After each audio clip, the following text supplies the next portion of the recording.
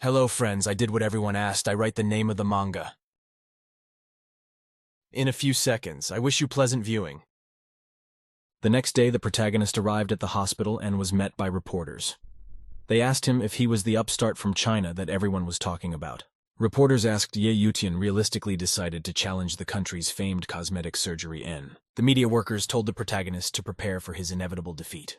Dr. Wu and Mr. Hanja were surprised to see the reporters. They couldn't understand why they were here. The protagonist said that the reporters were here because of the efforts of their competitors in the competition. Dr. Wu was surprised by this answer. He asked the guy why their competitors always have media workers here. Ye Yutian said that reporters would make his eventual defeat public. As a result, no one else will be able to challenge the superiority of N country medicine. That's when Dr. Kim showed up. He invited everyone into the operating room with him, and it was time to start the competition. Mr. Hanja shouted to him why Dr. Kim had gone so far. After all, it was only supposed to be an exchange of experiences. Dr. Kim judiciously said that in his opinion, people have a right to know the competition. The rules do not prohibit the media from being involved. Dr. Kim came out to the reporters and said that he would report the results of the competition as soon as he was ready. The protagonist watched from the sidelines as Dr. Kim interacted with reporters. Ye Wutian's mind was filled with various thoughts. He thought it would be a good idea to have Smee at the competition. The next stage of the competition took place in the operating room. The whole process was live-streamed. The reporter announced that there were 2 patients in the operating room with serious facial injuries. The outcome of this test depends directly only on the personal skills of the physician. Each of the participants was given time in the operating room to show their skills. The reporter said that after a 3-hour operation, Dr. Kim Jen, an expert in standard medicine, managed successfully. Dr. Kim said the surgery was successful and the bandages will be removed in 10 days. Then we'll see the result. Dr. Kim tells Ye Wuqian that his defeat won't be very graphic, or people will say that the doctor is bullying the protagonist. Mr. Hanja revealed that even if Dr. Kim wins this competition, Country H will have 1 win against China's 2 wins. Ye Wuqian told Hanji that their opponent would never learn anything until he himself fell into the mud. Dr. Kim was very angry to hear such talk from the opponents. Kim walked up to the main character, pointed his finger at him, and said it was his turn. Ye Wuqian didn't answer him anything. He was ready to go and show off his skills in the operating room. Ye Wuqian replied to Dr. Kim that he would help him screw up in front of his whole country. Dr. Wu asked the guy if he needed an assistant. The protagonist said that he didn't need anyone for such a routine operation and the others could be his observers. The opponents were annoyed at the guy's word. They called him an upstart and said he overestimated himself. The guy walked into the operating room. He was in there all by himself. He was ready to do everything right without any help. The patient he was to operate on was lying unconscious on a bed, and there was a table with an instrument nearby. Ye Wuqian was in full medical gear. He put on gloves and got ready. The patient lay unconscious on the bed as before. China's success in the competition depended on this operation. The protagonist decided to use one of his potions. He poured it out of the bag into a cup. The black powder was gradually dissolved in water. This is how the medicine was prepared. The main character's assistants watched the preparation with interest. They noticed that the black powder had completely dissolved in the water. They did not know its composition. Ye Wuqian took a small piece of absorbent cotton and carefully soaked it in the composition in the bowl. Next, the protagonist began wiping the patient's face with this absorbent cotton in the areas of the scars. The patient was lying completely still on the pillow as if nothing had happened. This methodology of the protagonist surprised the opponents. Dr. Kim said that it was more like a poultice than plastic surgery. Dr. Wu said that the main character's medical techniques were always mysterious. His actions are similar to traditional Chinese medicine, but with great effectiveness. The protagonist, after smearing a special preparation on the patient's face, prepared for surgery. After waiting a bit, the protagonist took a scalpel and approached the patient. The guy began to operate carefully and professionally. He threw the already unnecessary parts of skin from his face on the floor. Opponents were surprised that the operation was done without anesthesia.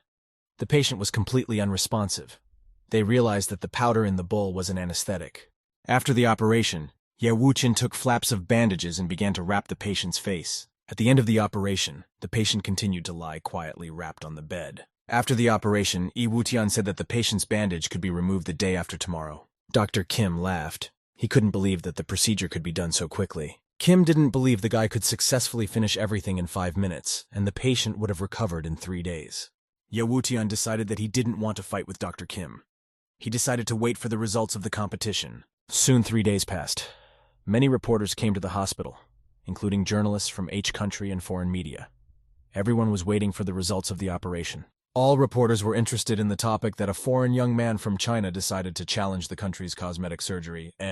Two patients appeared before the eyes of all the participants and the media. They were sitting on chairs and their faces were covered with bandages. The main character, accompanied by Dr. Wu and Dr. Kim, approached the patients. The medics began to carefully remove and unwind bandages from the patients' faces. The first patient's face looked good. The scars were starting to heal. Dr. Wu said the middle wounds are completely healed. After that, there will be no trace of the scars. This surgery was successfully performed by Dr. Kim.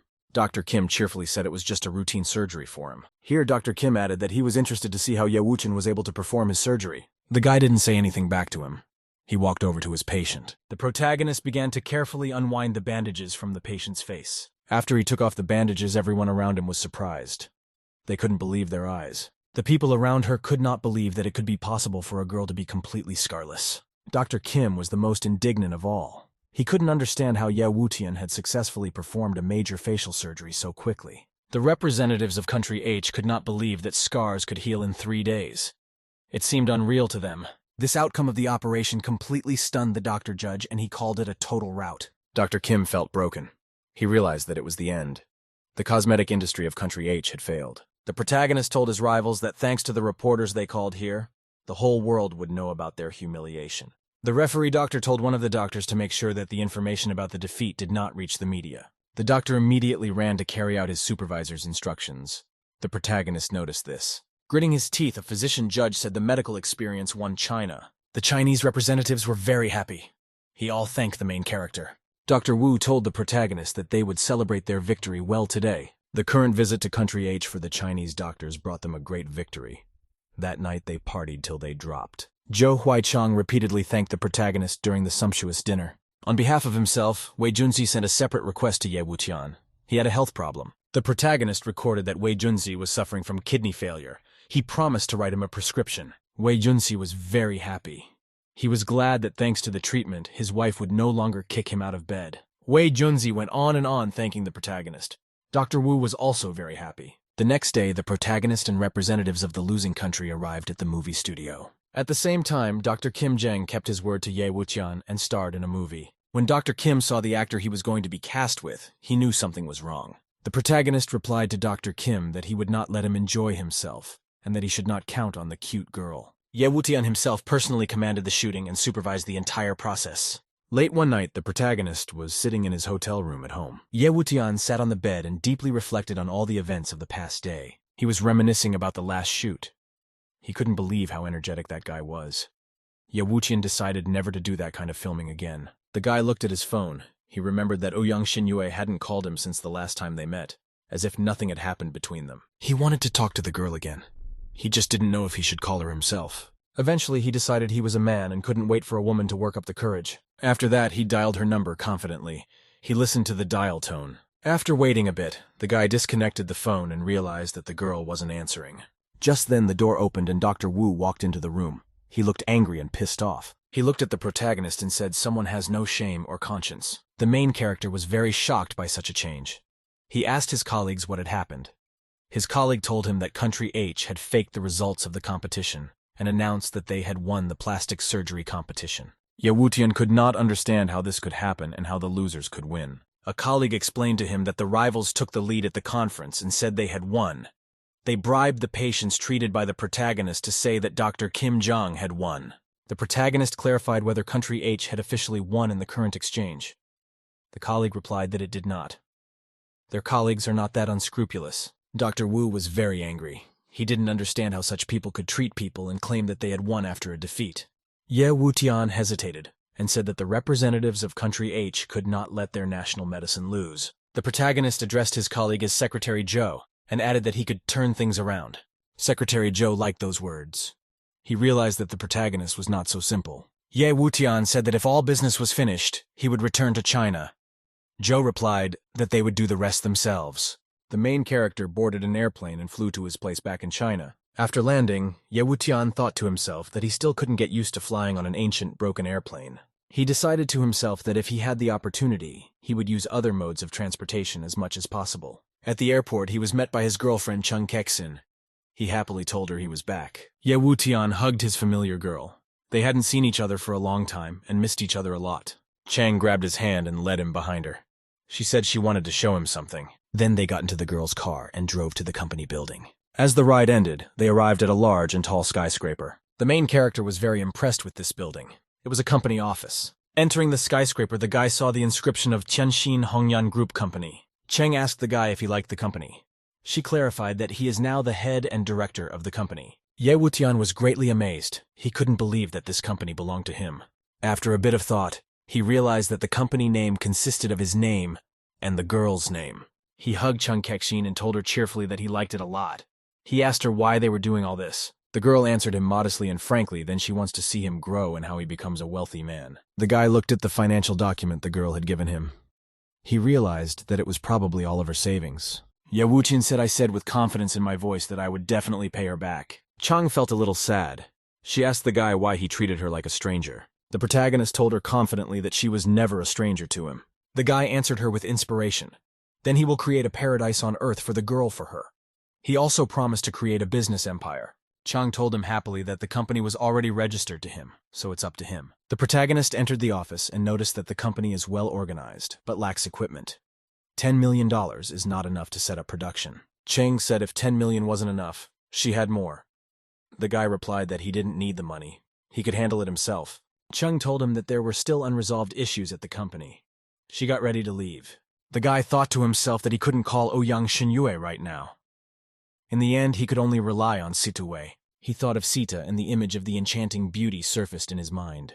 Situwei got a phone call and saw that Ye Wuqian was calling her. The girl was very amazed. She liked that the guy finally remembered her. Situ picked up the phone and told the main character that he was very heartless, and only now decided to remind himself. Ye Wutian said he was busy but kept thinking about her. The girl told him shrewdly that he was calling her for money, but she was very happy to have him call. The guy wondered how she realized it. Situ told him that his girlfriend had set up a company and appointed him director. Now he needed money. He noted to himself that the girl knew him very well. He asked her to state her terms. Situ said she was willing to invest 500 million for only 1% of the company. The guy thought to himself that the girl had the rest of his nerves and wanted to break him with money. The guy told her to forget about the company's stock, even for $1 billion. Situ slyly replied that if he did not agree to such terms, then let him offer something in return. The guy told the girl clearly into the phone that except for Ouyang Xinyue and her grandfather, he wouldn't treat anyone from other families for the rest of the year. There was a short pause. Situ looked at the wine on her table and thought. The guy heard on the phone that the money will be in his account tomorrow in the amount of 200 million. The protagonist was overjoyed. This money would help him in running the company. Situ thought to herself that the guy was always taking advantage of her. Could it be that she owed him a debt from a past life? The next day, there was a meeting of the directors of Ouyang Group in the office in the big building. At a large table sat the participants of the meeting. Ouyang Xinyue was also there. The chairman was her uncle. He asked Xinyue if she had anything to say to him. Xinyue answered him that she had already said everything. She asked her uncle what else he wanted to hear. The uncle banged his hand on the table and yelled at the girl that she had lost her virginity to Eduk and had dishonored the family and continued to act arrogant. Xinyue was completely silent. She sat quietly at the table. The others didn't say anything either. One of the people present said to Zhen that the decision was now entirely up to him. The guy sitting at the table thought his father had a big chance and he shouldn't miss it. The presiding uncle stood up and said that following family rules, Xinyue is suspended. The girl agreed that she was suspended. She just clarified how everyone found out about her incident. Uncle replied that everything is on the surface. You have to have ears to hear everything. He clarified that Xinyue would go to work as before, but would not have the right to interfere in the company's affairs. One guy jumped up and said he was protesting. He added that the girl had contributed a lot to the family, and it would be unfair to her. The guy sitting next to him thought he'd really regret it. The uncle became very angry at such protests. He thought about what to say. After a brief pause, the uncle said the guy's grandfather made the rules and they had no right to change them. The guy said the grandfather was still in a coma. He suggested delaying the punishment until he wakes up. Xinyue thought of the guy who was protecting her. His name was Ouyang Hao. She remembered that she wasn't that close to him. Uncle continued to get angry. He yelled that no one knows when Grandpa will wake up. He suggested that Ouyang Hao either shut up or get out of here. A little later, the girl was sitting in her father's office at the Ouyang Group office. The father thought about it for a long time. He told his daughter that he did not believe that she was such a woman who did not know her own worth. Xinyue told him that she was set up as a trap, but she has no proof. Father asked what Ye Wuqian had said. He should have taken care of it. The father added that he would demand an explanation from the boy. The girl said that the main character is a victim like her. Xinyue doesn't want to involve Ye Wutian in all this. The father said rudely to the girl that because of the protagonist she was dishonored. Shinyue sat there and remained silent. She didn't know what to answer or what to do. After sitting for a while, her father sighed sadly and got up and prepared to leave. Father walked out of the door. Shinyue was left completely alone. She wondered what she should do next. The girl sat on the couch and pondered how she could get out of such a situation. She remembered the main character and thought that if only he knew about all this. Shinyue looked up at the ceiling and wondered if the main character would help her now. The girl looked at her phone and saw a missed call from Ye Wutian. She thought there was no point in calling him. Shinyue thought for a while and decided that there was no relationship between her and the main character. At the same time, Ye Wutian held a meeting with Ouyang Hao at the company office. Ouyang Hao told the protagonist that Shinyue was suspended by the company department because of Ye Wutian. He asked how the situation could be changed, since the girl had already broken the rules. Ouyang Hao said that he is the eldest son and can help Shinyue regain her status in the family. The protagonist asked Ouyang Hao how he wanted to help him and what he wanted in return. Ouyang Hao demanded that the boy return Kexing's girlfriend to him. He recalled that Shinyue had made a great contribution to the family. Ye Wutian liked that the interlocutor immediately voiced his conditions. But in any case, Ouyang Hao is still thinking about personal gain, even though he wants to help Shinyue. Ouyang Hao replied to the guy that he had no right to judge him. He is only waiting for a specific answer. Ye Wutian replied that he himself could help Shinyue. He also told Ouyang Hao to forget about Keesing. Ouyang Hao got up and started to leave. He told the protagonist that he would regret it. Ye Wutian was left sitting alone at the table. He pondered over his next steps. After a brief pause, he picked up his cell phone and prepared to make a call. The guy dialed Ouyang Shinyue's number. He decided he had to help her. The protagonist called and waited for an answer. He already had some thoughts. The main character heard only a dial tone in the phone. Then he heard that the subscriber was unavailable and that he should call later. Ye Wutian decided to go to the Ouyang group office himself and find the girl there. Shinyue received a messenger message from Ye Wutian. He asked her to meet him at a cafe near the office. The girl silently read the message and did not react in any way. A little while later, the guy texted again. He threatened to call the police if she didn't show up. She realized that seeing Ye Duck was inevitable for her sooner or later. Shinyue walked confidently out of her office for her inevitable meeting with her boyfriend. She came to the cafe next to the office. There were hardly any customers inside. She sat at the same table next to Ye Wutian. They were silent for a long time and just drank coffee. After a bit of thought, the protagonist told her that he had learned everything from Ouyang Hao about the events in her company. The girl replied to him that Ouyang Hao protects her demands that Ye Wutian leave Chung Kexing. The boy remarked to himself that Shinyue was extremely intelligent. He asked her if she knew who was behind all this. Shinyue told the guy that everything that happened to them that night in H-Land all made the news a long time ago. Ye Wutian was surprised and dumbfounded. He asked the girl how it could have come up. Shinyue said there are many versions. The main character is described in the media as a rapist and pervert. The girl apologized to the guy for pulling him into this. The guy replied that many people in the Ouyang family are happy about the current situation. Shinyue said that a woman is always vulnerable in things of this nature. She pointed out that she is not an exception either. The guy told her the good news that he could cure her grandfather. If the old man comes out of his coma, things are bound to change. Shinyue asked him cheerfully why he was so eager to help her. The boy told her that it was time for him to meet Elder Ouyang. The girl said she would make the arrangements. Ye Wutian watched her leave. He thought to himself that she was an unhappy woman. The guy thought about it and realized that if only Shinyue was the target, the Ouyang family would have done everything by themselves and not put anything on public display. After thinking about it, the protagonist realized that someone was pulling strings behind the scenes in the Shinyue situation. At the same time, a meeting about current events was taking place at the E family's estate. The head of the family asked his son if he had heard the news about Ouyang Shinyue. Father said that if they could form an alliance with the Ouyang family, it would greatly strengthen their family's position. The son replied to his father that they could use this opportunity to establish a relationship with Ye Wutian. Another person present said that Shinyue has already been suspended from the company. If Ye's family were to side with the girl, it would be a fatal mistake for them. The father instructed his son to set aside a time in his schedule to meet with E-Duck in person. The son was excited that his father would allow the protagonist to return. One of the people present said that Ye Wutian was very hostile to their family. The father of the family said that even if he hated Ye Wutian, he was still his grandson. He once again reminded his son named Hengdong to prepare everything. At the same time, its owner was vacationing at a luxury villa in the village of C. He was enjoying himself. The young master sat thinking about his own thoughts. He sipped wine from his glass leisurely. There was a young girl next to him. The guy said dreamily that a beautiful woman and good wine cannot be one without the other. The young master was sitting and resting quietly. Then some thought distracted him. The guy didn't change the pose in any way, but ordered the girl to get out. Then he sat in silence. The guy finished his wine and was thinking about something of his own. Slowly, he decided to do something. He took out his phone and said they could play again. At the same time in the house, E's family was preparing to meet E-Duck.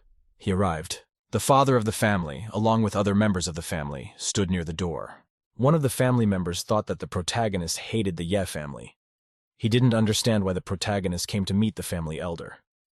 Was Ye Wutian really going to return to their family? The father asked his son how he had persuaded Ye Wutian to come. He replied that he had told the boy that his grandfather wanted to talk to him. In the end, the boy agreed to come. Another member of the family suspiciously thought that everything was going very smoothly. At the same time, the grandfather had a meeting with his grandson. He asked Ye Wutian if there was anything he wanted to tell him. The guy replied that he recognized him as a grandfather but thought him unworthy to tell him anything. Such an answer made the old man very angry. He shouted angrily and emotionally to the boy. Ye Wutian replied that at his age one should not be nervous. He added that he was not afraid of his grandfather's anger. The old man said prima facie they should talk business. He asked the boy where he learned his medical skills. The old man thought to himself that if the guy had told him earlier that he had medical skills, he wouldn't have thrown him out of the house. The protagonist replied that it was none of his grandfather's business to know about his medical skills. He added that he would not return to the family. The old man thought to himself that if he had known how talented his grandson was, he would never have sent him away. Out loud he told the boy that he was still his grandson. The grandfather told the grandson that he knew about the incident between him and Ouyang Xinyue. He told the boy something should take care of this girl. Ye Wutian got to his feet and shouted at the old man to stay out of his life. He reminded his grandfather that he had once kicked him out into the street. The old man remained silent. He didn't know what to say to the boy in such a situation. The protagonist told his grandfather that just because he didn't see him doesn't mean he will return to the family. He could only return if the family belonged to him. Ye Wutian pointed his finger menacingly at the grandfather and said that when the moment came, he would throw them all into the garbage. The old man was silent. He was greatly affected by the boy's threats and words. As the protagonist left, he said confidently that the day would soon come. The boy opened the door and left. The rest of the family looked at him with indignation. The son walked into the room and asked his father what had just happened between him and the main character. Father said judiciously that Ye Wutian was very hostile toward them. He did not agree to return to the family. He instructed his son to find a way to persuade the boy. The son realized he had to do something about it immediately. The situation in the family doesn't suit the boy. The protagonist took to the streets of the city. He pondered the results of the previous meeting. The guy was very angry that his grandfather invited him over just to learn about his medical skills. The protagonist reproached himself for going to his relatives and getting nothing, and he decided never to trust them again. Something distracted the protagonist's attention, and he stopped and took a closer look. Not far away, a girl stood beside him. She looked at him intently and was silent. Ye Wutian knew this girl. He just couldn't believe he'd met her here. The guy headed towards the girl. He called her by her name Ning Shiki. She was silent in response. Ning Shiki told the protagonist that she had heard about his success in the country of N. She praised him for his excellent work. Such words alarmed the protagonist. He remembered that earlier this girl had thrown herself at him, but now she decided to congratulate him. Ye Wutian asked the girl if she had accidentally fallen in love with him. It was already very unusual for him to hear her praise him. Ning Shiki rudely replied to him that she wouldn't look in his direction even if he was the last man on earth. She told the guy to get in her car since his grandfather wants to see him. After a while, the protagonist arrived for a meeting at Ning's residence. The protagonist sat silently on the sofa. Opposite him sat his grandfather and his granddaughter Ning Shiki. Grandfather asked the girl if she had a fight with the duck again. She didn't say anything. Ning Shiki recalled how she had just ridden in the same car as the protagonist. She thought to herself that the guy had been staring at her breasts and ass the whole way. The protagonist said that the girl didn't appreciate the attention she received. He asked old man Nina what was wrong. Grandpa tells her at night to go away as he wants to discuss something with the main character. The old man told the guy that the medicine they talked about last time had passed all the tests. He added that a number of high-ranking people wanted to buy the protagonist's stake in the company. After a little thought, the guy asked how much he was being offered. The grandfather said 100 million. The guy got angry. He called the amount of 100 million ridiculous. He recalled that Situ Wei was willing to pay him 500 million for a percentage of his share. The old man laughed and told the protagonist to treat it as charity. Ye Wutian thought a little and asked who would give him charity. After a little thought, the guy told the old man to tell his superiors that he didn't agree to their proposal. The old man said cautiously that the boy was refusing those people with whom he could not spoil relations. He urged him to think again. Ye Wutian said that he could not accept injustice. The old man thought about it. He himself realized that the bosses were wrong to offer a low price to the protagonist. Ye Wutian thought for a while and told the old man to tell the boss something else. He asked if they wanted to know the composition of his medications. He told the old man confidently that no one could analyze the composition of his drugs. A little while later, the protagonist arrived at his company's office. He continued his work. Ye Wutian was writing something on a piece of paper, saying to himself that there were only intrigues and conspiracies around. A girl, Chung Kexing, came up to him. The guy worked focused. He decided it was best to promote his business on his own. Cheng asked him if someone was giving him a hard time again. Ye Wutian replied that he had everything under control. He told the girl that she should buy the required amount of raw materials according to this list. The girl looked at the document and asked the guy what he was up to. She calculated that the herbs she bought would fill the warehouse. Ye Wuqian told her they would need publicity. He instructed her to find more journalists, even if it wasn't cheap. Their company would treat one heavy patient every day for free. The girl was surprised because they do not have the product ready yet, and they already promised to treat a sick person every day. The guy gave her a confident wink and said it was called aggressive marketing. A conference was scheduled for the next day at Tianjin Hongyuan's office. There were a lot of participants at the meeting. There were also many media workers. The female reporter gave the microphone to Chung Kexin to make an announcement. Chung, on behalf of the company, thanked everyone for coming today. She declared the conference open. Ye Wutian noticed that Situ had appeared at the conference. He told her angrily that he was not happy to see her. Situ answered him slyly and cheerfully that this was exactly what he wanted. Situ took the guy's hand and told him that her older sister was also interested in Ye Wuqian cosmetics. The guy told her to get off her back. Situ sat down with the guy and said that his heart was pounding really fast. She added that Chang Kaisen is looking at them right now. The reporter asked Chung whether her company's product is not only cosmetic, but also has medicinal properties. Chung replied evasively that everyone would soon see for themselves. Another reporter asked Chung if it was true that her corporation would treat one patient every day for a month for free. The girl replied that the free treatment will be only for a month. Their commercial enterprise cannot exist without profit. The reporter went on to create a quota for free care. He pointed out that many people do not go to the doctor because they cannot afford it. Cheng told the reporter that before she answered him, she wanted to ask her question. The girl asked the reporter if he was willing to work just for an idea without a salary. The reporter was silent. Such a competent answer of the girl really liked the main character. Situ also said she liked Chang. She told the protagonist that he had the whole place to himself. The reporter asked Chung if their corporation could withstand the competition in cosmetics with Country H. Chung replied that the advantage of their drugs is that no surgery is needed for the effect, and the result is much faster. The reporters didn't believe her. They thought Chung was exaggerating. It was hard for them to imagine that plastic surgery could be replaced by half an hour of therapy. Suddenly a side door opened. The silhouettes of several people appeared there. A guy came into the room and next to him walked his assistant who was carrying a man in a wheelchair. The disabled man was wrapped in bandages. Gradually, the assistant brought the wheelchair with the disabled person to the very center of the hall. The reporter thought sadly to herself that this time, too, there was no problem. The guy turned to Chang and proceeded to give her a look at his friend in the wheelchair. He added that a friend's face was injured in the fire. He asked Chung if she could help him. The people around me didn't believe in such a quick cure. They didn't believe that they could treat severe burns in half an hour. The girl remained completely silent. They didn't know what to say in response. There was silence all around. The guy once again asked Chung if she was not responsible for her words, and her company's product was a fake. The girl replied that she understood his feelings for his injured friend, but that there was a press conference going on, and his request was inappropriate. Chang thought to herself that she needed to get away from this patient couple immediately. The guy told her seriously that he didn't believe in her miracle cure and came to laugh at her. A man in a wheelchair asked Chang to help him. It wouldn't be a problem for her company. Chung said judiciously that they cannot yet prove the efficacy of their remedy. Situ told the protagonist that the situation was escalating and asked what he wanted to do. Ye Wutian asked her sternly if she was doing any business with Ye's family. Situ wondered why he was asking.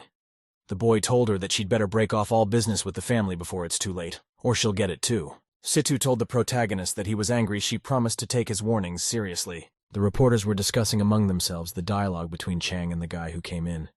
They decided that the girl had backed out. One of the journalists decided that if the company was actually deceiving people, he should report it. A guy and his disabled friend asked loudly to the girl if she had shown all she could do.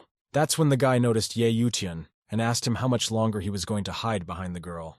The protagonist walked up to the guy who came and called him by the name Ye Guang. Ye Guang told the protagonist to prove he wasn't a bullshitter and show him his cure. Ye Wutian said he would do it without any problem. He promised to cure the burn in front of the audience. The sick man wrapped in bandages was still sitting in the wheelchair. The protagonist turned to Chung Kexin and told someone to remove the bandages from the disabled man. The girl promised to call someone. She picked up the phone and called the paramedics. Very soon the doctors arrived with their equipment. They were preparing to help the protagonist. A guy sitting in a wheelchair asked the doctors if they really wanted to take the bandages off right there. Ye Wuqian told him he couldn't cure him any other way. It's too late to change anything now. A disabled person told his friend that there are a lot of journalists here and his face will be shown on TV. The disabled man said to his friend that there were a lot of journalists here and his face would be shown on TV. Here the nurse approached the patient. The protagonist waited for her to finish. The nurse carefully removed the bandages from the patient, unwinding them from his face. The disabled man's appearance amazed the people around him. Some even said that he looked like a character from a horror movie. The man was very disfigured. He could have frightened anyone who met him. One of the journalists was very frightened. She wanted to run away from the place. Ye Wuqian told the patient that he was lucky. He knows how to treat such facial scars. The protagonist took a scalpel and got to work. He began to operate. A Yudian professionally removed damaged skin from the patient's face. Surrounding people were surprised that the guy cuts without anesthesia, and the patient feels nothing. One journalist noted that the movements of the scalpel are very fast, which he had never seen before. Half an hour later, the guy finished. He indicated that the bandages could be removed in 4 days. The patient was very surprised. He did not believe that in 4 days he would be completely healed. Ye Wuqian replied that he would not lie in front of the cameras or the whole world would notice his lies. The patient sat quietly on the wheelchair, still not believing he would be healed. Suddenly, the patient fell to his knees and began to thank the protagonist for giving him the opportunity to be a normal person. After all that had happened, Ye Guang went to his sick acquaintance and asked why he believed Ye Wuqian. The sick man was very amazed at his healing. He called the protagonist a benefactor and replied that he didn't need any more money from Ye Guang. Their conversation was overheard by Ye Wuqian from outside. He told Ye Guang that he would reap what he sowed. Ye Guang was very angry. He looked with anger at the main character. Ye Guang ended up pointing his finger at the guy and saying that he would somehow get back at him later. The main character grabs him by the scruff of the neck and says he forgives him this time because there are cameras around. Ye Guang became silent. He was glad that he was free and wanted to get out of here. Someone from the press approached the main character and called him a brilliant doctor. A reporter came up and asked the guy what panacea he used to make the patient feel no pain. The protagonist liked the fact that this journalist can grasp everything on the fly. The guy took out a pill box from his pocket and said that he used the best products of a firm called Qingchengshan. Reporters asked the guy if his drug could become popular with customers. The journalist looked in the direction of the protagonist and hinted that he should invite her to dinner. Chen came out and said that she was using Qingchengshan pills herself. She urged all doubters to try it for themselves. A girl came up and wanted to try it and asked how many pills to swallow. Chen gave her the box and told her to take only 1 pill. The reporter was then taken to the hotel bathroom and given a pill. After consuming the medication, she needed to wash herself a lot in the shower room. An hour later, a miracle happened. The girl finished her water treatment and prepared to go out. Here the people present were amazed at the change in her. They could not believe their eyes. The girl herself was very amazed. She couldn't believe her eyes.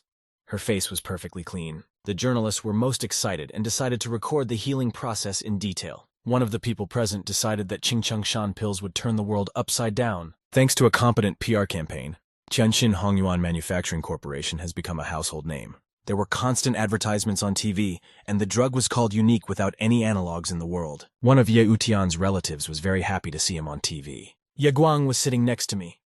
He said he was at that conference. Ye Wuqian threatened to let them go around the world. The girl resentfully said that the protagonist couldn't have said such a thing. If he did, it was only because Ye Guang had offended him. Someone sitting there said that Ye Wuqian had turned into a real scoundrel. The head of the family said that if they could get the pill, it would be good for their family. The head of the family asked one of the underlings if he had recently spoken to the protagonist and what the latter said. The handyman replied that he had a business conversation. He offered Duck a favorable partnership. The guy turned down an offer of 600 million for his company. He agreed to consider it only if he got all the family's assets. The father of the family was very annoyed at this answer. He thought deeply. He called the protagonist an arrogant boy and promised to get to him. Apparently, the father of Ye's family was ready to fully carry out his threat against Ye Wuqian as soon as possible. 4 days later, reporters gathered to see the result of the treatment of Burns ducking. The protagonist saw that Secretary Zhou and Old Man Wu had come. Zhou told him that Country H was ready to pay the protagonist 10 million. The guy was surprised by such an amount. After that, he asked for a favor from Secretary Zhou. Zhou replied that he would help the boy. Ye Wuqian said he needed land to grow his own medicinal herbs. The main character was thinking. He decided to calculate how much land he needed. After a short pause, he said that he needed 1,600 acres of land. Such a request surprised Secretary Zhou. After thinking for a while, Zhou said that an acre of land in Dongcheng was worth its weight in gold. He advised him to look for land in the suburbs. Ye Wuqian thought about this proposal. He said he had an idea.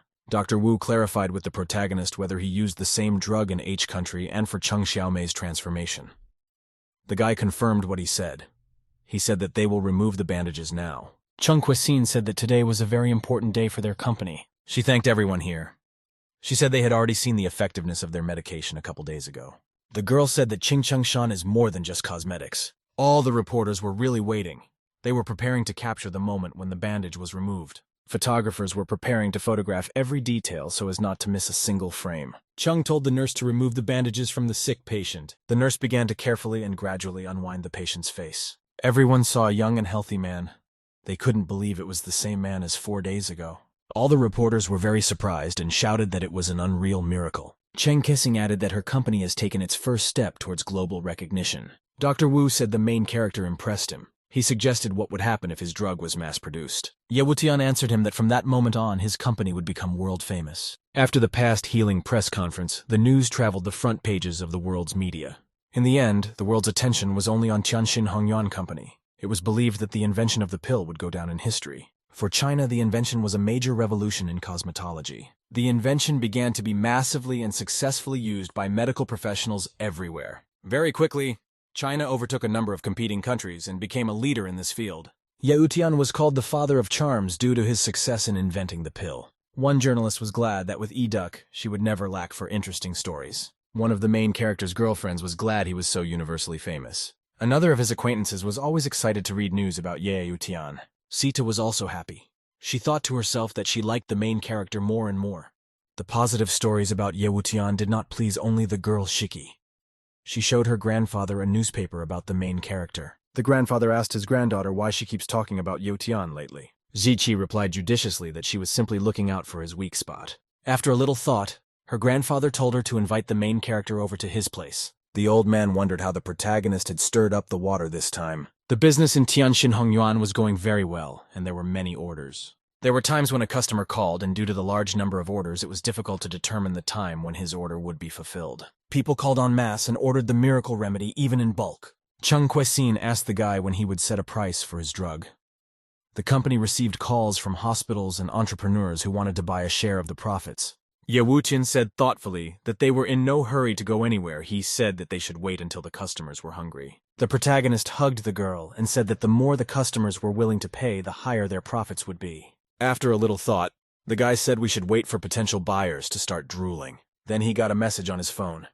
Ye Hengdong warned him that someone in the Ye family was plotting against him. The guy didn't like Ye Hengdong acting like a caring father. The receptionist came in and said that their company had been fined by the Ministry of Health, Industry and Trade. She specified that they want to impose a fine of 4 million for non-compliance with the requirements.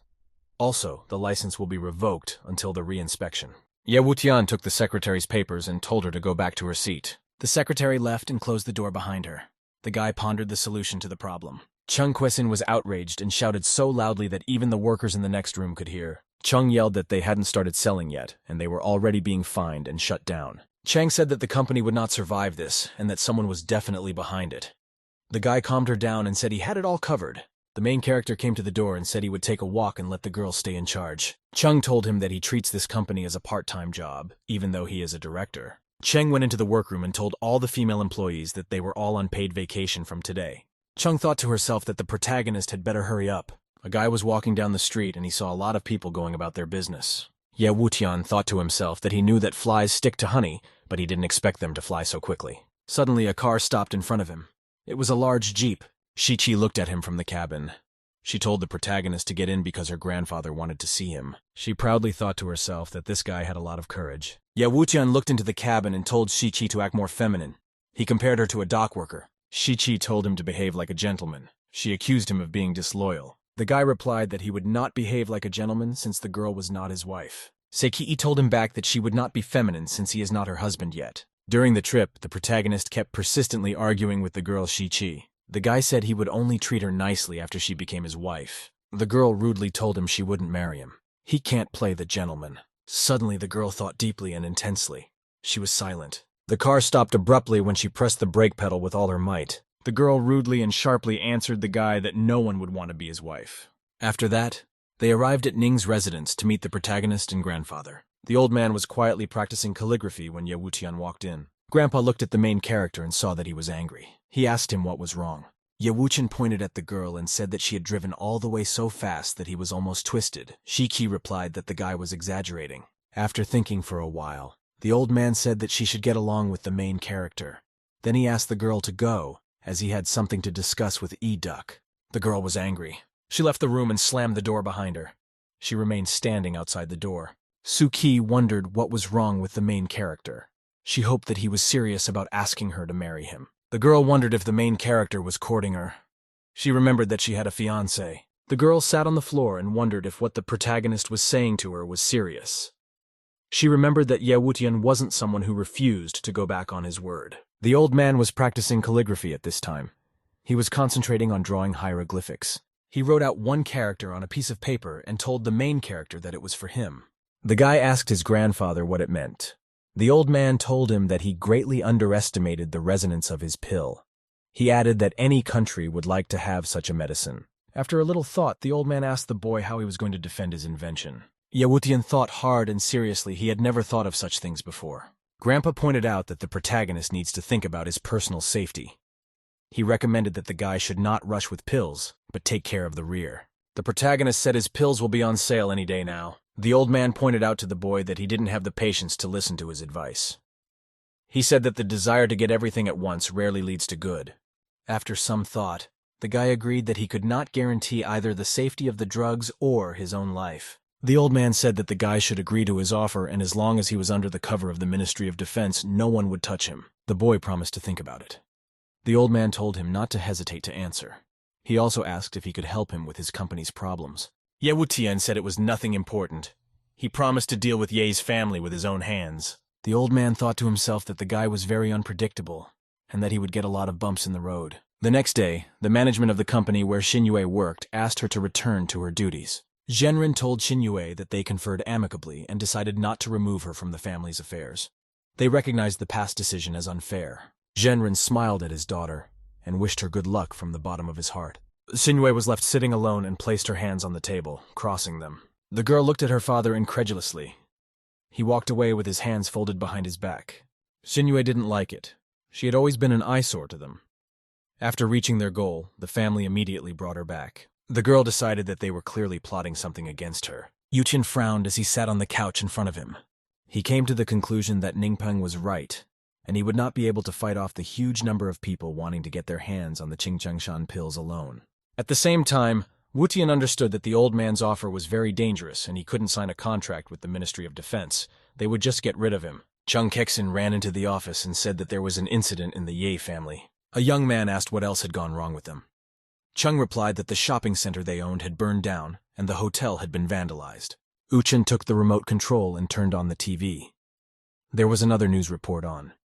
Kexin said that there was a riot in the city and it was being broadcast on all the channels. One channel showed a close-up of the blazing hotel. A man on another channel angrily accused the Ye family that the Tianxin Hongyuan company could have cured his face if not for them. A young man on channel 3 showed the scars he was about to be rid of, but Yi's family got in the way, and now he's going to make life difficult for them.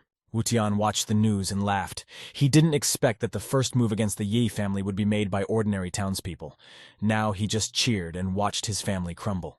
Chung sadly said that he seemed calm during the closing of his company. The girl thought Ye was prepared for such a denouement. Wuqian continued to chuckle and said through his laughter that they had taken him by surprise. After all, he had only expected the big families to hitch a ride with the Ye family for market share. The young man finally laughed it off and wondered what Yi's family would do now. In the villa of the Yi family, there was a heated discussion of recent events. Heng Qian told the family patriarch that the protesters are demanding the reopening of Tianxin Hongyuan Company, or they will not stop the unrest. The old man became angry and slapped his hand on the table in his heart. He shouted that the unwashed brats had no right to threaten his family. He added that arson is already a serious crime in itself. The patriarch demanded that the police be contacted and the perpetrators be caught. Heng Qian said that Dongchen is a city of millions, and it would be difficult to find everyone. He added that there are too many people who want to get their hands on the miracle pill. The old man got angry and yelled that he knew everything himself, but he wouldn't let a bunch of psychopaths intimidate Yi's family. Contrary to the patriarch's expectations, the despair of the crowd far exceeded that of Yi's family. People with disfigured appearance would gather together and go out into the street, scaring random passers-by. The appearance of the pill gave them hope, but the Yi family had hopelessly ruined everything. Naturally, people were desperate. The rioting continued. The police were constantly catching violators, but there were always new followers, despite the risk of going to jail. Wang Fangxi said wistfully that these people are already so exhausted that they are not afraid of anything. The journalist added that it was all out of desperation. She slyly asked Yushin if he had planned the whole thing. Fancy asked him to elaborate. She needed a front-page story. The young man replied that he was very happy now, because the people had made their will known and the E family had gotten what they deserved. The journalist disappointedly said that she could not put such a phrase in the article and asked to say something else. Yushin cheerfully said that he would do that easily. The young man asked Fancy if she could write in the article that all those affected were guaranteed a 50% discount on his goods. The journalist was outraged and said that such phrases encourage riots, and after such an article comes out, everyone will think that he was behind the pogroms. The young man was not at all embarrassed by this, and told Fancy that he was willing to take such a step. When the interview with Yeyuchin finally came out, the pogrom participants felt like martyrs and redoubled their efforts. The riots even involved people from other regions who had come specifically to raid the E family's property. Within 2 days, more than 300 people were arrested, but new participants kept coming and kept coming. After committing a pogrom, they sometimes did not even try to escape, but stayed at the scene of the crime, protesting in this way. The patriarch of the E family arranged for a new gathering of family members. Hung Qian held the report in front of him and called the rioters lunatics. The patriarch asked what their losses were. Heng Qian checked the financial report and replied that they had lost almost 2 billion. Naturally, it won't bankrupt them, but the loss is very significant. The patriarch became enraged and shouted how a couple hundred lunatics were able to rake in 2 billion worth of property. Heng Qian clarified that in addition to pogroms, the troublemakers also block their businesses and scare away employees and customers. Heng Dong added that their hotel and shopping malls were incurring more losses every day. He asked his father if it was time for them to leave Wuqian alone. Fei Qiao confirmed that they are now afraid to even leave the house because the situation has long been out of control and is getting worse. She asked them to stop interfering with Wutian's business. The patriarch frowned and thought for a moment. He couldn't help but admit that it made sense. He said that it would probably be better this way. Heng Qian was stubbornly unwilling to accept the loss of the money because that would damage their reputation. The old man said the damage was too great. He had already calculated everything, and the family had no choice but to admit defeat. Heng Qian was angry, but he couldn't go against his father's decision. The business center of the metropolis. Lucian and Zhu were sitting at a table in the corner. They were enjoying the wine. Liu Tian asked Deputy Zhu how Wolf was doing. Zhu assured the man that everything had been ready for a long time, and all that was needed was a wave, and asked his partner if he was sure, since this was about murder. Liu Tian shouted that Ye Wuqian had destroyed them and taken away everything, and even if he died 1,000 times, it would still not be enough. He smirked and added that he had done his own investigation.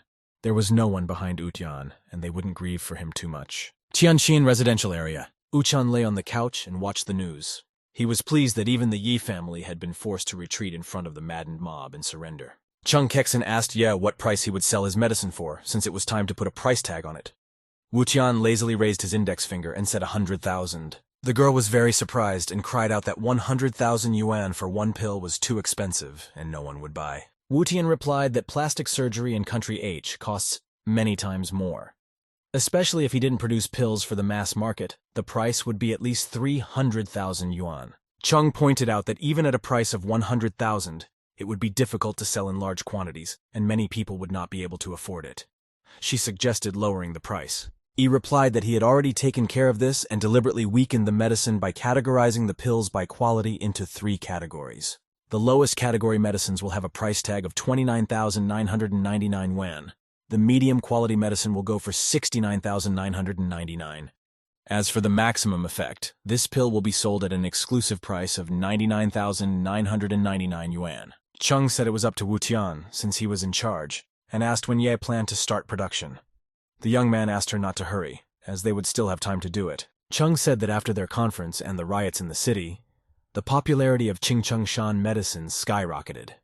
She remarked that they could already be making a profit. Yuchen slowly enjoyed his coffee and scrutinized the reports. He replied that the reason was very simple, it would be safer that way. Chung agreed that it would indeed be difficult for them with their current capabilities to guarantee production security, and the great families would not be left out.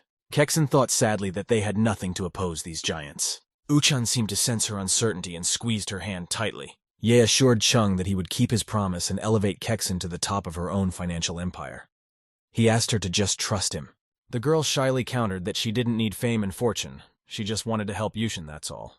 The young man recalled that she lost her company because of him. and wasn't afraid to say no to Yi's family. Wu Tian said that he wouldn't just let it go. Chung replied that she just didn't want to be indebted to Ye's family. Besides, she doesn't like others prying into her personal life. It only took a simple glance at Kexin for her to get embarrassed and blush again. Their lips reached for each other, and Chung caught herself thinking she couldn't say a word again. At the most crucial moment, the doorbell suddenly rang. Kexin immediately pushed the young man away and said that he needed to open the door quickly. Smiling, she waved her hand at Yi and said she was going to bed. Wu Tian was very displeased with the uninvited guests and was angry that they could have come later. As he approached the door, the young man indignantly asked who had come. Wang Fangxi was standing outside the door. She told me that her aunt had been admitted to the hospital and tearfully asked to see what was wrong with her. Yuchen asked how pretty her aunt was. Fancy grabbed his arm and dragged him behind her, saying she was not in the mood for jokes and promised to pay all expenses. Yi asked to let him get ready. The journalist didn't listen to him, and in a minute they were both in Fancy's car. The girl burst from her seat, scaring away the gawkers standing nearby. Yutian asked them not to go so fast or they might need medical attention themselves. Fancy assured Yi that he needn't worry. The car she drives is better than it looks. Utian thought doomedly that he would help Fancy one last time, especially since he owed her for her help with the promotion of the company, and he had recently asked her for help himself. The car shook violently, and Yushin was torn from his thoughts. The heavy impact caused the car to skid, and Wang Fengxi barely managed to straighten it out. Looking in the rearview mirror, she saw a truck catching up to them. Uchen started screaming that truck had rammed them on purpose and was shouting for Fancy to go faster. Fancy squealed back that she was already going the speed limit, and asked Duckling what was even going on and why the truck was chasing them. Yi shouted that he didn't know, and clarified if the journalist had any enemies. Fancy replied that he shouldn't judge people by himself, only he could have many enemies. Yutian thought that Fancy was unlikely to have mortal enemies, despite her noxious nature. The only question was whether it was hunting him or drunken driving. Suddenly, the journalist's car skidded and the truck hit her at speed. From the violent side impact, the car flew into the air, losing parts along the way. Fancy's car flipped in the air and landed on its roof with a clang. Yuten tried to get out of the car and complained about the hard landing. He said his eyes went black. The journalist was unconscious and the young man asked if she was unharmed. Uchen unclipped his seatbelt, putting his hand under his head beforehand to avoid breaking his neck. With a lurch, he got out of his seat and climbed over to Wang Fengxi. Unbuckling the journalist and putting his arms around her neck, Yuchen reached for the door. He tried to kick the door with his foot several times, but Yi was unsuccessful. No amount of shouting helped. Uchan realized that the door was jammed and there was no way out. Seeing movement in the car, the truck turned around and drove straight at him. In my side mirror, I saw the same truck. He was picking up speed and was getting closer by the minute. Yuchen realized that he was no longer going to make it out in time, and prepared for the worst. The truck slammed into the car, turning it around once more. The glass fell in different directions. The driver in the dark glasses cheerfully told himself that the deed was done. The blue car gave no sign of life, and the truck slowly drove on. Meanwhile, in Dongcheng's business district, Zhu and Lucian realized that things had not gone according to plan. Zhu walked in circles around the room and wrung his hands, asking what to do now. Lucian replied that they shouldn't panic right now. If they lost their composure, then things would be very bad indeed. Zhu shouted that because the executor was only ordered to run over Wutian, and the daughter of the city's mayor was also there. So now they were definitely finished. Lucian asked if he had been able to contact Wolf. Zhu replied that his phone was constantly off, and then a hunch struck him. The man said that so far they have kept a conspiracy and no outsiders have been involved. Thus, they have only one weak link. Zhu thought about it and said that it should work. But after all, Wild Wolf is ex-military, and he doubts that he would be easy to deal with. Lucian assured him that they would not go straight ahead. They would have to be more cunning. Dongcheng Central Hospital. Yutian suffered a head injury and slept for some time. Finally, he regained consciousness and opened his eyes. The young man asked in a sluggish voice where he was. It turned out that his arm was also broken. It was in a cast. Chung was sitting on the cot next to Wutian. Kexin joyfully rushed over to him and cried out that the young man had finally woken up. She was very worried about his health. He managed to sit up on the bed and he asked glumly how long he'd been unconscious and what was wrong with Fancy. Chung said that it has been 2 days. As for Wang Fengxi, the girl has suffered more and has multiple leg fractures. Kexin said that there was an accident involving several cars. It happened very quickly, and they arrived at the scene when it was already over. Wutian then managed to carry Wang Fengxi out of the overturned car. Fortunately, there was no damage to her head. It could have been much worse. Chung assured the young man that this time very high-ranking people were interested in the investigation, so the culprit would soon be figured out and caught. Wutian thought that it was very strange to make an attempt on the life of the mayor of Dongchen City in his own city. He apologized to Chung for making her worry and suggested that the girl go see Wang Fengxi. Kaysen helped him up, and soon they were outside room number 503. Fancy had both her legs in a cast. She grumbled that Wu-tian had finally come to see her. The young man reproached her that they had never gotten to her aunt, but had gone to the hospital themselves. Wang Fangxi unhappily replied that he always has a bunch of killers or an accident, and every time it happens when she meets Yi, she is already sick of it. Wu-tian smirked and asked why she was blaming him. Maybe the journalist's own enemies had done their best in this case. Fancy shouted that he must help her. The doctor said the girl had a month to lie down, but she had a lot of material unprinted. People would go crazy without her news. The journalist smiled and told Wu-tian that he could heal her legs faster, right? Wu-tian asked me to tell him who the coolest guy in the world is, and then Yi would do her a favor and cure her. Fancy grabbed his hand, winked, and exclaimed that he was Wu-tian.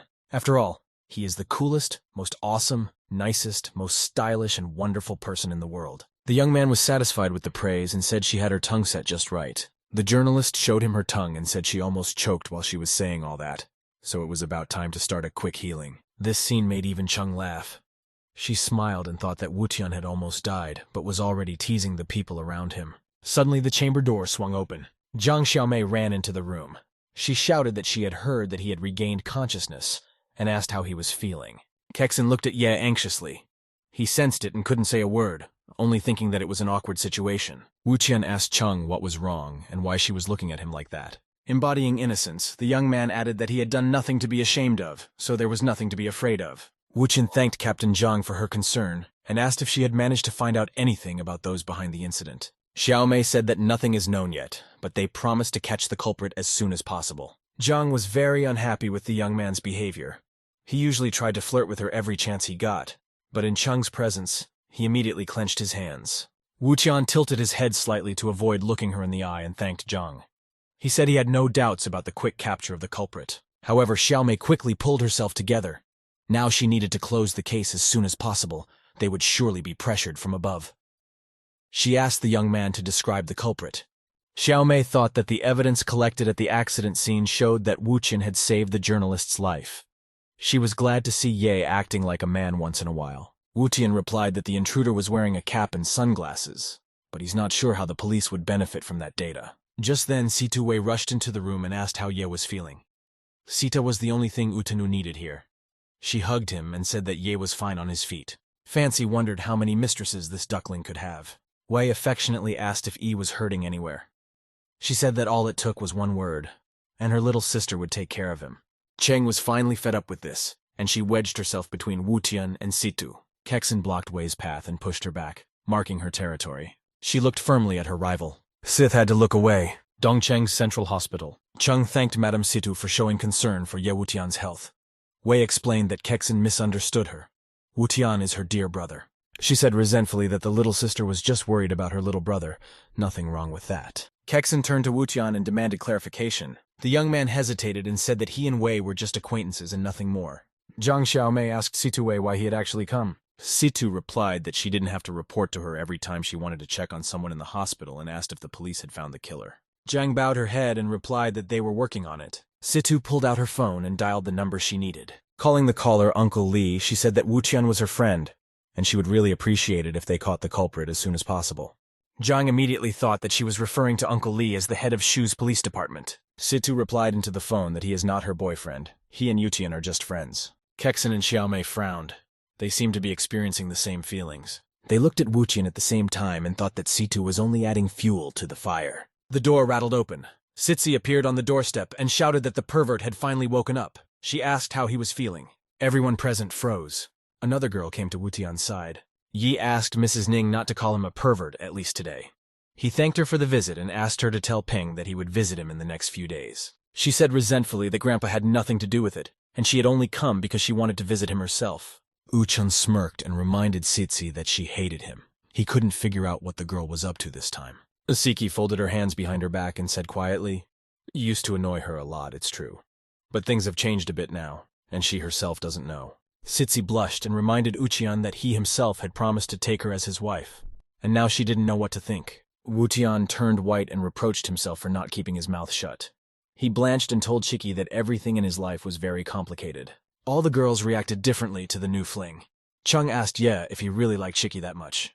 Wei smirked and said that Wu-tian was in his repertoire. Wang Fangxi told Ye that he was really a scoundrel. Zhang Xiaomei vindictively told Wu Tian that it was his own fault, that what you sow is what you reap. Wu Tian felt like a hunted beast and asked why everyone was against him. Sitzi quickly extricated herself from the situation and said that her grandfather had gotten the Defense Department involved in finding the perpetrator and asked if she would pass on anything to him in return. Xiaomei wondered since when the Ministry of Defense was involved in assassination attempts on civilians, and concluded that the intruder would definitely be taken now. Yuchen was pleased that they had changed the subject and asked him to convey his thanks to the old man.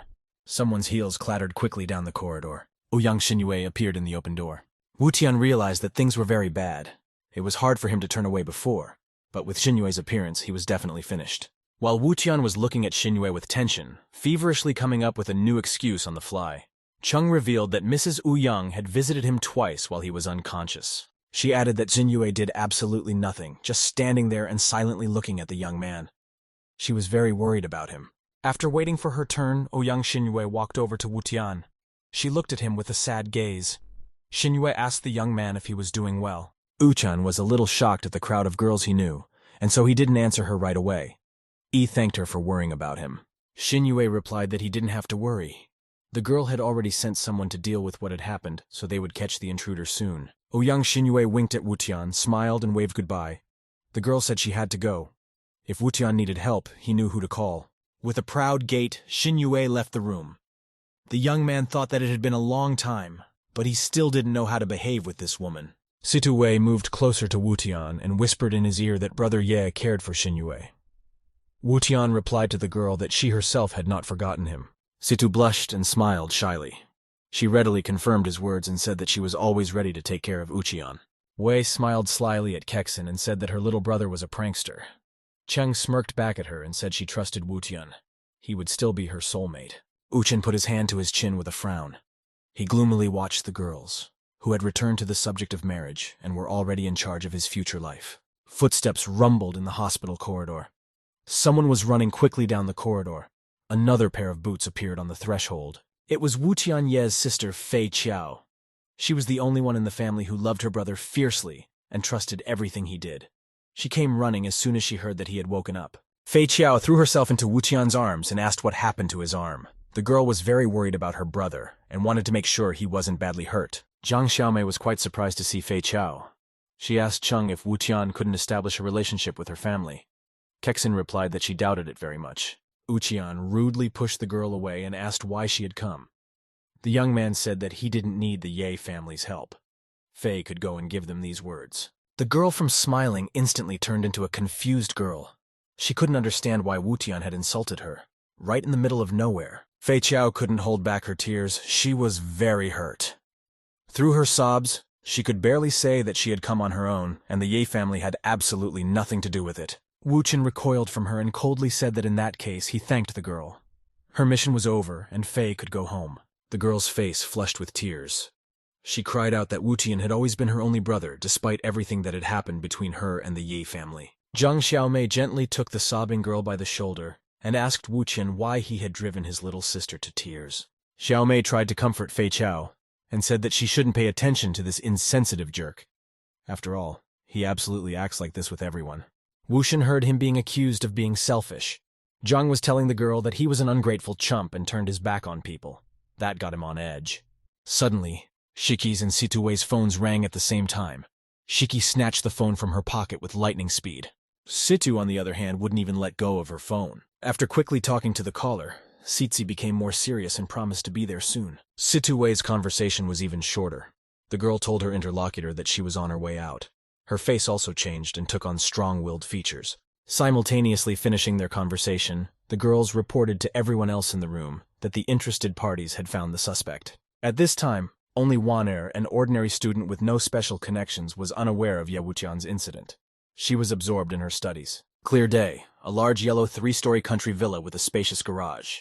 This is where the conspirators of the crime met. On one side of the table sat Wild Wolf, the truck driver. Across from him sat Ju and his partner. They were enjoying wine and delicacies from the best restaurant in town. The two companions raised their glasses filled to the top. They invited the assassin to join the toast and drink to success with them. The wolf looked at them sullenly. He advised his friends not to shy away from the conversation. The broad-shouldered bandit was interested in the rest of his fee. Ju smiled and assured him that the money had been ready for a long time and it wouldn't be a matter of that. He suggested celebrating the completion of the work first. Wang confirmed that everything was fine. Grabbing a small piece of meat with his fork, Wolf asked for another 5 million on top. After all, he hadn't been warned that the client had such great connections. Ju couldn't take it anymore and shouted that they couldn't put 5 million on the table because he didn't print money. It was his own fault for not investigating the matter to the end. The mercenary jammed the fork he'd freed from his meal into the tablecloth at the edge of the table. His muscles tensed, his face flushed with anger. The assassin demonstrated a fork in his clenched fist, which bent in several places. He grinned wickedly and said he was professional enough to kill Ju. Ju turned pale and instantly backtracked. He said that they didn't have that kind of money with them. The 5 million would only be ready in a few days. Wolf thought that Ju had a pretty good tongue. He said through gritted teeth that Ju shouldn't even think of trying to deceive him. The mercenary got up from the table and told his partners that he was only giving them 1 day. Either he gets his money tomorrow, or both of them go straight to the graveyard. Ju nodded contentedly and said that they had agreed, and he would bring Wolf his honestly earned reward himself tomorrow, but now he offered to have a drink. Killer didn't like it, and asked Ju why he was so insistent on getting him drunk. Ju waved his hands and said that it was just that they had prepared this whole dinner especially for him. The wolf turned his back and threw them over his shoulder angrily that they could gobble their own dinner. Suddenly a terrible pain seized him. The mercenary knelt down and started spitting blood. Unable to speak, he whispered that they had decided to poison him. Ju shouted that they had absolutely nothing to do with it. The mercenary grabbed a cleaver from his belt and shouted that he would take them to the grave with him. Ju started to run away, calling for help. But Wolf's special training had paid off. He caught up to Ju in one leap and stabbed him in the back. Ju almost choked on his blood. In a minute, he was already lying breathless on the floor. Pulling the knife from the body, Wolf told the man that it was his turn. He could barely stand on his own 2 feet, but he had to avenge himself. Van squealed that he would pay the mercenary every last dollar. Perhaps there had just been a misunderstanding. He grabbed a heavy wooden chair as his last hope and threw it at the mercenary, screaming at him to stay away. Van closed his eyes in fear, but nothing was happening. He realized he had hit the mercenary with a chair and he went down. The man rejoiced and told the wolf that he was barely on his feet, which meant that the poison had worked after all. Van grabbed a chair and hit the mercenary in the head with all his might, wishing him dead. The wolf smirked and told him he'd better kill him, or he'd get up and finish off his attacker. The man swung around again and shouted that he could laugh all he wanted. There was nothing he could do about it anyway. He roused the mercenary and invited him to stand up and fight, calling him a bald puppy. The wolf was already barely on his knees. It seemed that nothing could save him. And then he noticed the glint of a knife half a meter away from him. From his last strength, the mercenary made a dash, and he managed to reach for the murderous steel. At the same moment, Wang attacked him. Wolf quickly swung the knife in his direction. This was very unexpected for Ju's partner. The glint of the blade reflected in his glasses. Suddenly, the door to the room opened, and something whistled through the air. The man watched with frightened eyes. The mercenary watched his agony patiently and cheered. The mercenary dropped the phone from his hands from the sharp pain, and it softened the blow. The knife had stabbed Van just above the knee, and he was now squirming in pain under the wall. The mercenary was a little short of strength and fell to the floor immediately. As it turned out, Situ threw her phone at his back and knocked him unconscious. Wu Tian now understood why Situ didn't need guards, and was surprised that she was proficient in martial arts. Shiki frowned, thinking that even she couldn't throw a cell phone instead of a knife. It turned out that Situ hid her abilities well. Wai got embarrassed and said that she was just a weak woman and there was nothing wrong with learning a couple of self-defense techniques. Uchan entered the room and looked around for signs of the carnage. There was broken glass everywhere. Fei Qiao shrank back in fear, and Chang pressed her to her side, asking her to turn away and forget everything she had seen. Zhang Xiaomei examined Wild Wolf and said that he had no pulse. The man yelled and asked Captain Zhang to help him. He yelled that he was in a lot of pain. Wu Tian smirked. He recognized Manager Ju and asked what happened to Liu Tian. Ju started begging for Ye Wu Tian to call an ambulance. He doesn't want to die. Wu Tian stepped on the knife and drove it even deeper into Ju's leg. That one howled like a wild, wounded animal. Wu Tian assured Ju that he would not let him die, even if the man wanted it badly. Xiaomei ran up to Wu Tian and demanded that the bullying stop. She said that at this rate, he would soon be behind bars himself. Wu Tian said that wouldn't do. After all, he was the reason he and Fancy were barely alive, and he had every right to blow off a little steam. Zhang shouted that he should stop. Ju wouldn't get away with retribution as it was. Wu Tian turned to Shiki and Situ Wei and said that he would owe that girl who would hold Zhang Xiaomei back. They both grinned happily and readily complied with the young man's request. Zhang was held by her arms, and all she could do was scream that she was a police officer, and Wu Tian should be a law-abiding citizen once in a while. He scornfully replied that a law-abiding citizen in his place would have died at least a dozen times over. He approached Manager Ju and asked him what would happen if he pulled the knife out of his leg. Wu Tian suggested that a small geyser would come out. Ju shouted that it was all Wang Lushan's fault. He himself had nothing to do with it. Zhang Xiaomei was finally released. She squatted down beside Ju and called an ambulance for the badly injured man. Wu Tian put down his folding knife and said that they were done here. Captain Zhang could handle the rest. Cheng assured Fei Chao that everything would be fine and offered to drive her home. Siki told Yuchen that he owes him a debt now and he must not forget it. Situe looked at her opponent unhappily. She told Yuchen that she sacrificed a lot for him. Even the phone can be thrown in the trash. He can't pretend it never happened. The young man asked what kind of phone she had and said he would buy a new one later. He asked if it would hurt Situ's reputation if she followed him around, since she was from a powerful family. Wei replied that she wanted to choose a new phone with him. She smiled vindictively and said that others would yet see what diamond she had found. The next day, Wu Tian and Wei visited a cell phone store. One model caught Sita's eye, and she said with a smile that he seemed fine, just right for couples. Wu Shan asked Wei how she got such knowledge of martial arts. She replied evasively that she was not just a member of Situ's wealthy family, but also had some connections. It was better not to ask Eutenia what kind of connections. Situe asked Wu Tian to give her the phone. He complied with her request and asked why the girl wanted his phone. Situ swiped some kind of object on his phone. After that, she threw him away. Wu Tian was shocked. The girl walked over to the display case and picked out two couples' phones. Wu Tian was perplexed as to why Wei had thrown away her phone and what had gotten into her. Situ gave him the new phone and asked him to accept as a token of her favor. Wei added that it was from the bottom of his heart, so he couldn't refuse. Wu Tian said that it didn't need to be done. That phone was also a gift from Chung Kexin. Situ said it's already his problem. He should only use this phone. Wei added that his life will be in constant danger when the medicine goes on sale. Situ's family can keep him safe for 40% of the profits. Yuchen replied that for that kind of money, he would get a Defense Department guarantee, and he didn't need Situ. Wei reminded him that she had helped him out many times, and now she was asking him to return the favor. If it was just a matter of price, they could bargain. Uchan replied that it wasn't about money at all. He doesn't want to share it with anyone. Suddenly, the young man's cell phone rang. It was Ouyang Xinyue. She told him about an opportunity. Situ immediately lit up and asked what the opportunity was. She said she wanted to participate. Wu Tian grudgingly told Wei that she was already all over the place. If the girl wanted it so badly, they could go together. After a while, they arrived at the Ouyang family's large mansion. Xinyue greeted the arriving guests and looked at Wei with dislike. Situ asked if Xinyue was offended by the uninvited guest. The girl replied that it was fine, but she wouldn't be able to pay much attention to Miss Situ. Wei said goodbye with a smile and stated that she had actually just dropped Ye Wutian off. Frowning, Situ wondered what Xinyue might be up to. She slammed the front door with all her might in protest. Xinyue wasn't the least bit embarrassed by this, and she motioned for Ye to go upstairs in an even voice. They went into the bedroom. Ouyang Anan was lying on a large double bed. Xinyue warned that her uncle and the others wouldn't let anyone in to see her grandfather, and they only had an hour to spare. After taking a quick look at the patient, Wutian noticed that his muscles had already started to atrophy. He concentrated and began preparing for the ancient technique. Wuchen applied pinpoint strikes to the appropriate nodes. That should have helped. Wuchen was afraid of hurting the patient and was now a bit anxious. Waiting for the result, half an hour passed. Wutian told Xinyue that the massage was only the first stage of treatment, and he needed more time. He gave the girl instructions for the next 2 weeks. The young man said he would have to come again afterward. Xinyue was pleased that Grandpa had a chance to wake up. Wutian was so tired and nervous that he had to wipe the sweat from his forehead. Xinyue did that for him with her handkerchief. She thanked him profusely. Wutian was embarrassed and told himself that this massage was definitely worth the effort. He told Xinyue that Grandpa couldn't take any other medicine, or else all the healing effect would be lost. The girl asked if Wutian had been able to find out anything more about the assassination attempt. The young man replied that someone had poisoned him. This poison causes damage to internal organs, triggering their accelerated aging. Xinyue asked if it was possible to prove it somehow. Wutian replied that it could.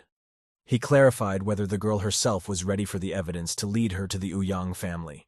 Ouyang Xinyue froze for a moment, weighing the pros and cons of such an investigation. Lifting her head up, she exclaimed that she wasn't intimidated by this and was ready to learn the truth. Uchin said he would take a blood test from Annan in that case.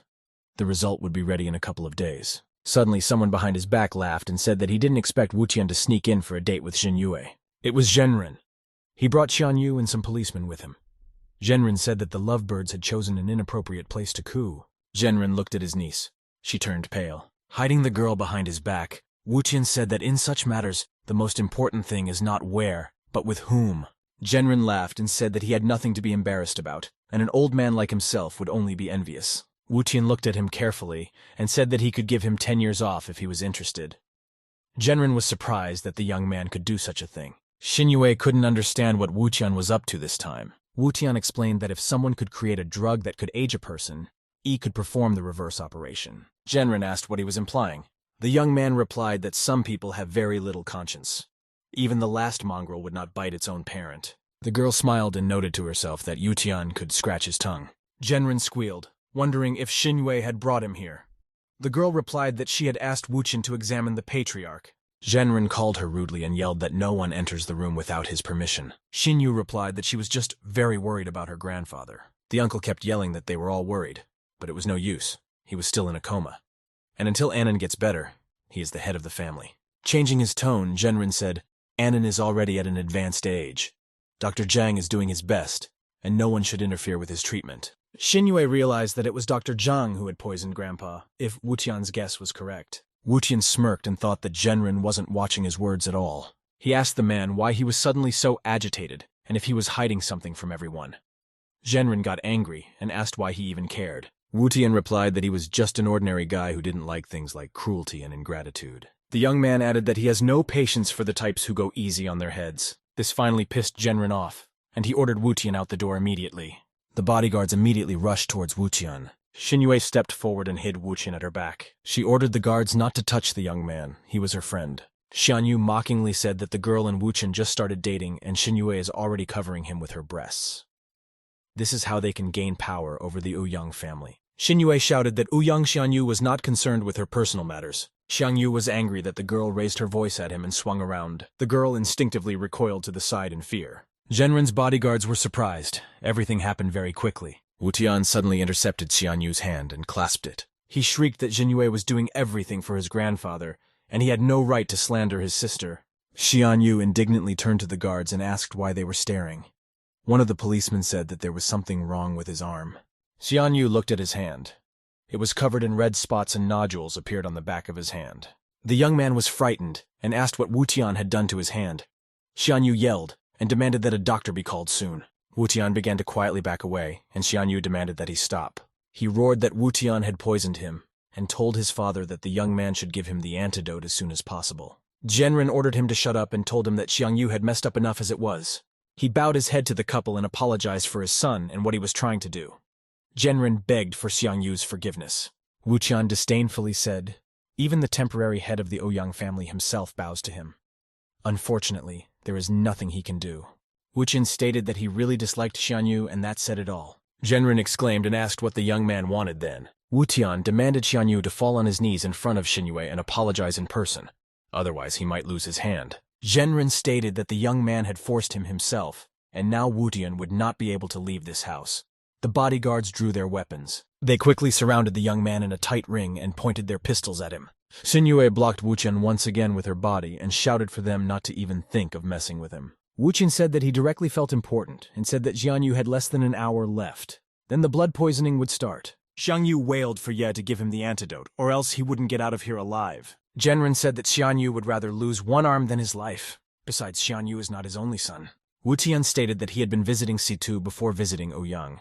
If he died, Situ would get the recipe for his Qingchengshan pills from Chengkexin, and then the Ouyang family would be finished. The bodyguard whispered in Genrin's ear that Situ had indeed come with Wu Tian today. Genrin thought with annoyance that without Anan, their family wouldn't be able to resist Situ, especially if they had the recipe to make Qingchengshan pills. Wu Tian looked at Xianyu and gloatingly asked him if he had thought it over. The man yelled that he didn't want to become an invalid. Genrin tried to feign a smile and said they were just joking. He ordered the guards to put away their weapons and said the joke had gone too far. Genrin explained that his son couldn't bow to Xinyue.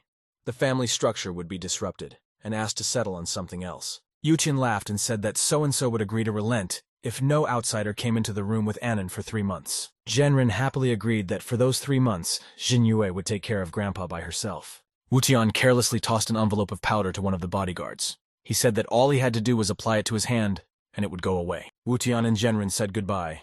The man smirked and asked him to stop by for a visit. Xiangyu began to protest that they couldn't just let Wu Tian go after all the humiliation. Genrin looked at him glumly. He urgently needed to take out his anger on someone. He kicked his son in the face with all his might. He immediately fell to the floor. Genren started shouting that it was because of him that the whole mess had been started. His father kept beating Xianyu and asked why he was such a useless dumbass. Wutian and Xinyue stood outside the gates of the mansion. Wutian sat down on the pavement in relief and admitted that he had already mentally said goodbye to his life. Xinyue asked if he hadn't made arrangements with Situwei and Chung Kexin beforehand. Uchen replied tiredly that he was a doctor, not a seer, and was just bluffing. He was just lucky that Genren had believed him and not buried him right there. Xinyue realized that all her guesses about Wei and Wutian's connection were false. The girl immediately threw herself joyfully around the young man's neck. Xinyue apologized, because she didn't think it would be so dangerous. Wutian said that he was the one who should apologize, because he was the reason Xinyue was in trouble with her family. And so they sat, Wutian on the pavement and Xinyue hugging him around the neck and kneeling on his knees. 5 minutes passed. They hugged each other in silence, taking advantage of the rare moment. Even after 10 minutes, their bodies remained in the same pose. Finally, Xinyue couldn't stand it any longer and asked how long Wutian would keep her. The young man replied that it would be another hour and a half. Seizing the rare chance, Wutian furtively lowered his hand from his back and moved lower.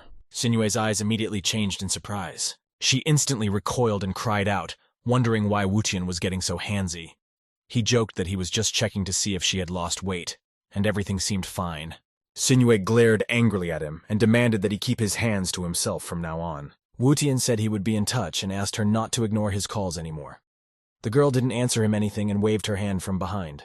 Wang Fangxi exclaimed that there was no need to touch her there. She blushed and said she was very ticklish. Wutian was afraid that Chang would hear them, so he asked the reporter if it was necessary to make all those provocative noises, since he was just treating her feet. The journalist said she was really ticklish and couldn't help herself. Wutian said it was nothing, and ordered the girl to lie still, or she would learn to walk on her hands for the rest of her life. The young man looked at Wang Fangxi's long legs and found them very even attractive. The journalist immediately noticed his lustful gaze, and regretfully noted that she had to get to her feet quickly.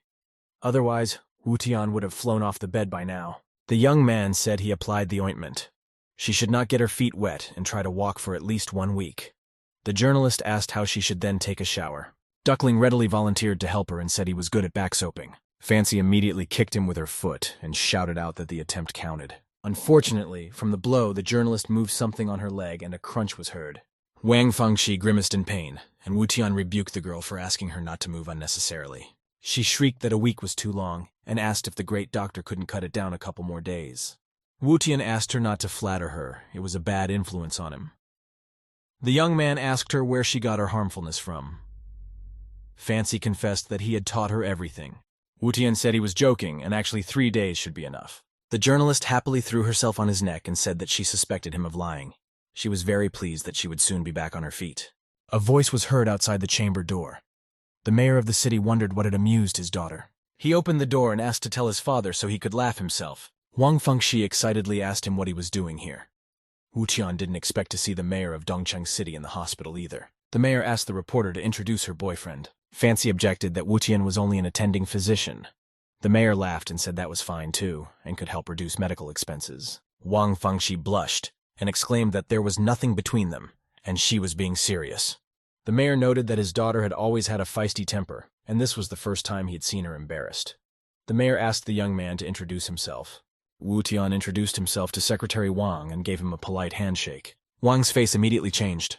He realized that this young man was the creator of the pill. He looked at Wutian and studied him, but simply ignored the young man's outstretched hand. Wutian became angry. He didn't realize that he disliked the mayor so much. Wutian thought that the mayor was a very petty person. Wang Fangxi noticed the tense moment and tried to ask what was going on, but the mayor asked her to stay out of other people's conversation. The mayor thanked Wutian for saving his daughter and suggested we have dinner together sometime. The young man replied that Wang was a very busy man and he dared not distract him from his duties. Waving goodbye, Wutian slammed the door and walked out. Fancy asked why his father had provoked him so, for the young man had done him no wrong. Secretary Wang asked what her feelings were for the young man. The journalist replied that it wasn't like that at all and he just did a lot for her. Now Wutian took up the task of quickly healing her legs. Wang replied that it wasn't that simple. He knew a lot about Wutian, so he had his own reasons for doing this to him. Wutian walked down the hospital corridor and pondered why the mayor needed to insult him. The phone vibrated, notifying me of a new message delivered. The letter was from Wang Fangxi. She apologized for her father's behavior. Wutian told himself that the girl was already embarrassed enough to be present. and she was also apologizing for her father. Suddenly, a voice came from behind the door of the ward. Someone was shouting at the top of their lungs and threatening to kill Ye Wutian by all means. The young man carefully opened the ward door and peeked in. He needed to find out who he had displeased this time.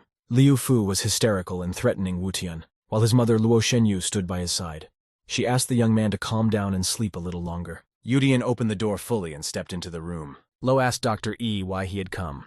She said his prescription had helped and she would like to invite Wutian to dinner. Ye replied that he shouldn't do that and asked what was wrong with her son, why he was threatening to kill him. The woman said that he had heard him and asked Liu to give her a chance to start her life over. Wutian approached Liu and said he was jealous of him. He had a good mother. He asked why Liu was cursing him. Liu clearly didn't see him. He looked straight ahead and threatened the invisible Wutian that he would finish him off. Luo Shenyu exclaimed that here was Wutian. He was standing right in front of him. It was as if Liu had come out of hypnosis. His eyes changed slightly. Suddenly, his vision returned to the real world for a second, and Liu saw his enemy. He immediately covered himself with his hands, not wanting to admit that Ushin was here, right next to him. Liu hugged the pillow and asked what Wutian was forgetting here and told him to leave. Shenyu took Wutian by the forearm and asked him not to take her son's words to heart. Wutian gently pushed her away and said that she didn't have to worry. He had his own head on his shoulders. Liu wailed for Wutian not to dare touch his mother and to leave the room altogether. Wutian approached him and asked if the guy was only going to yell at him. Liu wailed that not only was he going to yell, he was going to finish him off. He shouted that he hated Wutian and began to wish him death in various manifestations. Luo Shenyu couldn't take it anymore and slapped her hard. She shouted that she was done repeating the same thing. Liu started whimpering like a little child and asked how she could hit him in front of a stranger. His mother hugged him and whispered in his ear that the doctor was the only one who could help Liu. She just couldn't do otherwise. Liu got angry and pushed his mother aside. He shouted to Wutian that they are mortal enemies, and sooner or later Liu will definitely finish him off. And Ye's presence doesn't solve anything. Liu isn't afraid of him. Wutian smirked and said that he was about to check if Liu was afraid of him or not. He sprayed the powder directly into Liu's face, and the young man was as if in a trance. He couldn't see anything in front of him. Liu screamed that he was in a lot of pain and twirled around in different directions. The young man groaned and moaned. He clasped his head with his hands and started banging his head against the wall, still screaming in pain. Shenyu put her hand on his back and told him to stop because he would break his head. Wutian looked at Liu, and the mother began to plead with him to help her only son. Wutian turned aside, thought for a moment, and smirked. He pulled out a baggie and said it would stop the pain. Wutian said he wouldn't go to see them again. The young man added that the next time he hears threats against him, Liu will not get off that easy. He can't just ignore such threats. Wutian closed the door and thought he had gone too soft. He couldn't resist his mother's pleas. He thought of the proverb that said that what a man is on the outside is what he is on the inside. He thought proudly that a handsome man like him must have a good heart. Suddenly, screams and strange noises were heard outside the chamber door. Wutian immediately swung the door open and returned to the chamber. The window was broken by a nearby chair. The wind shook the curtains violently. Luo Shenyu sat on her knees by the window and wailed and oohed bitterly. Wutian couldn't believe his hunch, and asked if her son had jumped out of the window. Liu's fall caused many gawkers to appear. They urged each other to call for help and the police. Wutian looked out of the window and wondered why he had to freak out like that. Suddenly, Shenyu pushed him away from the window. She climbed out onto the windowsill and screamed that she had nothing more to live for. Wutian grabbed her shoulder. Lo lashed out and screamed that she had nothing more to live for. The young man said she needed to calm down and shoved a sleeping powder into her mouth. Tears came to Luo Shenyu's eyes. After a few seconds, she fell asleep. 10 minutes later, the poor mother was already lying on the couch and Wutian was testifying. He told Captain Zhang Xiaomei that this was exactly what happened. Ye had no idea that Liu would throw himself out of the window. The officer asked if Wutian had withheld anything from the investigation. Luo Shenyu finally woke up and began to perceive the world. She started screaming frantically that Wutian was a murderer and he had killed her son. The young man snapped back and yelled that he hadn't killed anyone, and she was just mad. Lo shouted that the police should not wait. Let them arrest Wutian and put him in jail. He should rot behind bars. Zhang ordered her men to handcuff Wutian. He stood quietly and waited, believing until the last minute that everything would turn out all right. Wutian shouted, whether Xiaomei was really going to handcuff him or not. Zhang looked at him and tears came to her eyes. But it was her duty, they would sort it out later. She told Wutian that he would be released quickly if he wasn't guilty of anything. Zhang asked Ye not to hold a grudge against her. The handcuffs on the young man's arms slammed shut and Lo was pleased with that. Wutian told Shenyu that she had no conscience at all, for she was guilty of everything herself. Luo indulged Liu in everything, which led him to commit suicide. She screamed that it didn't matter now. Yi had killed her son and would now pay for it with a prison sentence. News of Yewutian's murder hit the front pages almost faster than news of his pillory. All the major news outlets were competing to be the first to dig up as many details of the incident as possible. The yellow press also added fuel to the fire by inventing non-existent details of the case. Soon Chung Kexin arrived at the public security department. She assured the clerks that Yi could not have done it. He was not a murderer. Chung said that she had a lawyer with her and asked him to let them in. The lawyer replied that they could not go to Wutian. Chung immediately realized that something was wrong. Even a murder suspect is always allowed a lawyer. Zhang Xiaomei came to Department Director Xu and said that someone was trying to defame Wutian, and the longer it lasted, the worse it would get. Xu agreed that it was necessary to take things seriously and not worry about outside pressure. He promised that he would take care of it. Someone knocked on the door. Xu and Zhang turned their heads there at the same time. An officer entered the office and said he had brought the report the captain had asked him for. Xiaomei quickly looked over the case report and couldn't help herself. Seeing the evidence of Yutian's involvement, she reprimanded herself. Xiaomei reported to the commander that the situation was even worse than they thought. Yewutian's fingerprints were found on the body of the deceased. Xu asked the officer how much his report could be trusted. He assured him that he had checked everything personally. Xu thought for a moment. Yewutian claimed that he hadn't touched the deceased with a finger, but his fingerprints were found on the body, and it was on the wrist. The principal said he was clear and asked Xiaomei what she intended to do now. Zhang asked to question Luo Shenyu again. She assured that she would definitely dig up something. The Yi family mansion. Today there was a heated discussion about a wayward family member. Fei Qiao knelt at her grandfather's side and tearfully begged him to help Wutian. After all, he was his grandson. The patriarch of the Yi family ordered her to shut up and told her that it was Wutian's own fault. He was not worthy to be called his grandson and carry the Ye surname. Heng Qian grabbed the girl's hand so hard that she was frightened. He told Fei that Grandpa was right and Wutian was the blacksmith of his own misfortune. Ye Guang was happiest that they had tried to settle things amicably with Wutian, and now he had just gotten what he deserved. Fei Qiao was indignant. She didn't understand how they could make fun of her innocent brother. She roared and wanted to say something to her grandfather, but she couldn't. Someone placed a hand on her shoulder affectionately but imperiously. Fei immediately realized that it was Handong. She asked her father to talk to her grandfather. After all, if they didn't do anything, something bad might happen to her brother. Handong wanted to explain the complex intricacies of the family to her, but changed his mind. He put his arm around his daughter's shoulders and said they had better leave. Begging the others was useless. Guan exclaimed joyfully that finally the heavens were on their side and Wutian was finally finished. Heng Qian thoughtfully said that he was underestimating the enemy.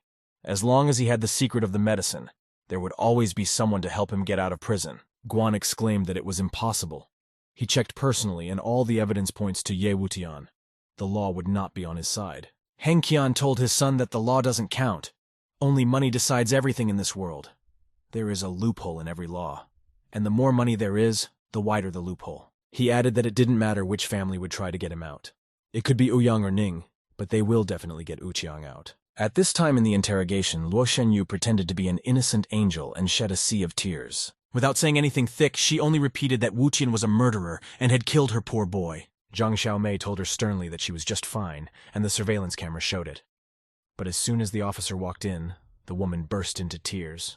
Shenyu screamed that she had no right to say such a thing. After all, Lo had just lost her only son, and how could she not cry? Zhang condescendingly allowed her to cry further, and said that the police had waited for the autopsy results. Xiaomei said that according to the report, Liu had indeed died as a result of a fall from a great height, just as Shenyu had said. But now they are interested in the question of why there are no fingerprints on the young man's body if he pushed him out of the window. She looked questioningly at the woman, waiting for an answer. Shenyu said that there was some mistake, because she had seen with her own eyes how Wutian threw her son out of the window. Xiaomei smirked and asked why Luo had stopped sobbing. She looked at the woman with a gleeful smile. Xiaomei assumed that Luo was so interested in the autopsy results that she forgot about her pretense. Zhang Xiaomei smiled and asked Shenyu why she was silent. Shenyu whimpered again that someone wanted to let her son's death go unpunished. Zhang said they were done for the day and Luo could go. Xiaomei realized that she wouldn't find anything if Luo cried. Shenyu continued to roar and walked out of the interrogation room. Xiaomei told the officer on duty that Luo was hiding something and asked him to follow her. The officer stealthily went after Shenya. Xiaomei was glad that some progress was being made and promised herself that she would get Ushin out of this mess. The officer on duty came running in and yelled that they were in trouble. Someone at the entrance was giving them trouble. Xiaomei turned pale and ordered to bring Wutian over now. Wutian was at this time trying to kick open the door of his den. He was angry that he'd been locked up for 10 hours, and he'd just recovered from the accident. After unsuccessfully trying to get out, Wu Tian sat down on the bed and began to think about who was behind all this and what they wanted. The young man resentfully thought that no one had visited him in these 10 hours, not even Chang, and it was too strange. The solitary door clicked, and it began to open slowly. Ouyang, Xinyue, and Xiaoman stood on the threshold. Wu Tian was happy to see this girl, but he was also a little angry with Chang. Xinyue asked the accompanying girl to wait for her outside. Wu Tian unhappily thanked her for the visit. He hoped in his heart that Kexen would be the first to arrive. Xinyue sat down next to him on the bed and asked how he was feeling. The young man replied that he was fine. Wu Tian asked if Xinyue thought the same as the others that he killed that guy. Xinyue closed her eyes and quietly mouthed that she thought he was innocent. Wu Tian was surprised at such warm concern for him and opened his eyes wide. He was ready to throw himself into Xinyue's arms and cry with happiness. Xinyue revealed that she had a hard time getting in, which was strange in itself. She speculated that it might be because of the Qingchangshan pill. Wu Tian realized that history was repeating itself. Xinyue's agents can't find the culprit, and he himself doesn't know who to suspect either. Suddenly, the door to the detention cell opened. Zhang Xiaomei flew in and said that Wu Tian was coming with her. She grabbed his hand and said they would go through the back door. Wu Tian asked why she was panicking, since it was her station. She yelled for him not to ask anything and just follow her. At this moment, Ouyang Xinyue's phone rang. The caller told the girl about the raid outside the precinct. Xiaomei was getting angrier and angrier. Wu Tian resisted and wouldn't let himself be dragged. He demanded to be shown those suicides who had come for his soul. Wu Tian said he would never hide behind a woman. Xiaomei blocked the path and said that he was not allowed to leave the cell. Wu Tian couldn't understand anything at all now. He thought they were trying to get him out of the station, but it turned out that Mei was trying to keep him inside. The girl said she couldn't explain anything to him, and it was a superior's order. Wu Tian said he was very curious as to who had scared their valiant police so much. Zhang shouted that they weren't scared at all. There were just too many of them. She tried to stop the young man, but Wu Tian had already run towards the exit. Xiaomei ran after him down the hallway and tried to stop him, showering him with curses in the process. Wu Tian opened the door and stopped in surprise. The department building was surrounded by military vehicles. A man with a megaphone demanded that Utena be handed over to them in 30 seconds, or they would storm the building. Wu Tian was just shocked and asked when the war had time to start. Xiaomei thought that this was the end of a peaceful life. The voice from the megaphone belonged to Sitsi. She stood at full height in the jeep and announced that there were 10 seconds left. Suddenly, she saw Duckling near the entrance and breathed a sigh of relief. Wu Tian asked Principal Shu in his ear what was going on. A joyful Shiki was already running to him, waving her arms and shouting that they had come to rescue him. Shu decided that if they gave Wu Tian away for nothing, the police would lose their reputation. He delicately told Miss Nin that they couldn't do that and take the boy away. Shiki firmly replied that Wu Tian was their man, and it was an internal matter of the Ministry of Defense. Wu Tian tried to remember when he had time to enlist. An irritated Shu retired to his room and shouted that he was waiting for official clarification from the ministry. Siki grabbed Wu Tian by the arm and led him away from the police department building. Suddenly, the front door swung open and an angry Zhang Xiaomei stood on the doorstep. She promised that she would skin Wu Tian as soon as he was back in her sight. Wu Tian showed her tongue and said contemptuously that he would not let himself be arrested now. Zhang lost control of herself with rage and snatched the gun. The officer asked her to lower her weapon. Xiaomei was angrier than ever. After all, she had gone out of her way to help Wu Tian, and he had just run away like a coward. The officer asked Xiaomei if he still needed to keep an eye on Luo Shenyu. Zhang barked that he could do whatever he wanted. She didn't care anymore. Xinyue smirked. Be that as it may, Wu Tian was free again. Recent events have shown that the Department of Defense has not been shy about cracking down on the police department, all because of one drug.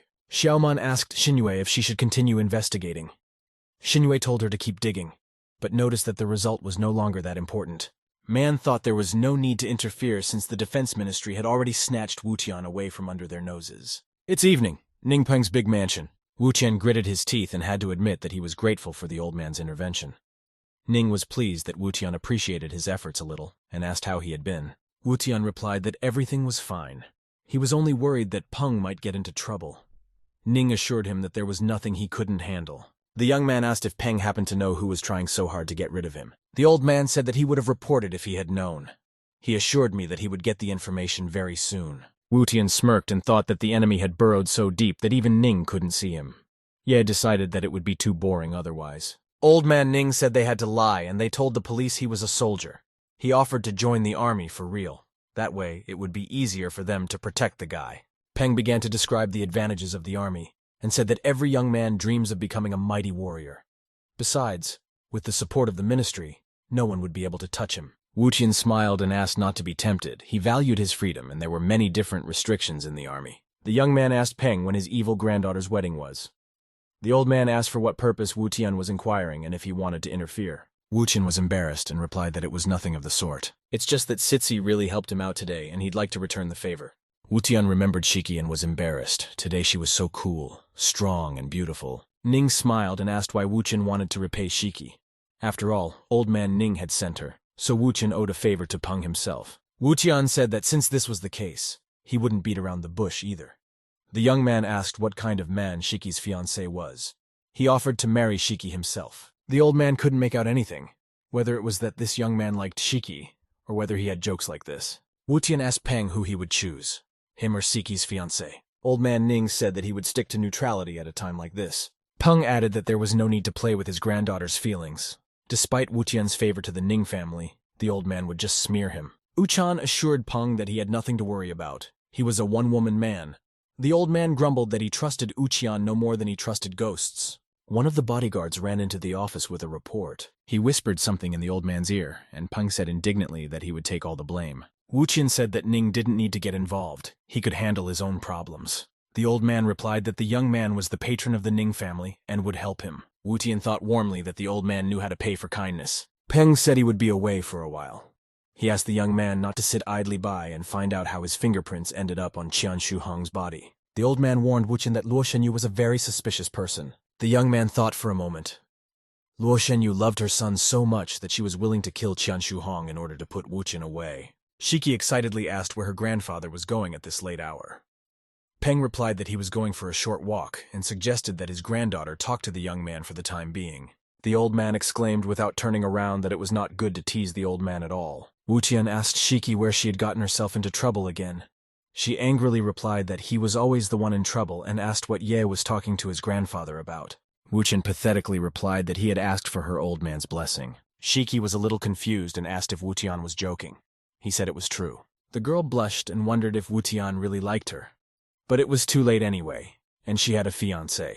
Wuqian poked her shoulder with his finger and asked why Shiki was silent. The girl jumped away from him, covering herself with her arms. She was still embarrassed, and from the excess of feeling could not say a word. Shiki shouted what he wanted from her and walked away.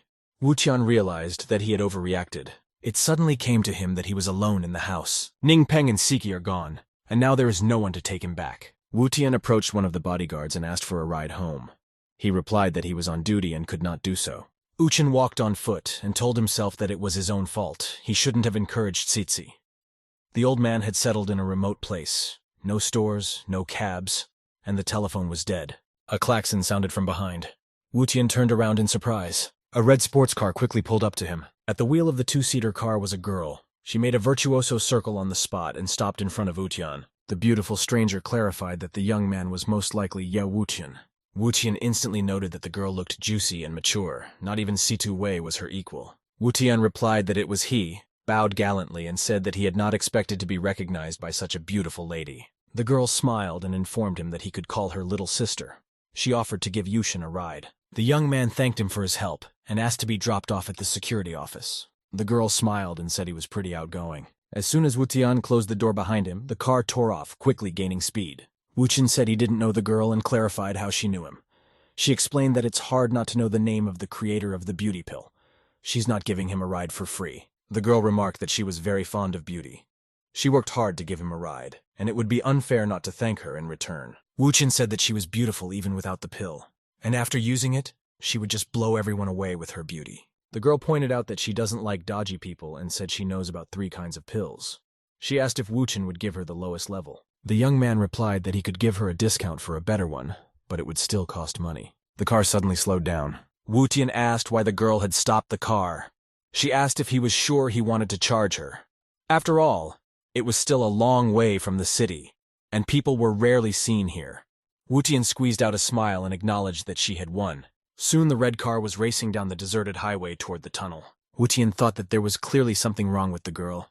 He didn't understand why the girl needed a pill. After a while, the car stopped in front of the police department. Wuqian said that a pill worth 100,000 yuan is a bit expensive as a car fare.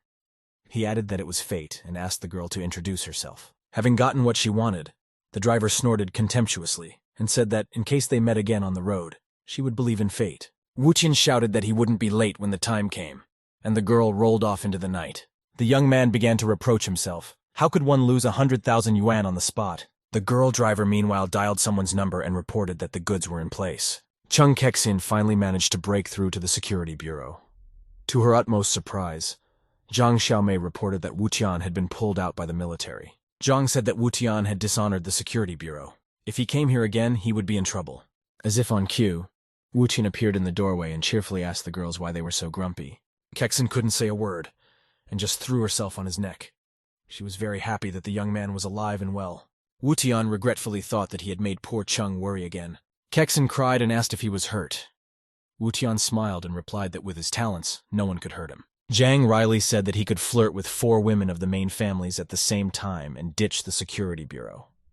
Of course, nothing could happen to him. Wu Xin smiled and said that he had gone to visit Ning's family to talk about life and found that the security bureau was better, so he decided to come back. Xiaomei indignantly said that in that case he should go back to his cell. There was nothing for him to do in the office. Wu Tian admitted that he had actually come to Zhang's house to find out Luo Shenyu's residential address. Xiaomei asked what he intended to do to her and said she didn't know anything. Wu Xin replied that he just wanted to talk. If Zhang doesn't believe him, he can take the gun and go with him. The young man realized from Xiaomei's reaction that she knew something. Zhang agreed to go with him and warned him that she would be very angry if Wu Tian messed up again. Soon, Zhang and Wu Tian were standing under Luo Shenyu's door. Chung Kexin was standing a little farther away on the porch. Yu Chen knocked, said hello, and said that a food delivery had arrived. Shenyu opened the door and announced that she hadn't ordered anything. Immediately, she recognized Wu Tian and squealed in a voice that was not her own. Duck wedged the toe of his shoe between the door and the door jamb. The young man smirked and told Shenyu that there was no need to rush to close the door. Wu Chen stated to the woman that they had a lot to talk about. He pushed Shenya back indoors and was slightly surprised. Taking a closer look at the surroundings, he realized everything. Chung Kexin and Zhang Xiaomei were simply dumbfounded by what they saw. In the room Lo flew into were 2 guys in the same underwear. One of them was holding a bottle of alcohol. The girls flushed and looked away. They were ashamed of Luo Shenyu. Wu Chen asked Lo what was going on here. After all, her son is dead and she is in the mood to party and go out. She blushed and shouted that he wanted to be here himself. After all, he had killed her son. How could he walk free? Wu Tian said in surprise. If Shenyu has someone who can put him away, the young man will have someone who can take him out. He winked at the guys and said it looked good. Her son is dead and she threw a party with teenagers. Her son would be really pissed off. Wu Tian added that it was no surprise that Qian Shu Hong was not himself. With a mother like that, anyone would go crazy. Shenyu shouted that they had just come to fix the bathtub. The young man turned to the boys and asked what they did for a living. The frightened young man replied that they were in the service business. Wu Chen pulled out a credit card and said that there were 200,000 yuan in there. He dictated the card password and asked the guy the real reason they were here. The half-naked gigolos looked at each other, hesitant to confess. Eventually, greed won out, and the young man informed them that they were call boys and had come to please Miss Lo. Wu Chen laughed loudly. He was celebrating his victory over injustice. The disgraced Luo Shenyu flushed and didn't know where to go in shame. Wu Tian pulled out another credit card and asked the other guy how many men Lo was taking at one time, whether they worked together or switched. The young man took out a credit card and unabashedly admitted that he and his partner worked together. Wu Tian was pouring with laughter and told Shenyu that she was just a machine, not a person. Lo became enraged and demanded that everyone leave her house immediately. Wu Tian's hand swept up lightning fast and grabbed Shenyu's cheeks, pinning her against the wall. He informed the woman that he had a journalist friend who always needed a new and exciting story. Luo Shenyu begged to be left alone. She seemed willing to cooperate. Shenyu asked Xiaomei if she had a duty to protect her, since the young man was being violent. Zhang thought that she wouldn't have shown up here if she had known in advance. Nevertheless, she told Luo that she didn't see any violence here. Chung Kexin added that her son's death was clearly not worth it all. Wu Tian ordered to say who ordered him to be framed and how his fingerprints ended up on Qian Shu Hong's body. Kexin asked Luo to pull herself together and tell the truth, because sooner or later they would find out anyway. Shenyu shrieked that no one had given her orders and she only knew that Wu Tian had killed her son. Suddenly there was a clinking of glass, and shards of the window sprinkled on the floor. The sniper's bullet took out Luo Shenyu, hitting her right in the eye. A splash of blood splashed onto Chung Kexin's face. She stared dumbfoundedly at the collapsed body. Gigolo both screamed in surprise and fear. Kexin couldn't believe this was how it happened. She wanted to wake up. Zhang Xiaomei grabbed Wu Tian and Chung's hands and commanded them to leave. They hid away from the door under the stairs leading to the second floor. Xiaomei took the gun off the safety and assured them that they were safe here. She yelled to the teens to stay put too. Their sniper wouldn't get them there. Wu Tian asked Kexin not to worry. Everything would be fine. The young man realized that the enemy was far more dangerous than he had anticipated. In the late afternoon, Chung and Wutian returned to the inn. Wutian asked the girl not to think about what had happened and to sleep well. He assured Chung that it was much safer at home. But Kexin couldn't calm down. She was shaking from the experience. Wutian handed the girl a pill and said it was a sedative. It would help her sleep. Chang swallowed the pill and immediately started yawning. Ducking gently carried the girl over to the bed. He covered Chang with a blanket and thought that not everyone could bear what he saw. Wutian turned off the lights in the girl's room and thought she should feel better in the morning. 3 hours had passed. The clock was peacefully ticking away. Suddenly, wild screams erupted from Keishin's room. Wutian instantly jumped out of bed. He ran to Chang and fearfully asked her what was wrong. Kexin couldn't sleep. She was sitting on the bed, wrapped in a blanket, shivering. Uchan hugged the girl and told her not to be afraid. He would stay here and everything would be fine. Kexin's eyes were wide with fear. A little time passed. Chang calmed down and closed her eyes. Wutian frowned, thinking that he hadn't even touched Shenyu, but everyone was sure he was the killer. Now all he has to do is wait. The morning came. Chung Kexin woke up and saw that she was alone in the room. The girl came into the kitchen. Uchan was already working on the stove and assured Chung that breakfast would be ready soon. The young man quickly set the table, tasted the dish, and said he expected nothing less from himself. Wutian invited the girl to the table and asked her to eat before the food got cold. Chung Kexin asked him not to sell Qingchengshan pills. Wutian took a bite of his toast and asked what the problem was. Keishin promised to find a new job and support them as long as he didn't sell pills. She expressed her fear that one day Ye Wutian might take Luo's place. The young man gently placed his hand on her head and asked her to calm down. Wutian said that he was blinded by his lust for profit and just didn't think his enemies would do such a thing. Now that he had thought it over, they had nothing to worry about. Chung Kexin raised her head and looked at the young man questioningly. Wutian asked her to enjoy her breakfast and take her time. He needed to visit Old Man Ning. Wutian thought it over carefully and said to himself that the lot had been cast. In a large mansion, the stunning girl who obtained the pill sample and a certain young man were talking. He was comfortably seated on a sofa, his neck and shoulders being massaged by 2 slave girls. The young man ordered them to try harder, or he would send them to the doghouse for a show. The girls were frightened and babbled that they would try harder. They begged to be spared. The young man smirked, closed his eyes in bliss, and said it was considerably better. The guest couldn't look at it, she just cursed him in her thoughts. The young man asked how she was doing. The girl said that the analysis of the pill was not yet complete, because he had heard about the Dongcheng incident. The young man slammed the wine glass on the table with such force that the stem of the glass cracked in his hands. The young man was very angry. After he taught the Ouyang family a lesson, the Ning family suddenly appeared on the scene. The girl said she was done for the day. The young man smirked and assured her that after he dealt with the Ning family, all the problems would disappear by themselves. The girl asked to be kept informed of any developments. The young man gazed dreamily at her receding figure and decided that sooner or later he would conquer her. At the same time in the Ning family mansion, Old Man Peng asked to repeat the words he said. He didn't believe that the young man was actually capable of extending the lives of all the members of the Ning family by more than a century. Wutian admitted that he didn't want to reveal all the cards, but he was forced to. However, Peng himself knows that these are hard times for the young man. The old man still couldn't believe that every member of the Ning family would be able to live for over 100 years, unless unforeseen events happened. Wutian smiled and said that he was the only one in the entire world who could do such a thing, and Peng understood perfectly well what that meant. Ning clutched his crutch tightly and thought that with this medicine the Ning family would prosper and no other family could compete with them. The old man looked into Wutian's eyes and asked him how much he could trust the young man. Wutian exclaimed that he was putting the title of Miracle Doctor on the line. He would be able to do it in no time. Besides, he swears on his honorable name. Ning Peng said that was all understandable, and asked what would happen if the young man failed. Wutian promised to give away half of the shares of the miracle pills if he failed. The old man whistled in surprise. It smelled like a huge sum of money. Ning Peng asked Wutian why he chose the Ning family. As far as he knows, the young man is on good terms with the Ouyang and Situ families. Wutian said there were 3 reasons and said that Peng was a good man and his family was very influential. The 3rd reason was the stunning Shiki. Peng asked what would be required of the Ning family if they cooperated. Wutian admitted that he doesn't like fights and intrigue, so all Ning needs to do is rid the young man of his enemies. Wutian stood up and declared to Peng that he would surpass the major family sooner or later, and his strength was beyond the old man's imagination. Ning Peng had a lot to think about. He couldn't give a quick answer. Wutian left and said he was giving a couple days to think about it. He stated that other families would also want to cooperate with him. Old Man Ning said that it wouldn't take a couple days. 1 day would suffice. Wutian rode his bicycle through the city. The wind ripped the leaves off the trees. The young man thought that with such a generous offer, Nin would have a day to think about it. But considering the level of the enemies, their family should be cautious. On the other hand, if things were simple, the young man would just be bored. Suddenly, a police car blocked his path and Yuchen stopped. Zhang Xiaomei announced to him that he was detained. If he tries to resist, the police will use force. Uchan didn't believe what she said. He couldn't be arrested just like that. He wasn't guilty. Soon he was taken to an interrogation room. On the other side of the table sat Zhang and another officer. Wu Tian told Zhang Xiaomei that he needed a convincing explanation. Mei asked Xiao Li to provide the case file. Xiao Li thought that she was doing a bad thing.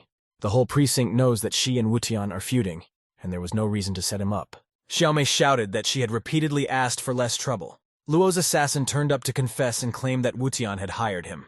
She shrieked that this time the young man had hit it big, and now he would not escape punishment. Wu Tian calmly asked what she intended to do next. Xiaomei kept yelling that he didn't realize the gravity of the situation. The shooter has come forward and testifies against Ye despite the fact that he is facing the death penalty. Wu Tian said that Captain Zhang was on duty and asked her not to mix work with personal emotions. Xiaomei asked Xiao Li to continue her questioning. Li said the rules say they have to hold him pending trial. Besides, the guys on the call also pointed him out. This news confused Yuchen, and he asked why they would have testified against him. Xiaomei said their testimony was that Wu Tian intentionally shocked the woman and held her in a comfortable position for the shooter. Wu Tian asked if she herself believed such nonsense. Xiaomei bowed her head and said that they could have been coaxed by someone, but Wu Tian himself also humiliated them with money. Yuchen pondered the situation. Just then he smirked and said that it was all very interesting. He didn't even think that because of some pill people would push each other to do such things. Wu Tian couldn't stand it and laughed. He just burst out laughing and said that this world wouldn't let him get bored. Xiaomei couldn't understand what was wrong with him. After all, he has to curse everyone and prove his innocence. Wu Tian asked Captain Zhang for an audience with his charges and assured him that it would help the investigation. He also asked to be informed of any new details about the case. Xiaomei squealed that she was already taking a big risk investigating this case, and there was nothing more to ask for. Wu Tian looked at the girl sternly and demanded simply to tell him. Zhang looked at the young man and was very frightened. He had the typical look of a killer. She remembered that a similar feeling had visited her when Zhang had been around those convicted of murder. But Wu Tian's aura was stronger than either of them. Xiaomei couldn't believe it was even possible. She had personally reviewed the young man's file and found nothing criminal. Wu Tian asked Xiaomei if he needed to repeat it a third time. Xiaomei explained that she had to request instructions from the security bureau. Talking over the phone, Zhang Xiaomei expressed her willingness. The girl hung up the phone and informed Wu Tian that she would take him.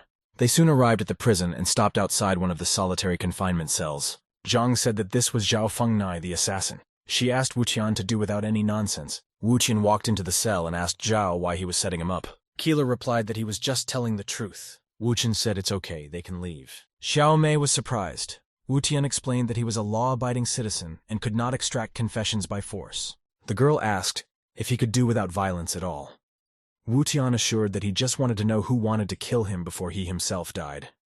The young man asked to go look at those two guys. They both immediately squealed in horror and asked what Wu Tian was doing here. The young man smirked and said he just really missed them. Wu Tian slowly began to walk up to the guys. They shrieked for him to stay back and began to stagger back. The teens fell to the floor, hugged each other with fear, and screamed for him not to dare come near them again. Wu Tian snickered that they were both the ultimate slugs and their lives were worthless. The young man turned around and told Xiaomei that he was done here. Zhang had no way of knowing what Wu Tian was doing and why. The young man himself just smirked, and no one could figure out what he was thinking right now. Zhang Xiaomei came to report to Principal Xu and said that was the end of it. The principal immediately realized that something was wrong here and some type of pressure was taking place. If Wu Tian had beaten them up, it would make sense, but his behavior was too strange. Zhang Xiaomei said that she thought the same thing, but nothing suspicious happened.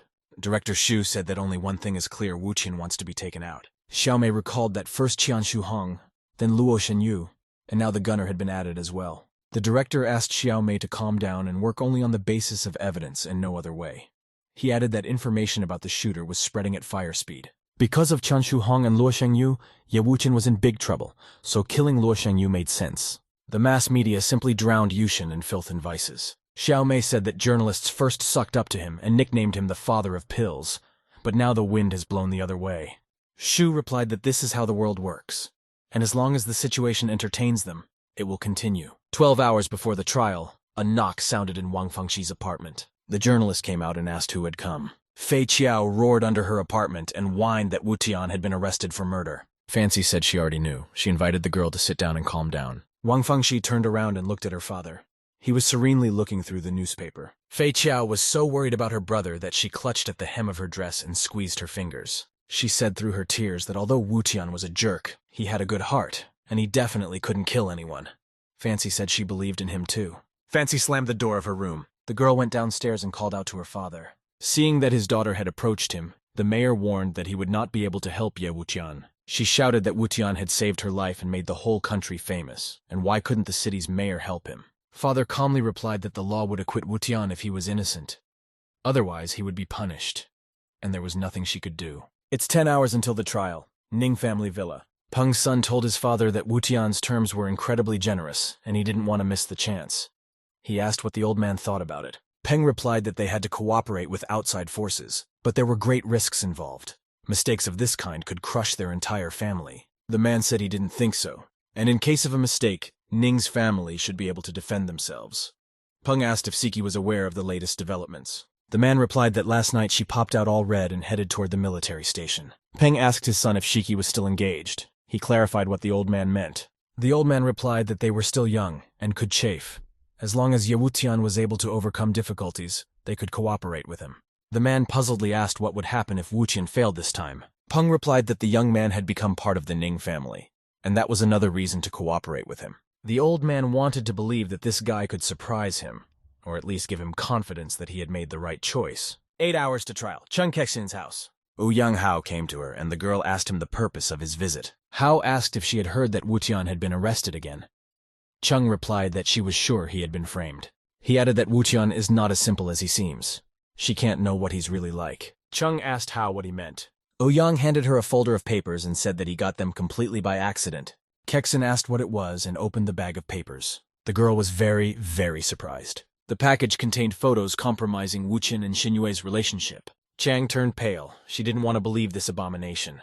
Ouyang said he sincerely didn't mean it, and it's a very huge blow to both of them. Regardless, Kexin said in a firm voice that she believed Wutian. Hao was angry that even at the sight of evidence, Chang was unwilling to accept reality. The girl repeated that she believed Wutian, and that was it. Ouyang Hao turned pale. He had counted on a quick victory. He couldn't say a word out of anger and had to leave. Hao angrily thought that he would see who would defeat whom. There were 5 hours left before the trial. Xinyue went to Wutian and said that she wanted to come and see him, but it was impossible. Wutian smirked and said that Xinyue liked a date through the meeting room, he thought. Xinyue assured him that he looked good. Wutian explained that it couldn't be otherwise. The enemies in the shadows were just waiting for him to break down. The girl asked how she could help him. The young man replied that she could sit down and wait for the show like everyone else, and when it was over, Xinyue could give him a banquet. The girl agreed to give him a big banquet in honor of his victory. 3 hours before the trial, the door to the detention room opened. A spectacular female driver appeared on the doorstep and rebuked Wutian that her heels were burning with fire, looking for him everywhere. Wutian said that a woman as greedy as her couldn't sit still, but she showed up at the last moment. She jumped into Duckling's arms and assumed he must have a plan since he was being so carefree. The young man replied that a mere civilian can only believe in law and justice. The hour of trial had come. The guards brought Yutena in handcuffs into the courtroom. Zhang Xiaomei whispered to Kai Xin that she hadn't found a single piece of evidence in favor of the young man, and he was all smiles. Chung replied that he must have his own plan of action. Fei Qiao clung to the reporter, and Wang Fengxi told her that everything would be fine. Xinyue sat apart and calculated that it had only been 2 days since the arrest. No trial had ever started so quickly, and someone very powerful must be behind it. The judge banged the gavel and announced that the trial was about to begin. The man behind the podium said he was Luo Shenyu's lawyer and asked if he would confess to killing Luo Shenyu. Wutian asked if the lawyer was an idiot. The lawyer angrily said he should only choose between yes and no answers. Wutian said he did not. The man asked if he had a relationship with the late Luo Shenyu. Wushin noticed that he had a conflict with his lawyer too, and if he was found dead tomorrow with stinky feet, would it really be Wushin's fault again? The whole room couldn't stand it and burst into laughter. The lawyer got angry and shouted that only Utenya's feet stink here and demanded to answer only yes or no. The young man repeated that he didn't do it. The lawyer suggested that the young man's plan was originally to throw Qianshu Hong out of the window and then deal with Luo Shenyu. Wooten asked how he was able to get a license in the first place. The young man asked if the lawyer at home sniffed his feet and died. Would that be considered a plan to kill him? The lawyer wailed that one more such prank and he would sue Yushin. Judge X asked Yushin to take the case more seriously. It's a court of law. Wuchen said it doesn't matter at all what the lawyer says. He won't confess to the murder anyway because he's innocent.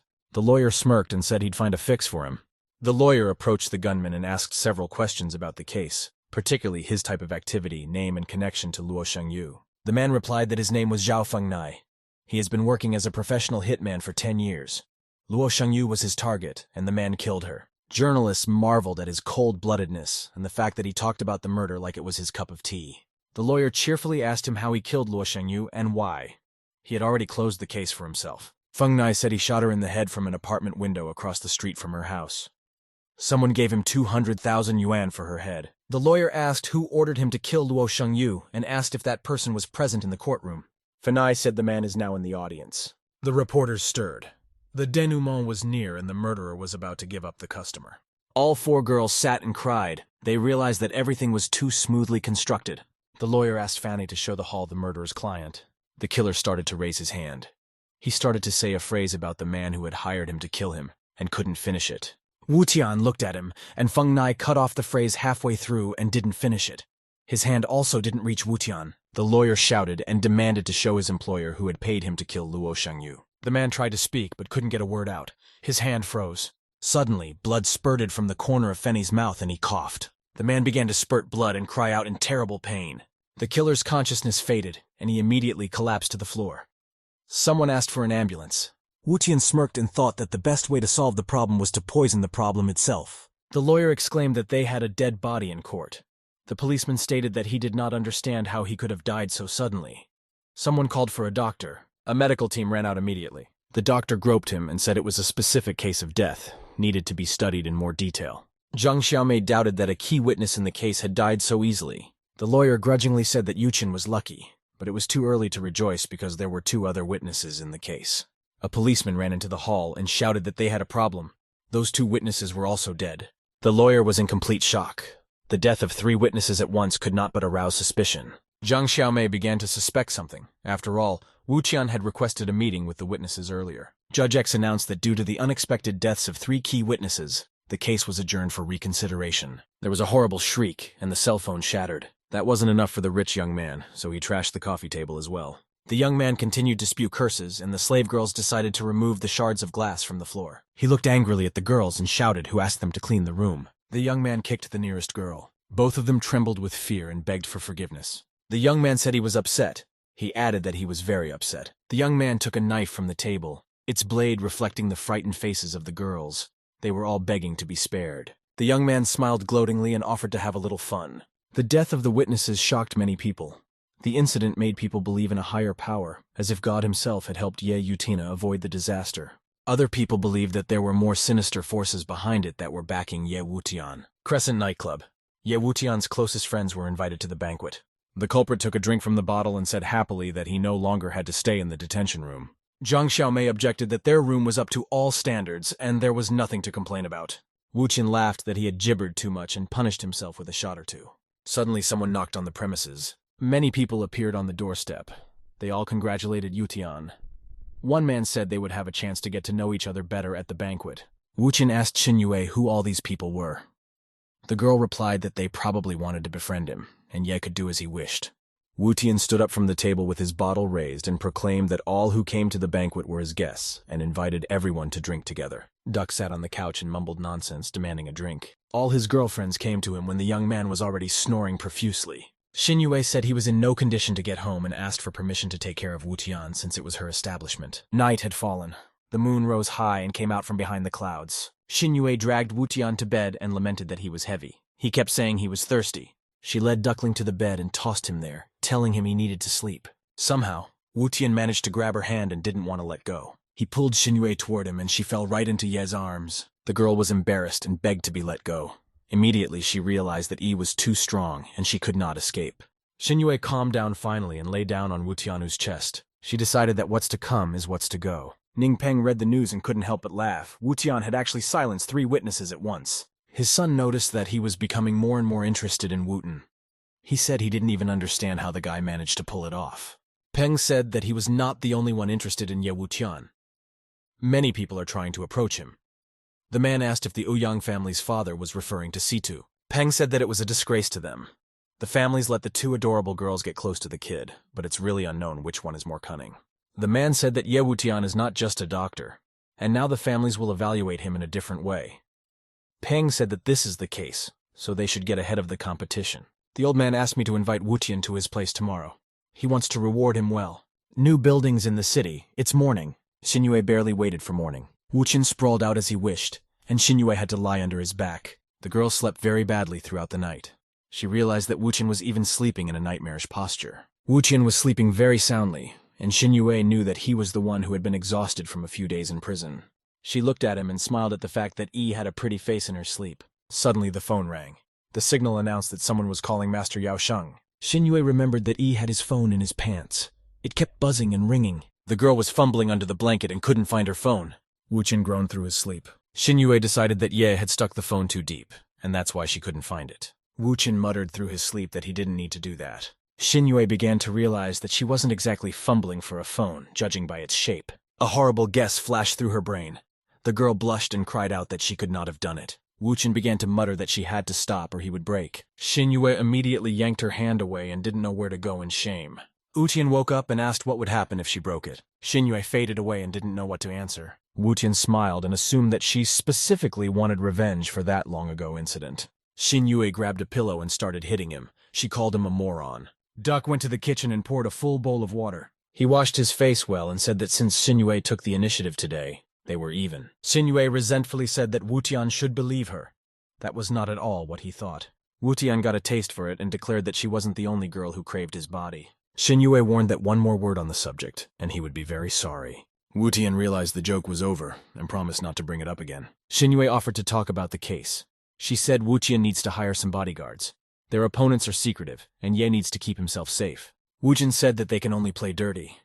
But since the other side still wants to cooperate with him, the opponents will reveal themselves sooner or later. Xinyue asked if he had been able to find out which drug was harming her grandfather.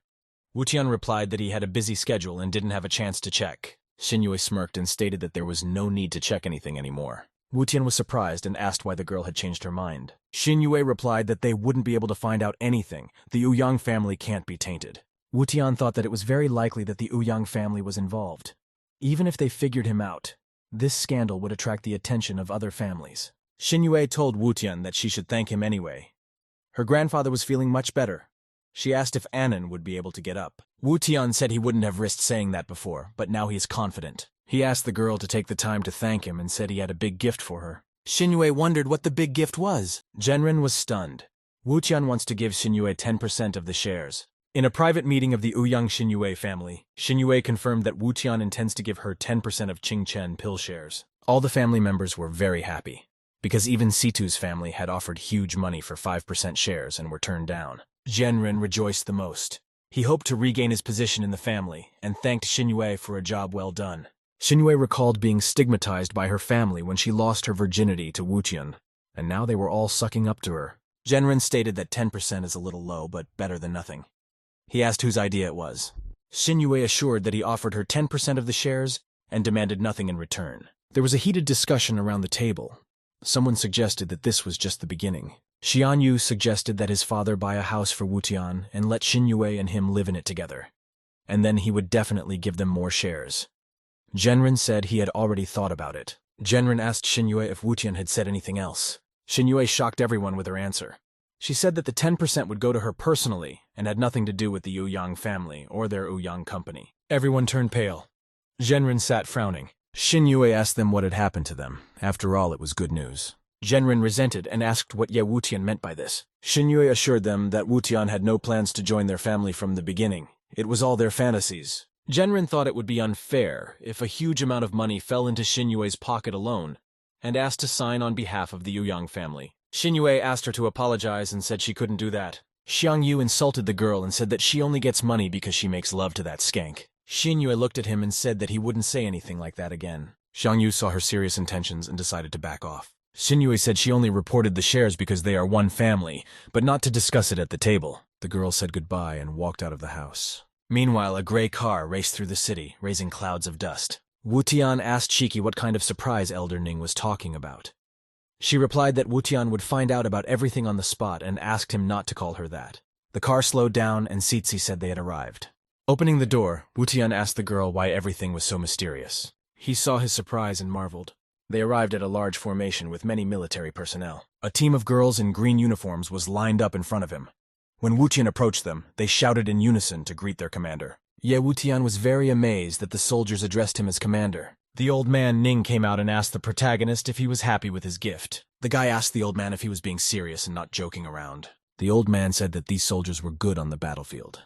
He thanked the protagonist for all the good things he had done for him. Ning turned to the soldiers and said that they should make the right decision themselves. One of the soldiers turned to old Ning and wanted to contradict him very much. Ning shouted to the soldier not to whine. He turned to the others and told them not to let him be scorned. The soldiers unanimously said that from now on, they would obey the orders of the new commander-in-chief. The old man told the soldiers proudly that they were well-trained warriors. Wu Tian thought to himself that he had asked the old man for a couple of good bodyguards, but he had not expected such a large number of soldiers. The old man told the guy that he would not forgive. He would allow immoral and harmful acts to be committed by the soldiers. The boy replied to the old man that he would never mistreat soldiers. The main character stood in front of the soldiers and told them his name. He urged them to stick together no matter what. Silence reigned. The soldiers stood and looked at the protagonist in silence. Wu Tian thought that the new commander's speech should cheer up the soldiers. He didn't understand why they didn't react. The Shichi girl was standing next to him. She realized that it was useless to talk idly to make contacts. Wu Tian told the soldiers that if he personally disliked any of them, each of them could fight him. The soldiers were surprised. They thought the main character wanted to go to the hospital and looked down on them. Wu Tian told them that the fight would not be one-on-one, but he would fight with all of them. The girl and her grandfather were very surprised. They thought the guy was out of his mind. One of the soldiers timidly asked the guy if he alone wanted to fight 24 soldiers. The protagonist replied that he was ready to fight even against 40 opponents. He encouraged them all to attack him. The guy also said that he would reward them if they won. One soldier called himself Chen Li and told the protagonist that he was extremely good to deal with. Wu Tian told the soldiers to attack him to end the fight quickly. Chen Li got angry. He shouted at the protagonist that he had asked for it. The soldiers shouted to each other that they would make a chop out of the main character because he looks down on them. The protagonist was not afraid of anything, and soldiers were running at him from all sides. He just raised his hand. Wu Tian absolutely did not worry at all and put his finger on his hand down. This had an effect on the soldiers. All the soldiers were paralyzed. They collapsed and could not stand up or even move. The protagonist cheerfully asked the soldiers if they thought he couldn't handle them. Wu Tian felt a strong blow on his face. It was painful and completely unexpected for him. Chen Li stood in front of him. He was full of strength. He was not affected by the main character's magical methods. Wu Tian was very angry, but he didn't understand how this soldier could stand after a large dose of the drug. The protagonist was greatly astonished. He couldn't understand how Chen Li could stand when the other soldiers fell down. Chen Li realized that he wouldn't be able to handle the protagonist with only a small part of his power. Wu Tian thought that his opponent's physical stats were much higher than the others. The girl Sachi realized for sure that the protagonist used drugs. The guy was standing, and there were soldiers lying on the ground around him. He told them that they all together could not defeat him. Chen Li shouted to the protagonist that he didn't defeat them by force. The protagonist told Chen Li that in any battle with the enemy, any means are good, and not to make excuses for losing. Chen Li sat on the ground. He couldn't get up. He didn't answer anything to the protagonist. Wu Tian told the soldiers that there is no justice in real combat. There will be a winner no matter what means he uses. Then the soldiers felt their strength returning to them. They were able to stand on their feet. Old man Ning thought to himself unhappily that the protagonist not only dishonors his people, but also leads them astray. Wu Tian told the soldiers that in time they would understand him. He also said that he would not give them the glory of a warrior. The protagonist gave Chen Li the money. There was 10 million. 5 million was for him personally, and the other 5 million was to be used to buy equipment. The guy said that if the money wasn't enough, they should ask him for more. Chen Li liked the commander's decision. He said he would do everything. Wu Tian told Chen Li that he would be the leader since he stood up to it. The protagonist gave this soldier the right to lead the future training. He also asked the soldiers to call him young master instead of commander. The servicemen responded to the protagonist in a friendly and coherent manner with agreement. The protagonist was very happy. He realized that with such power, no one could touch him. Chen Li asked him if they could still use guns. Wu Tian went to Old Man Ning and told him to give each soldier a gun license. The old man replied that he could only get a few licenses. The soldiers realized that they would have to go unarmed for the time being. Someone said that after serving in the army without weapons, they would feel unreliable. The protagonist told the old man that he could give 1 million for each license. The old man said he'd do it, but only if it was 5 million for the license. One of the servicewomen thought that 5 million for a license would be very expensive. Tian thought that the old man was really pulling all his money. In the end, he said he agreed to 5 million, but each gun must be equipped with 1,000 rounds of ammunition. Old man Ning said that he completely agreed. He thought to himself that he could raise more than 100 million. Chen Li was very amazed. He couldn't believe that the protagonist would spend over 100 million on them. The soldiers rushed to the protagonist and started thanking him. They called him the best young master. The guy said they would never regret leaving the army and followed him. Late at night, a guy went to rest at his girlfriend's place. He lay down next to her on the bed and fell asleep. The girl woke up in Ye Wutian's arms. She couldn't understand why the guy was in her bed. The girl was surprised that the guy stayed quietly on her bed all night. She thought maybe she lacked charm or he didn't like her. It occurred to the girl to take a couple more beauty pills. Ye Wutian lay on the bed and slept. He snored and felt nothing. The girl thought to herself that the main character most often sleeps with women, and she is probably not interested in him personally. Here she remembered the important thing that Ouyang Xinyue had already taken a step ahead of her. The girl didn't like that the guy didn't take her seriously and didn't give her a sense of reliability. After a while, the guy woke up. He asked the girl if she was awake yet. The girl threw him off the bed with her foot and asked him what he was doing in bed and why he hadn't done anything during the night. Ye Wutian replied to the girl that he thought Luo Shen's death had a great psychological effect on her. Because of that, she was afraid to sleep alone. The guy told the girl that if she didn't want him to come anymore, he wouldn't come. The girl got scared. She said she didn't mean it. She wanted to justify herself. The guy took a pillow with him and said he wasn't coming to the girl's house next time. The girl was almost hurt to the point of tears.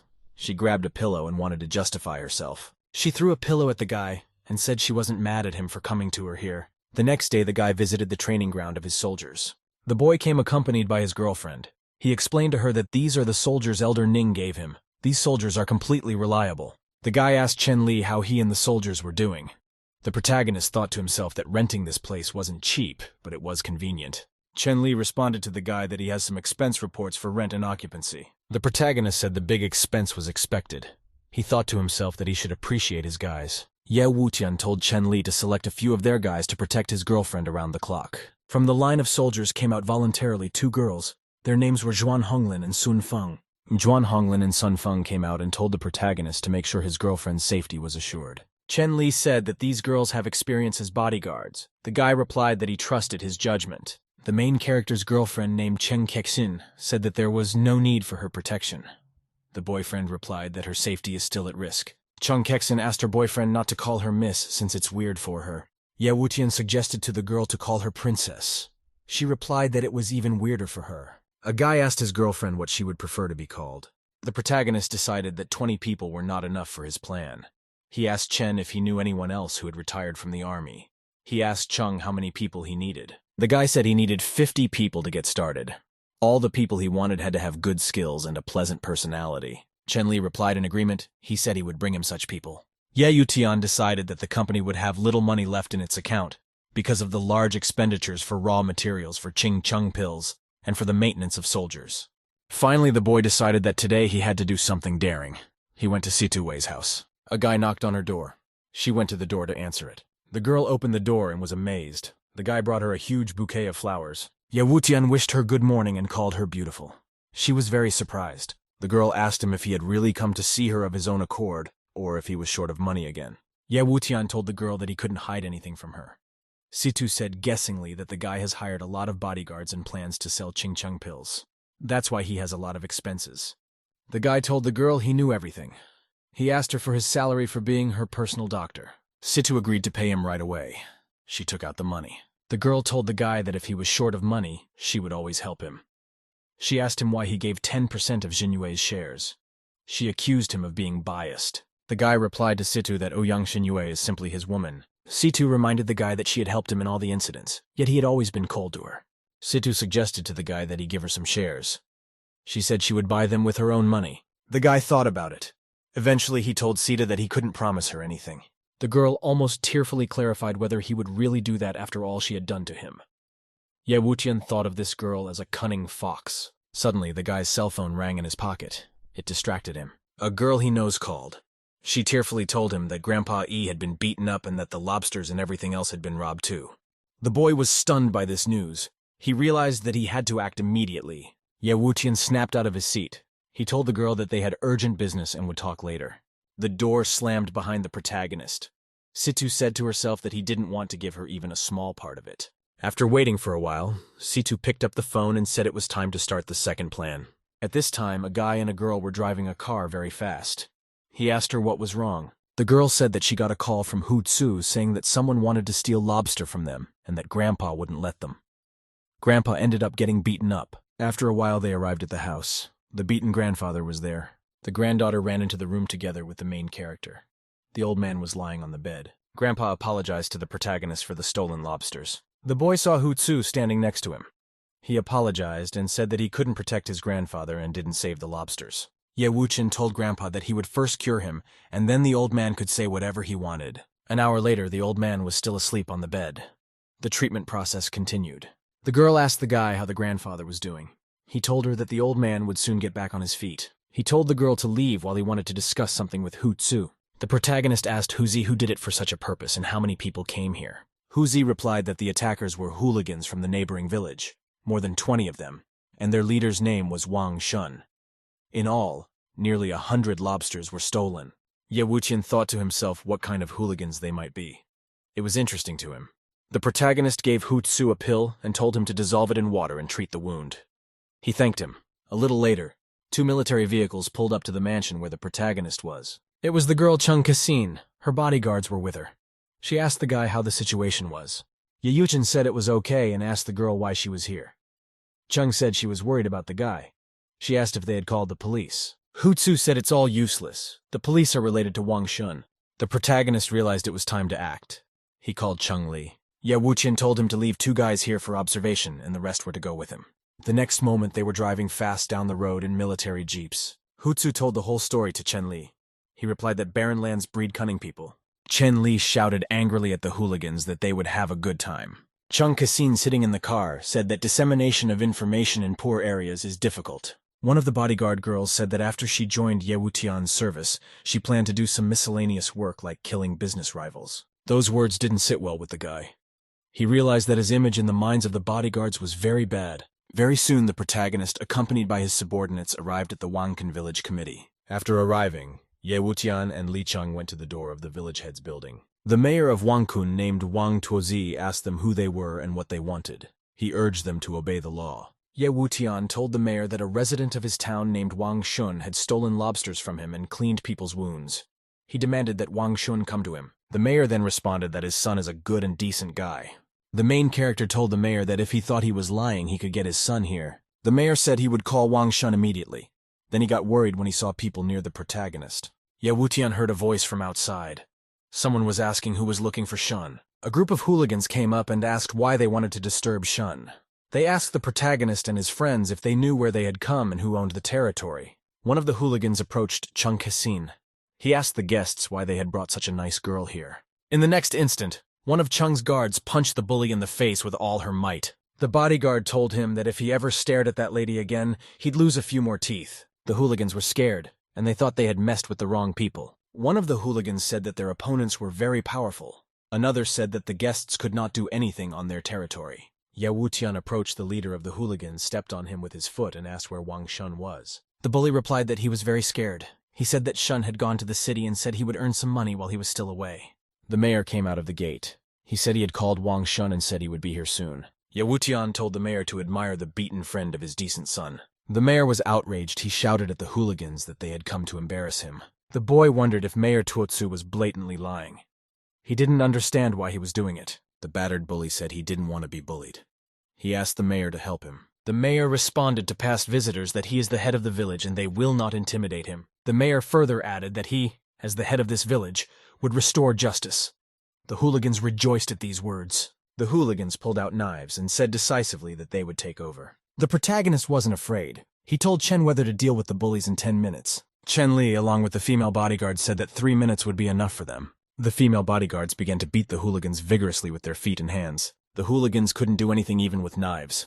The girls finished them off. Very soon all the hooligans were neutralized and lay motionless on the ground. The bullies ended up asking the protagonist for him to spare them and not hit them again. Ye Wuqian took one beaten bully by the head and asked the mayor if the man was his trump card. The mayor replied calmly that he had just seen people arriving to beat up children from his village. There came from outside a loud noise of footsteps and the shouting of many people. It was a group of villagers who came, and they were outraged that someone had beaten their children. Wang Shun's friends immediately started acting like innocent kids. The three of them were crying and screaming, convincing their relatives that they had almost been beaten to death. The enraged villagers assured the boys that no one could harm Wangkun village with impunity, and they would take revenge on those who had allowed themselves to do this to their children. Chen Kexin speculated that Wang Tuozi did not call his son, but simply warned his men, before provoking a conflict between them and the gang. Chen Li asked what the instructions would be. He feared that the girls might get hurt in the big one. Besides, he didn't want to beat up the entire village. Ye Wutian regretfully admitted that he had underestimated Tuozi.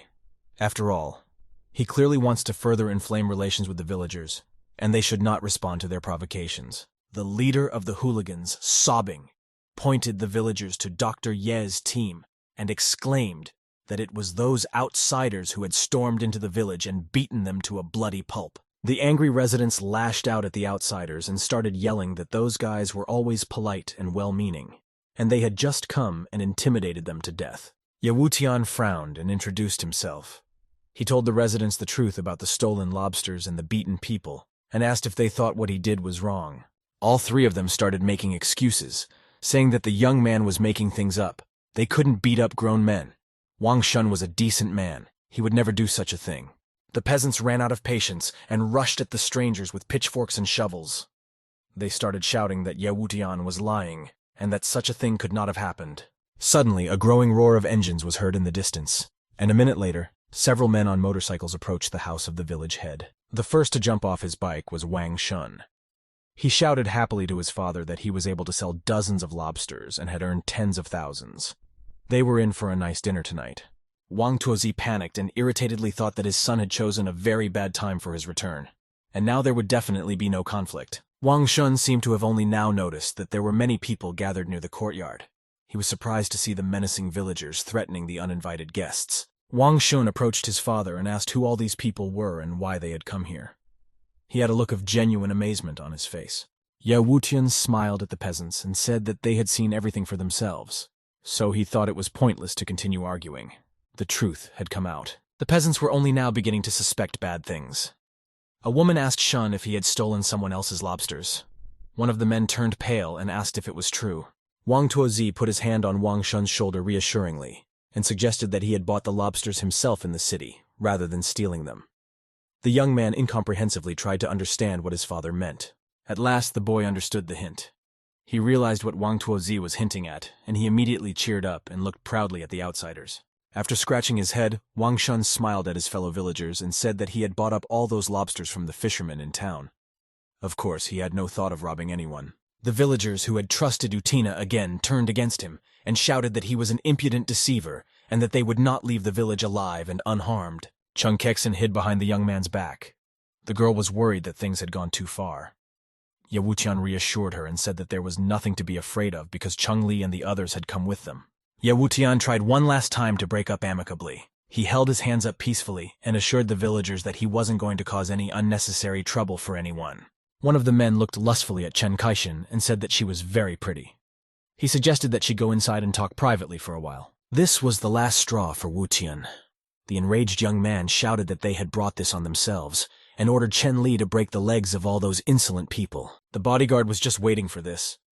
Turning around, he kicked the unsuspecting Wang Shun in the stomach with all his might. The surprised young man flew backwards a few meters.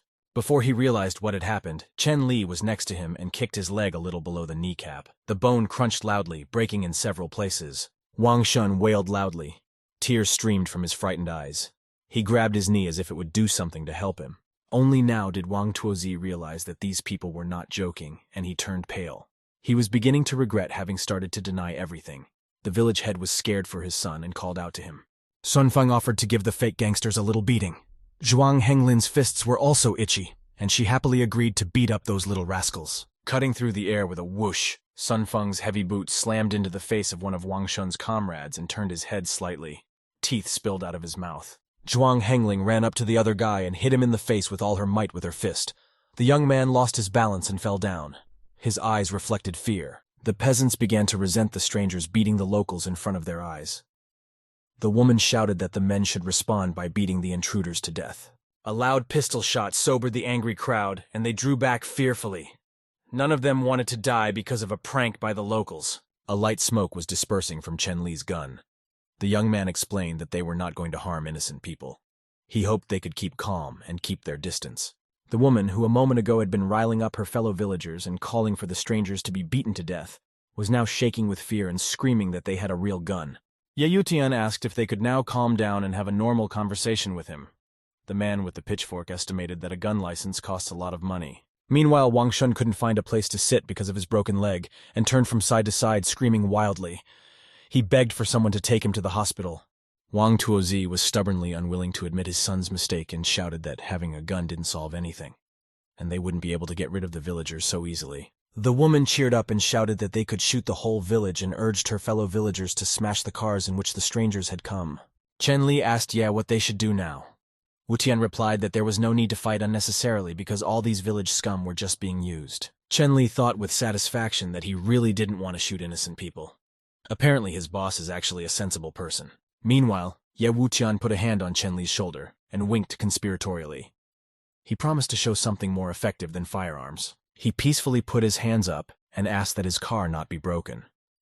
The young man said he was giving up and assured the villagers that they could still come to an agreement. Wang Tuotsu urged his fellow villagers to leave the outsiders alone because it wouldn't change anything anyway, and their children right now need funds for medical care. The woman screamed that the boy's leg should be treated and the uninvited guests should pay for the medical care. The man added that otherwise they would not be able to leave the village. He said the medical expenses would be 500,000 yuan. The village head demanded another 800,000 yuan as compensation for moral damages. Ye Wutian smiled slyly and said that he didn't expect to pay extra for justice to be served. The young man pulled a blue credit card out of his pocket with 2 fingers and explained to the villagers that the money was on this card. They could go to town and check to see if the money was there. Elder Wang Tuozi's expression immediately changed. He greedily reached for the card and said, "This is already a completely different conversation." His fingers fumbled for some kind of obscure white substance on the back of the credit card, and the village head asked in surprise what it was. At the same moment, a loud rumbling sound came from his stomach, but the headman didn't pay much attention to it. He leaned on his crutch and began to look at the credit card. Suddenly, Elder Tuozi smelled a foul odor. He immediately realized that someone nearby had a body problem, so he asked who did it. But, in fact, he was the problem. The people around him were choking, and one man said that Tuotsu was not so old that he could not control his intestines. Only now did the headman realize that he had allowed himself to be seriously embarrassed in front of everyone and shit his pants. He blushed and shouted that he didn't know what was going on around him. Ye Wutian smirked and said that the village head was so worried that he crapped his pants as soon as he managed to get free medical care. Wang Tuozi realized who was the culprit behind his misfortune and rushed to the young man, angrily accusing him of something the young man had done to him. The young man stepped aside and deftly tripped him. The village head couldn't hold on and fell down. Ye Wutian said that he did not want such a headman to touch him with his dirty hands. Some man laughed that the head of their Wangkun village couldn't handle his incontinence and pissed his pants. He added that the headman was not trying hard to save his face. Hearing these taunts, Wang Tuozi turned green with anger. No one had ever mocked him like this before. The elder didn't want to accept all of this so easily and ran up to Ye Wutian again. The pale and angry elder immediately demanded that everything be taken back. Without much effort, the young man kicked him in the face and reminded him that Wang Tuozi stinks, and the guy asked him to stay away from him. Falling to his knees, the elder suddenly felt that his whole body was trembling and he couldn't bring himself to stand up. He couldn't find a single reason that would make things clearer. Ye Wutian smirked and walked over to the village head. He picked up his blue credit card that had fallen out of Wang Tuozi's hands. The young man approached the next victim. Wang Shun immediately squealed in fear as soon as he realized Ye was approaching him and tried to cover himself with his hand. He was sure that he was going to be beaten. Ye Wutian said that his father's condition did not allow him to take the money, so Wang Shun would take the compensation payment for himself. With these words, Ye held out the credit card to the young man. Wang Shun fearfully shouted that he didn't need anything. He was even willing to give up the entire 45,000 lobster sale proceeds. He begged to just let him go. Ye Wutian smirked contemptuously and told the hapless businessman that his lobsters were actually worth millions of dollars, and he had managed to sell them for a measly 40,000. Wutian said that Wang Shun's business management was perfect, so he should be the one to be compensated. He walked over and handed the blue credit card to the young man. At the same second, the situation repeated itself. After the characteristic rumbling of the stomach, everyone present began to plug their nostrils. They were short of air. Wan Shun got down on all fours as far as his broken leg would allow. He shared his father's fate and also considered himself disgraced forever. He was so ashamed that he had shat his pants in front of everyone that he just roared without hiding his tears. This life was worth nothing to him. Everyone was already laughing at them. The villagers looked at the disgraced boy with undisguised horror. The woman opened her mouth in astonishment and could not take a step. Ye Wutian was now walking straight toward the villagers with a credit card in hand. He reminded them that they themselves had just been clamoring for monetary compensation, so they could have it. The young man raised his hand with his credit card and said that the money was on that card. The frightened residents immediately parted in different directions, no one wanting to share the fate of the head. Wutian hid the credit card, smirked, and asked them to remember that they had refused the compensation themselves. After all, he had offered them money. It was just that the villagers hadn't taken it. The rising sound of a police siren was heard in the distance, and a minute later a police car arrived on the scene. The car door swung open, and Police Captain Jiang Xiaomei and her partner ran out of there.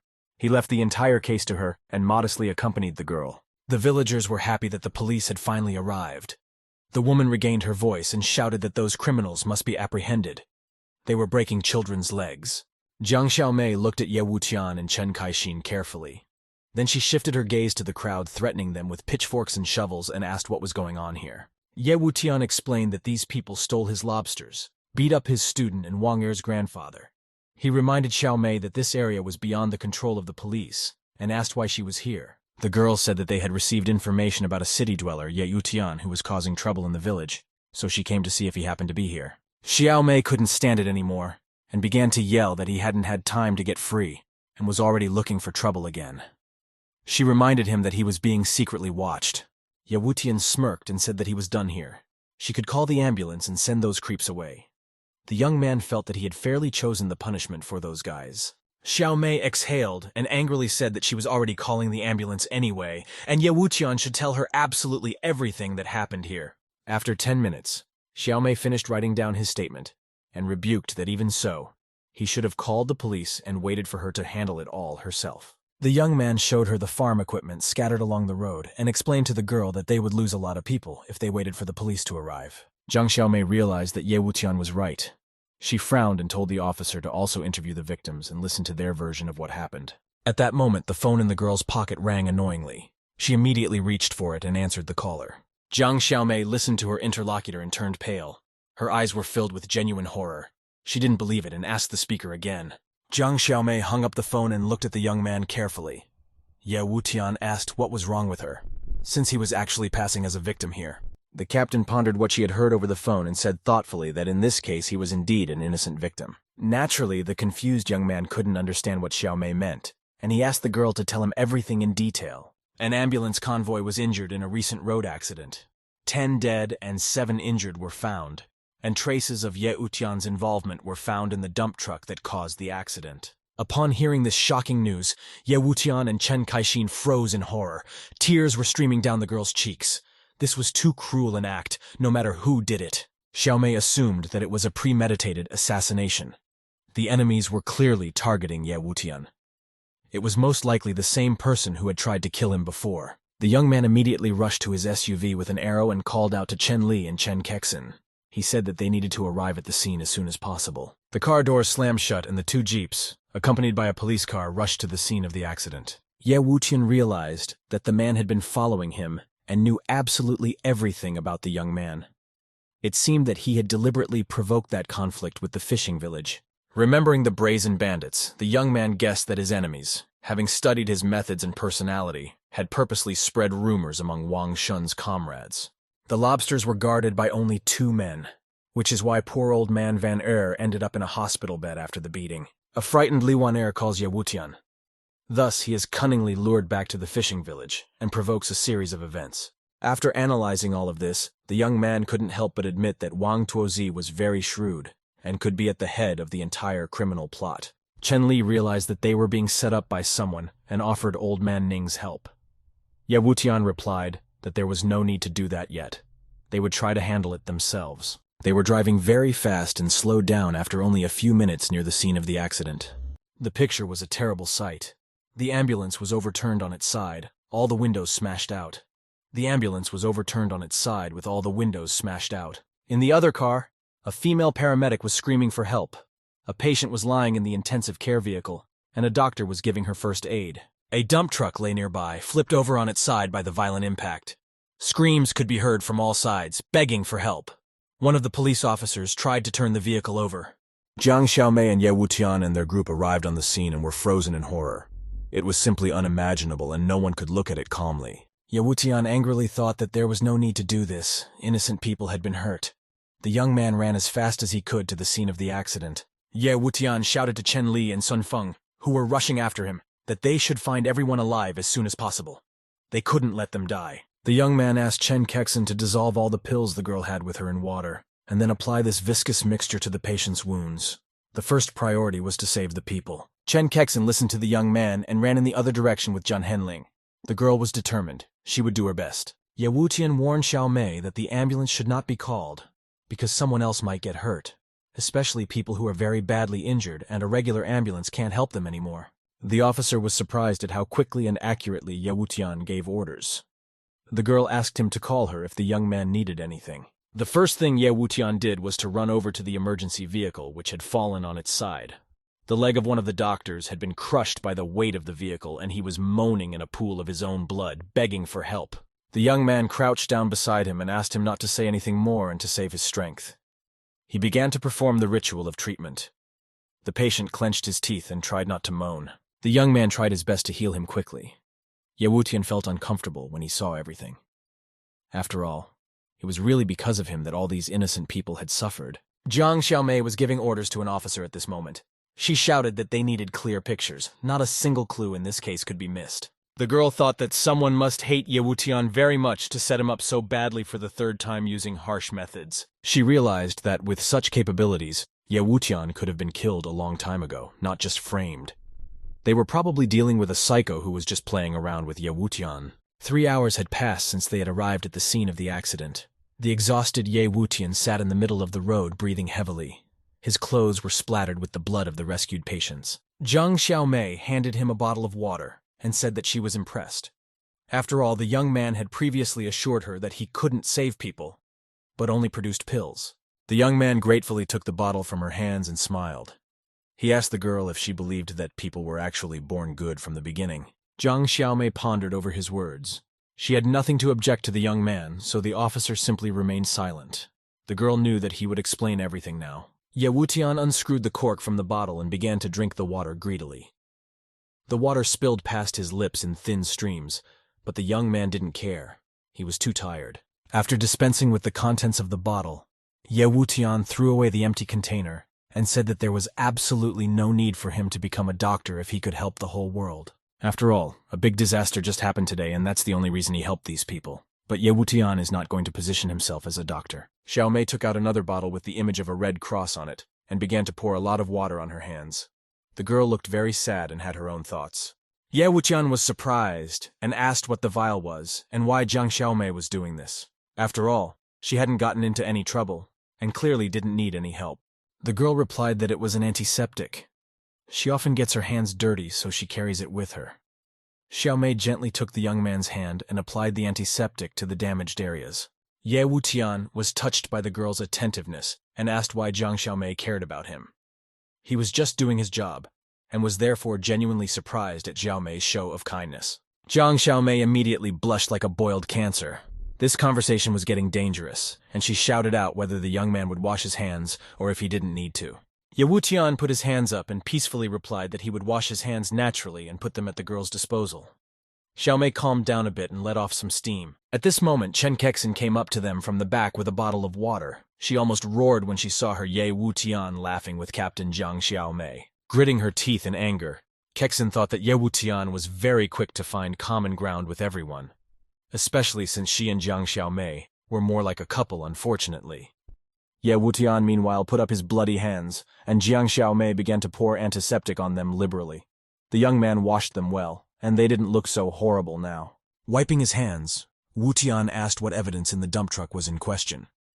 Xiaomei replied that the bank records showed a transfer of 5 million to a man named Luo Hongxing. Jiang added that the dump truck that crashed into the ambulance convoy and caused several deaths was registered to this man. Ye Wutian gritted his teeth. He pondered who could have set this up and what steps he should take next to get to his enemies as quickly as possible. Jiang Xiaomei assumed that his enemy would obviously incite reporters to interview him, and it seems to her that no later than tomorrow, his reputation will suffer again. To her surprise, Uchan found the situation amusing and he chuckled, saying that it would be okay to pin him once, but the third time in a row only makes him laugh. The girl was worried about Ye Wutian and asked him not to take everything that was happening to heart. She explained that the young man's anger would only make his enemy happy. Ye Wutian smirked unkindly and said that in that case he would recommend his enemy to have a little fun, as he wouldn't be laughing very soon. Xiaomei was right. The very next day, the news was all about it. Moreover, Kexen reported that someone had taken a video of Chen Li beating up the villagers. Ye Wutian assumed that his opponent was doing all this for the sake of the miracle beauty pills. In that case, he would learn what it meant to be a real villain. The young man asked Kexen to arrange to start selling the pills. This news should be publicized, as the limited edition will be distributed through a lottery. Chen Kexen was surprised that the buyers would be chosen randomly, and even have to pay half the cost of the product in advance. Suddenly, she realized. This way, no one would be offended, because the pills would be distributed randomly, and no one would be able to say that Ye Wutian had deprived him of the medicine. The girl excitedly told Ye Wutian that by doing so, it was as if they were declaring to their enemies that they wouldn't even dream of getting their miracle beauty pills. Wutian closed his eyes and smirked smugly. He informed the girl that he had a lot to say to his enemies and was literally counting the remaining hours until retribution. The news of the selective sale of beauty pills disappointed many people. Among them were 3 speculators who cursed the young man for his inability to make a profit. A girl in purple clothes was sitting on a spacious armchair and tasting wine. The man across from her held a glass of red wine in his hand. Enjoying the taste of the excellent wine, the young man in the open shirt sprawled on the couch and asked the girl if she had analyzed the ingredients. 2 slave girls stood behind him. The girl with brown hair and purple tips lowered her eyes as she finished the rest of her wine and informed him that her men weren't done with it yet. The enraged young man ran up to her and knocked the glass out of her hands, spilling wine all over the room. He shouted that he'd already given her too much time, and it was time to call it a day. The glass clinked and crackled as it flew into the wall, shattering into dozens of shards. The wine slowly spread across the light-colored wall, leaving a red stain. The young man stood in front of the girl with clenched fists. He warned her not to keep him waiting long. His patience was not limitless. The girl finally opened her light brown eyes, which seemed violet, and looked at the young man, reminding him that she didn't work for him. They are only cooperating. Lowering her head down, the girl added that due to the technical processing, Ye Wutian's innocence had been proven. The young man asked in surprise what she meant. The girl explained that the pill production is ahead of schedule because Ye Wutian sees right through him and starts to get defensive. The young man frowned and wondered if the girl had decided to make fun of him. He was not accustomed to jokes in his direction, so he looked at her sternly now. The girl smirked and replied that she could not and would not laugh at him, for there were few people in the world who had the courage to do so. The young man looked at her intently. At that moment, the girl's cell phone rang and she was forced to rise slightly from her comfortable green chair to retrieve it from her pocket. After picking up the phone and talking to the caller, the girl smiled and interrogated the interlocutor. She told him that the information received was very interesting. After finishing the conversation, she asked the young man to check his phone. The girl reported that their acquaintance had retaliated, and not in the way they had hoped. The young man turned to his slave girls and demanded of the girl in pink lingerie that she hand him the phone. The girl immediately bowed and ran to get the phone. In a few seconds, she was already standing with the young man's phone, holding it in her palms. He snatched the phone from her hands and turned away. The whole internet was abuzz with news about Ye Wutian and his video, which garnered many views. One of the links offered to watch the video and learn more. The young man frowned at the screen and decided to watch the video to see what else his opponent was capable of. He pressed the interactive button and started the video. In the video, Ye Wutian suggested that his opponent finally showed himself, and accused the young man of only knowing how to play dirty, and of being cowardly because he was sitting in his hole. The young man said that his abuser was wasting his time. Apparently his mind is possessed by obsessions, otherwise the world would not have seen such a psychopath. Ye Wutian suggested that it was all because of the beauty pills. Showing the unknown opponent his middle finger, the young man assured that he would never be able to get his hands on them. After watching the video to the end, the young man became nervous and started swearing harshly. In anger, he squeezed the phone in his hand so hard that it began to crack and fall apart in front of his eyes. The young man was out of his mind. No one had ever insulted him so badly before. He swore to himself that the games were over now. After this, he had to find Ye Wutian and finish him off. The girl couldn't help but laugh. She couldn't calm down for a long time, and then she noticed that this Ye Wutian was actually quite funny. She asked the young man if he was sure he didn't want to laugh with her. The young man looked at the girl furtively. He was so angry that lightning flashed in his eyes. The girl said that the broadcast of the recording clearly involved the Situ family's media company. Otherwise, the video could not have spread so quickly. This only made the young man angrier. He growled menacingly that the Situ family was also involved, and looked at his fierce face in the mirror screen of the phone. The young man started running around the room and breaking furniture, shouting the name of his blood enemy. The round table flew to the other corner of the room. Running up to the large 4-meter-high arched window, the young man pounded his fist on it with all his might, and shouted that Ye Wutian was seeking death since he dared to do such a thing.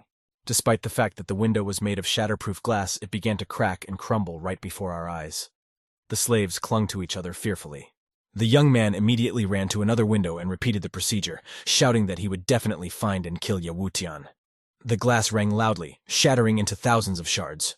The building complex owned by the Ouyang family occupies a large area. There are tree sculptures in front of the high-rise office buildings. Ouyang Xinyue sat in her office and laughed at the same video.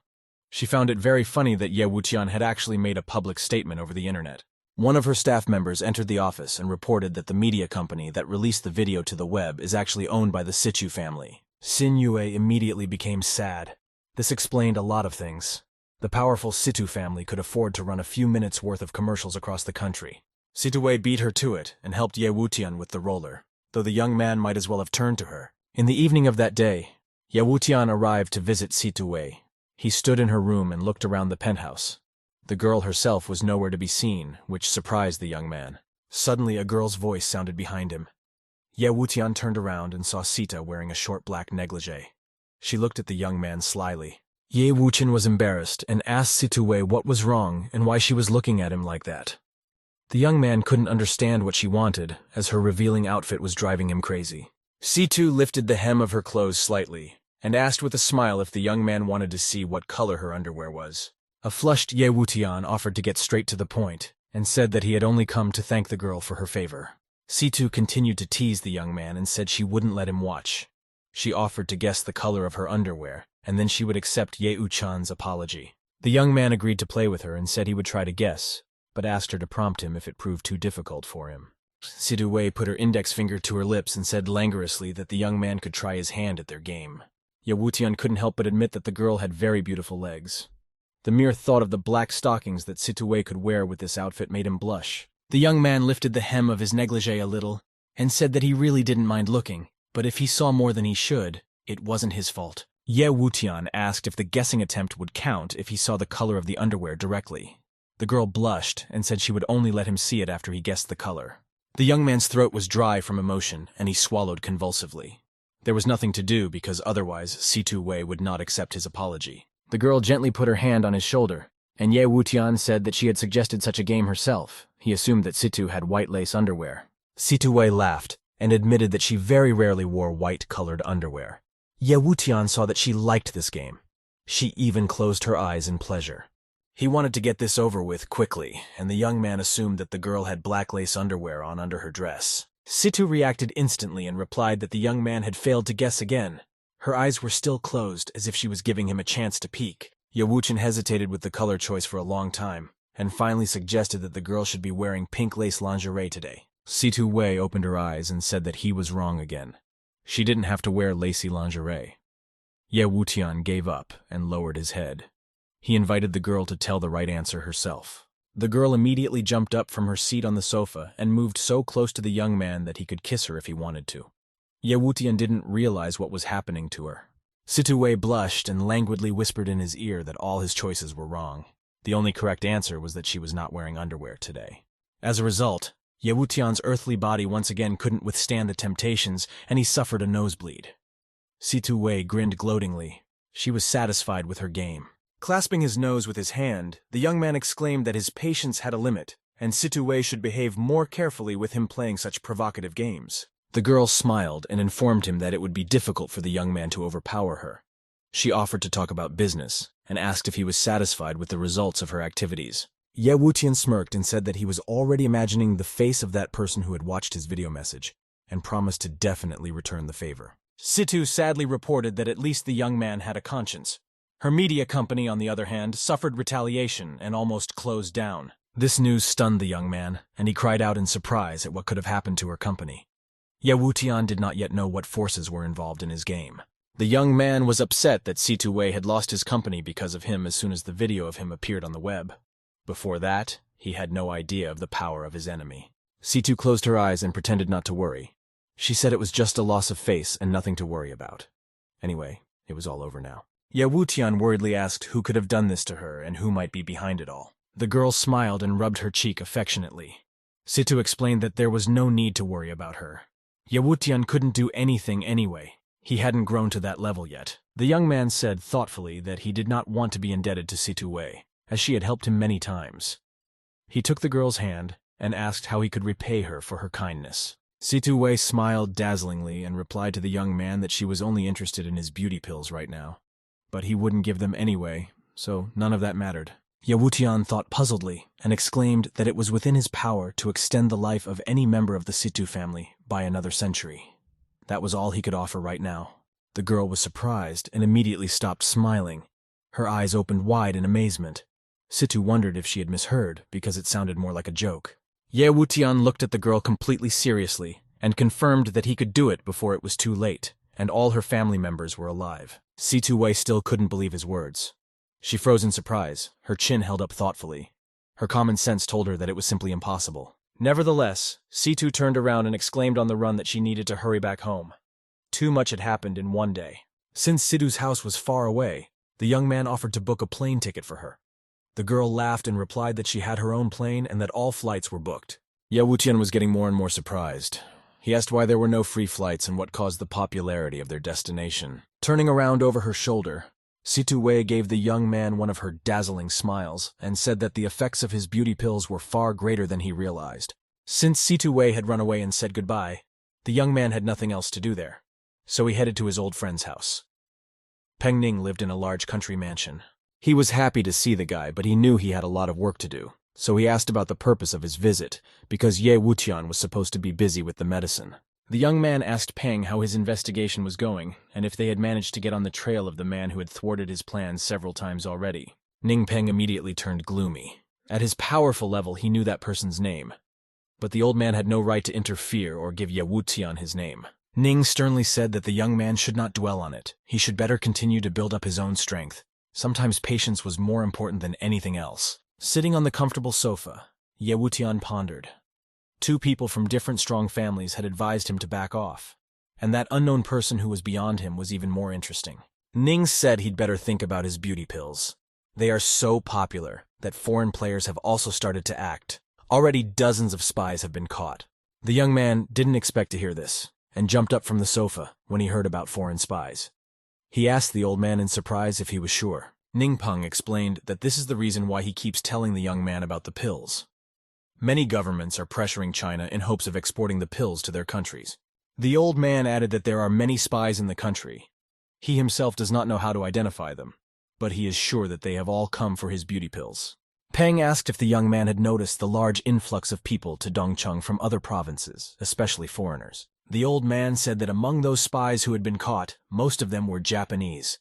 Peng angrily declared that they wanted to lead their China into disorder. The young man jumped up from the couch and joined the old man in insulting the Japanese. He indignantly said that the Japanese had been in their country since the beginning of this era, and it was really disgusting. Old man Peng paid attention to his words and asked him what he meant when he said era. Ye Wuchen smiled and pretended that he was just very tired and misspoke. The young man thought that in the future, the Asian alliance, which would include Japan, would dominate China. They would seek European integration with the West. The old man rummaged through his desk and placed a puffy envelope on the table. He said that inside were pictures of suspected spies, and that it might be of use to him. Peng warned that the young man should be extremely careful, especially with foreigners. His first concern should be for his safety. Wuqian agreed with his wise friend. The young man suggested changing the subject to a more cheerful one. He showed me a transparent bag containing a pink pill and reminded me that he had promised to extend his life for another 100 years. Ning Peng incredulously asked what one pill could do. Ye Wuqian promised to teach the old man a set of exercises a little later, and it wouldn't be a problem for him. Handing the pill to Peng, the young man said that he must first draw a large barrel of hot water and sit in it. He had to keep the temperature at 40 degrees for an hour. Ningpeng looked at the pill and wondered. He asked if Ye Wutian was going to sell such pills as well as beauty pills. The young man closed his eyes and shook his head vigorously in different directions. He said firmly that he would not do it under any circumstances. Ningpeng was very surprised and asked what was the reason for such a decision. In the old man's opinion, selling these pills could help the whole of humanity. The young man explained that he was already going against God's will. The weather was good in one of Dongcheng's suburbs. Birds were chirping in the bright sky. There was a wide road in the midst of a green forest belt, and there was no sign of trouble.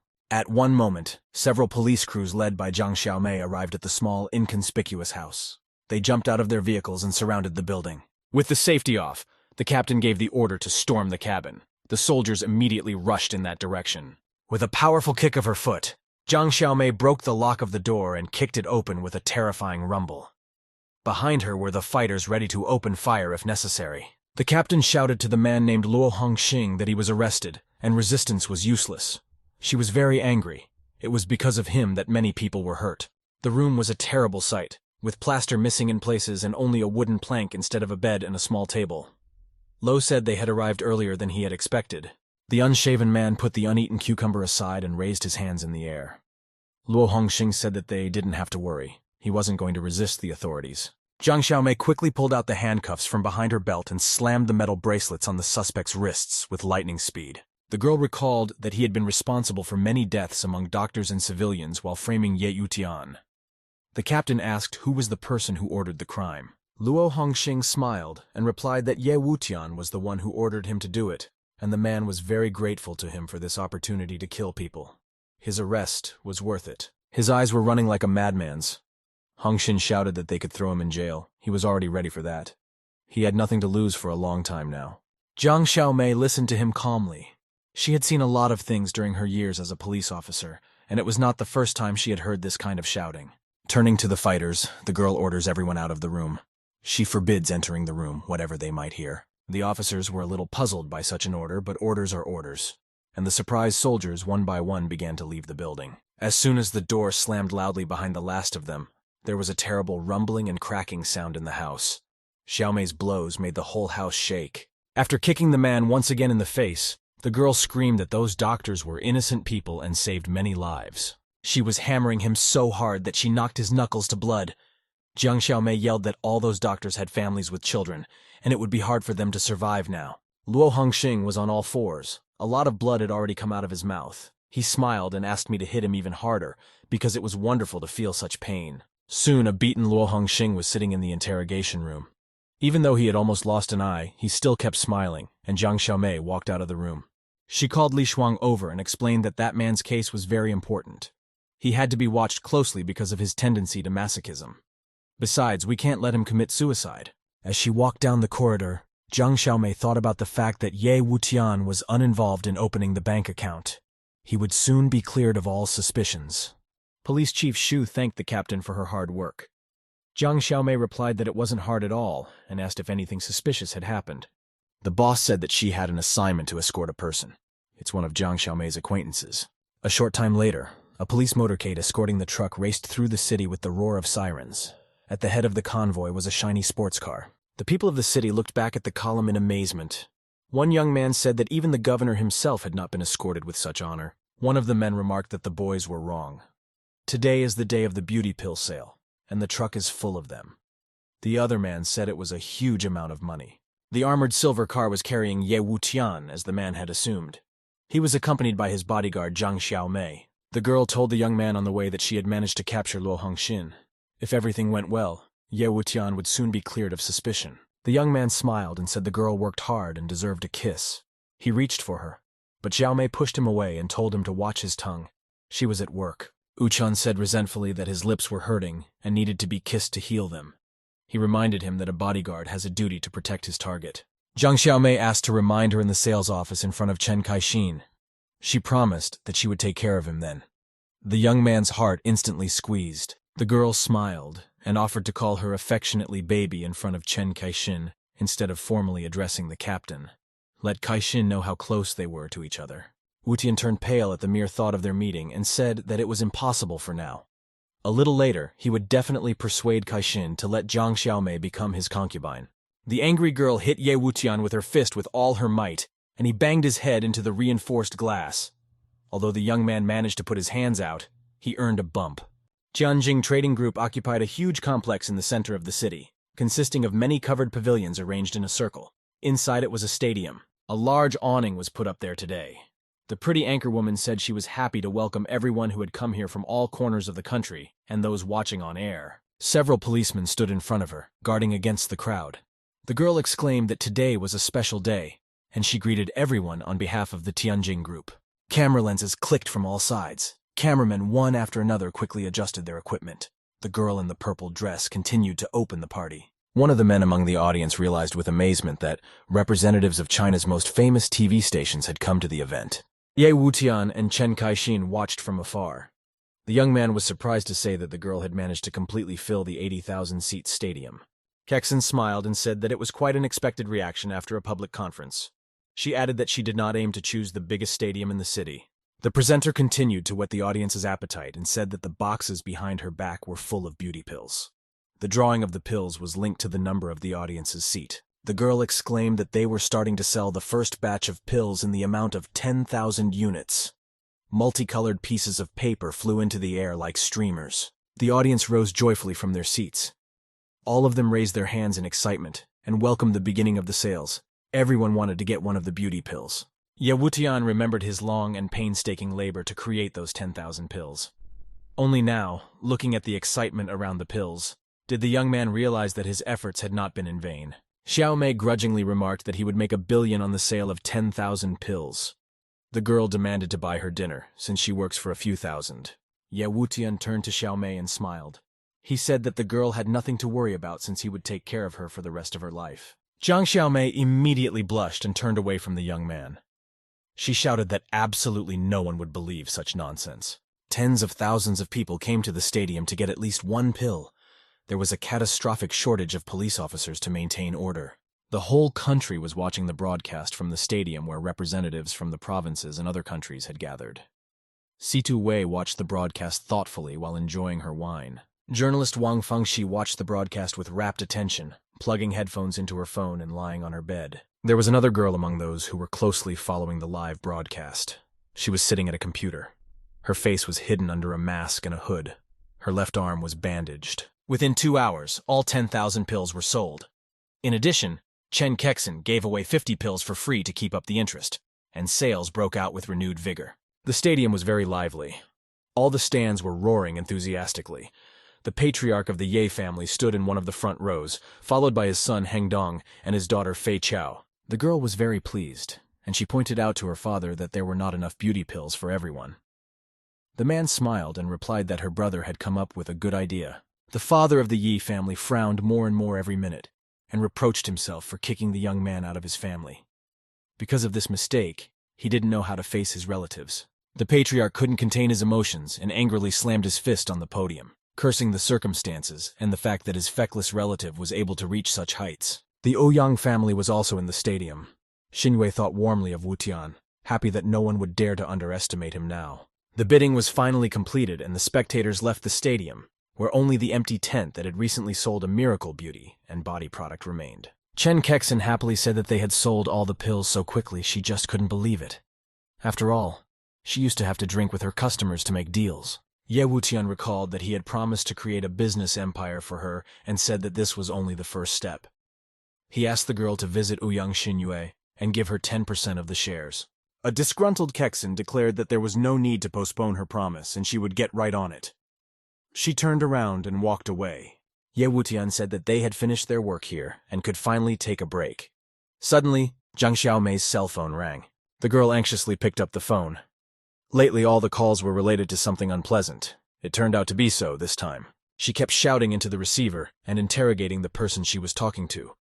It turned out that Luo Hongxing was dead, and someone unknown was asking to see Ye Wutian. Wasting no time, they ran out of the stadium and crossed the Tianjin Group's shopping center. Soon, their police crew was already pulling into the parking lot near the station. Li Shuang stood outside the cell where the body lay in a pool of blood. Jiang Xiaomei asked how it happened, and reminded the officer that he should not let Luo Hongxing out of his sight. She shouted what happened, whether someone killed him or it was a suicide. Xiao Mei asked if someone could have broken into the station and killed Luo Hongxing. Li Shuang listened to her coldly and calmly replied in an even voice that there was a murder here. His icy calmness gave her goosebumps. Ye Wuqian recalled that he had given information on the phone about the person who wanted to see the young man, and asked who it was. Zhang Xiaomei was standing there worriedly. Li Shuang leisurely reached into his holster for his pistol and retrieved it. He informed the young man that Luo Hongxing's assassin wanted to see him. He cocked the safety and pressed the barrel of the gun to his temple. In a cold-blooded voice, the officer admitted that he was the murderer. Ye Wutian looked at the officer calmly and tried to figure out what was going on. Zhang Xiaomei was really scared for the officer, but she didn't give up hope that he had just lost his head. She asked him to come to his senses, put the gun down, and explain everything. After all, the young man was still so young and had everything ahead of him. It was time to think about a family. Li Shuang did not respond to the girl's arguments. Continuing to hold the gun at his temple, he closed his eyes and apologized for letting her down badly. Zhang Xiaomei boiled up and shouted, demanding that he lower his weapon and explain everything. After all, he had served under her for 4 years and had never disobeyed orders. Li Shuang stated that there was only one reason why he was still alive. The young man was asked to deliver a message to them. Ye Wuqian looked at him perplexedly. He puzzledly asked Li Shuang what message he was referring to. It was all very strange. Li Shuang smirked and said just 2 words. The show had started. Zhang Xiaomei and Ye Wutian looked at each other. They were starting to get bored with this game. Wuqian said that it was a very interesting message, but it wouldn't hurt to know who it was from. The young man was going to die anyway, so he could tell them everything. Li Shuang now looked scared. He replied that if he kept silent, only he alone would die. And if he blabbed, people would die, so he just had no choice. Xiaomei shouted that he himself was a police officer and should know that they would protect him. She demanded that the weapon be put down immediately. Li Shuang couldn't stand it and burst into tears. He confessed that he would have been happy to serve her in the future if the circumstances had been a little different. The officer pulled the trigger, and his blood splattered Zhang Xiaomei's entire face.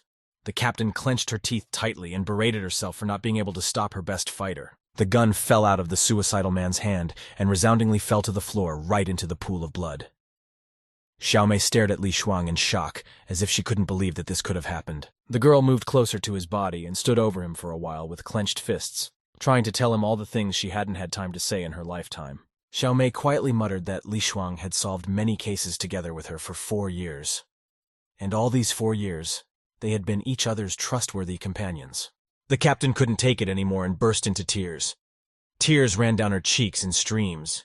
She couldn't believe that her comrade-in-arms Li Shuang had passed away like this. She threw herself into Ye Wutian's arms and cried out that she had to avenge her best employee. The young man looked at her sadly. Zhang Xiaomei was still unable to calm down and continued to sob inconsolably, sobbing incessantly. Wutian felt sorry for the girl, so he stood quietly and waited. Ouyang Xinyue's office. The office is furnished in a high-tech style. At a small glass desk, Xinyue sits across from Chen Kaixin, who has come to see her on business. Kexin took out the contract to transfer 10% of the shares to Miss Ouyang and said that she was here to fulfill Ye Wutian's promise. She asked her to sign the papers. Chen Kaixin was very uncomfortable to be here, because it just so happened that she herself had helped Ye Wutian establish a good relationship with Ouyang Xinyue. The girl didn't pay much attention to her. She carefully reread the terms of the contract and quickly signed all the pages. Handing over the signed contract, Xinyue thanked Kexin for her personal visit.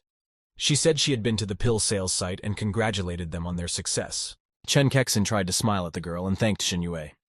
She congratulated Miss Ouyang for being their big auctioneer now. The girls cost each other. Each of them felt that the other was a rival, and they both tried to soften the situation with a strained laugh. When the mutual compliments were over, there was an awkward pause. The girls had nothing more to say to each other's eyes, so they fell silent. Finally, Ouyang Xinyue dared to break the silence, and she asked Chen Kexin if she could ask the girl a question of a very personal nature. Kaixin happily agreed. Xinyue recalled that Ye Wutian wanted to break the engagement with her, but Kaixin still clung to him. This was incomprehensible to Miss Ouyang, because Wutian had caused Chen Kexin a lot of problems. The girl smiled and answered that she couldn't let him go. He had appeared beside her in a difficult moment and supported her, so she could not let him go without finding out the reason. Ouyang Xinyue suspected that this could only mean one thing. Her face immediately became saddened, and the girl assumed that Ye Wutian and Chen Kaixin were happy to be together. Chen Kaixin blushed at the mere memory of the young man. She dreamily closed her eyes and said that she was very happy.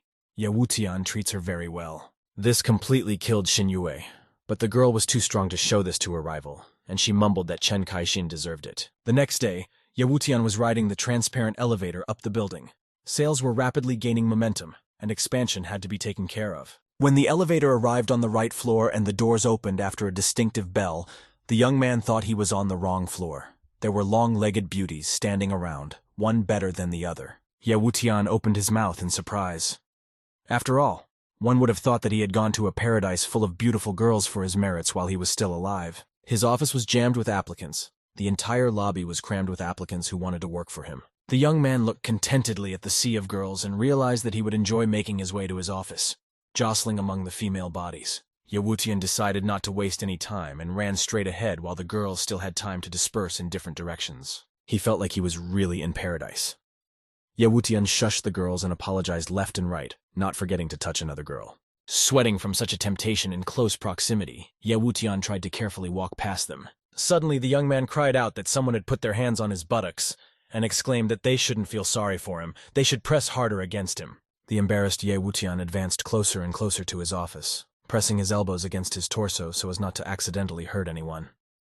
His enjoyment was interrupted by Chen Kaixin's appearance. She walked out of the office with a clipboard in her hand and sternly asked everyone to disperse, warning that someone was going to get hurt if this continued. The young man tried to justify that he had to fight his way through the crowd and suffer humiliation because life always prevents lovers from meeting.